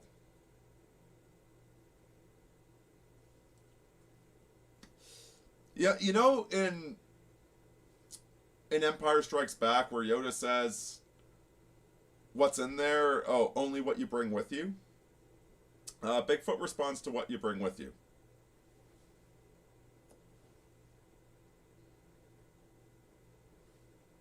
The funny thing is, Base Jew and I have a lot of sins on our conscience. But when we go into the woods, we're honest warriors. It's really hard to explain. They're hostile if you have unacknowledged sins. For what sense that makes.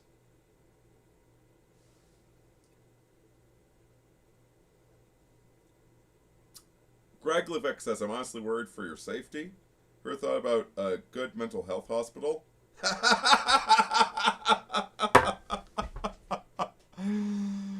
Oh, shit.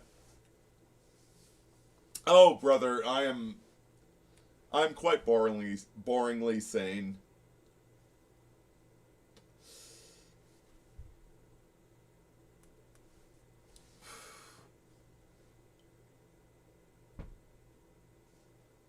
No, I'm largely at peace these days. I work hard. I see the young kids I'm working with, and I try and understand them.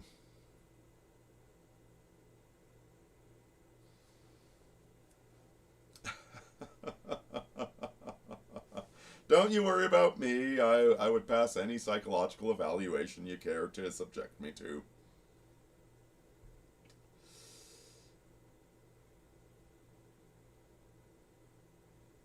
Well, I know Cameron, so... By the way, I need to look up that job offer. I haven't been ignoring it. I've been working.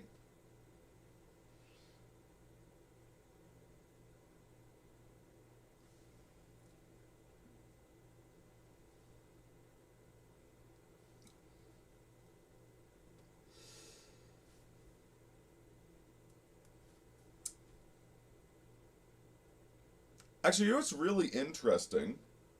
Missing Enigma. Check out Missing Enigma on YouTube. I really enjoy this guy. And his latest video, he is a major skeptic, which you should be. But his latest video involves a psychic that totally predicted a lot of shit. Let's see, Tom Johnson says, do you still have any hardship grief? Schopenhauer said, like, life swung between pain and boredom. Oh, brother, when I say I can transmute lead into gold, dude, that involves a lot of lead. It involves a lot of lead. It involves a lot of difficulty. I've been working my ass off since December 18th. I've barely had any days off. That's why I haven't been making very many videos. I'm taking 2 weeks off. I've been working my ass off, and things are slowly coming together.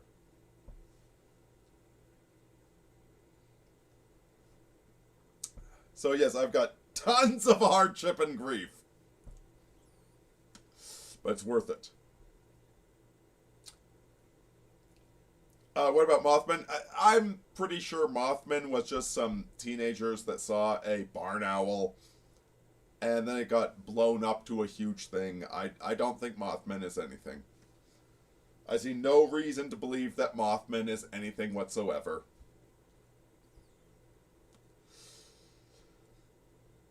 And I didn't think Bigfoot was either until I found the footprints, and then 6 months later, I had a conversation with him.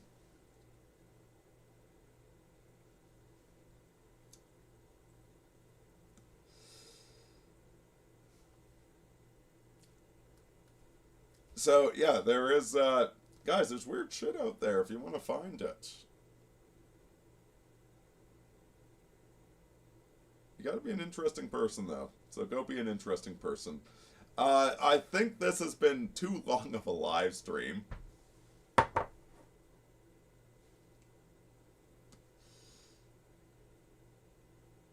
Oh, geez. Compared to losing parents, friends, pets.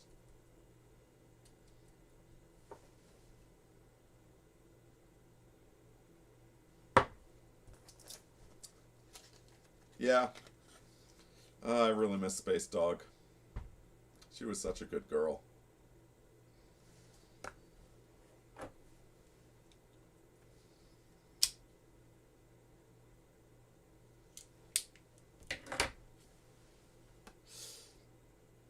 As for friends, you're supposed to find a woman and make children with her. And your children are your new friends.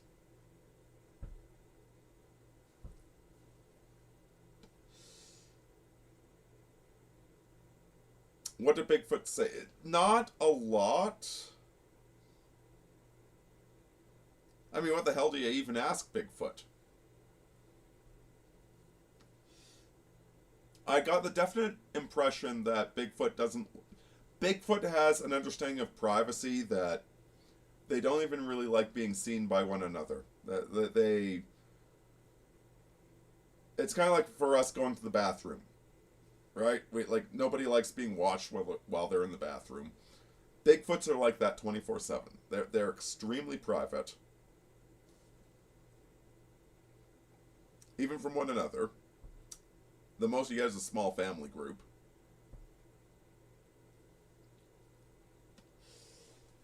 And yeah, Danger Dog was amazing too. I miss Danger Dog.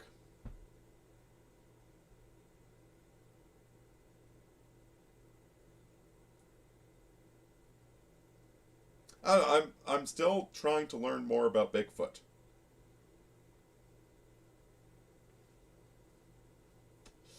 It's an ongoing quest of mine.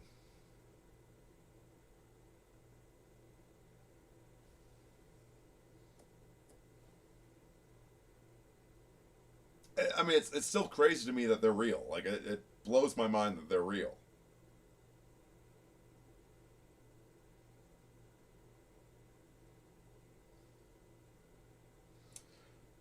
Yeah, Tom Jones, you're not wrong, but you aren't all those things. So,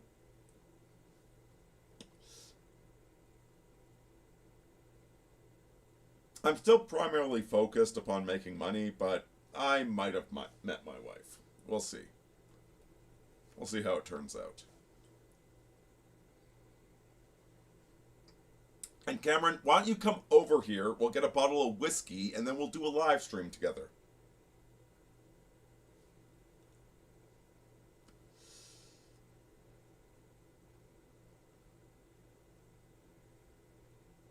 It's not as Sisyphean as you think.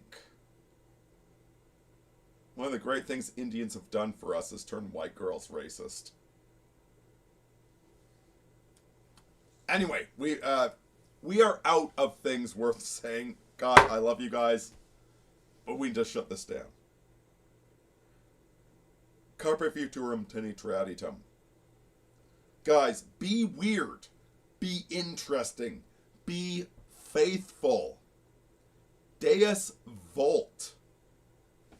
Be the best type of Christians you possibly can be. This is Aurini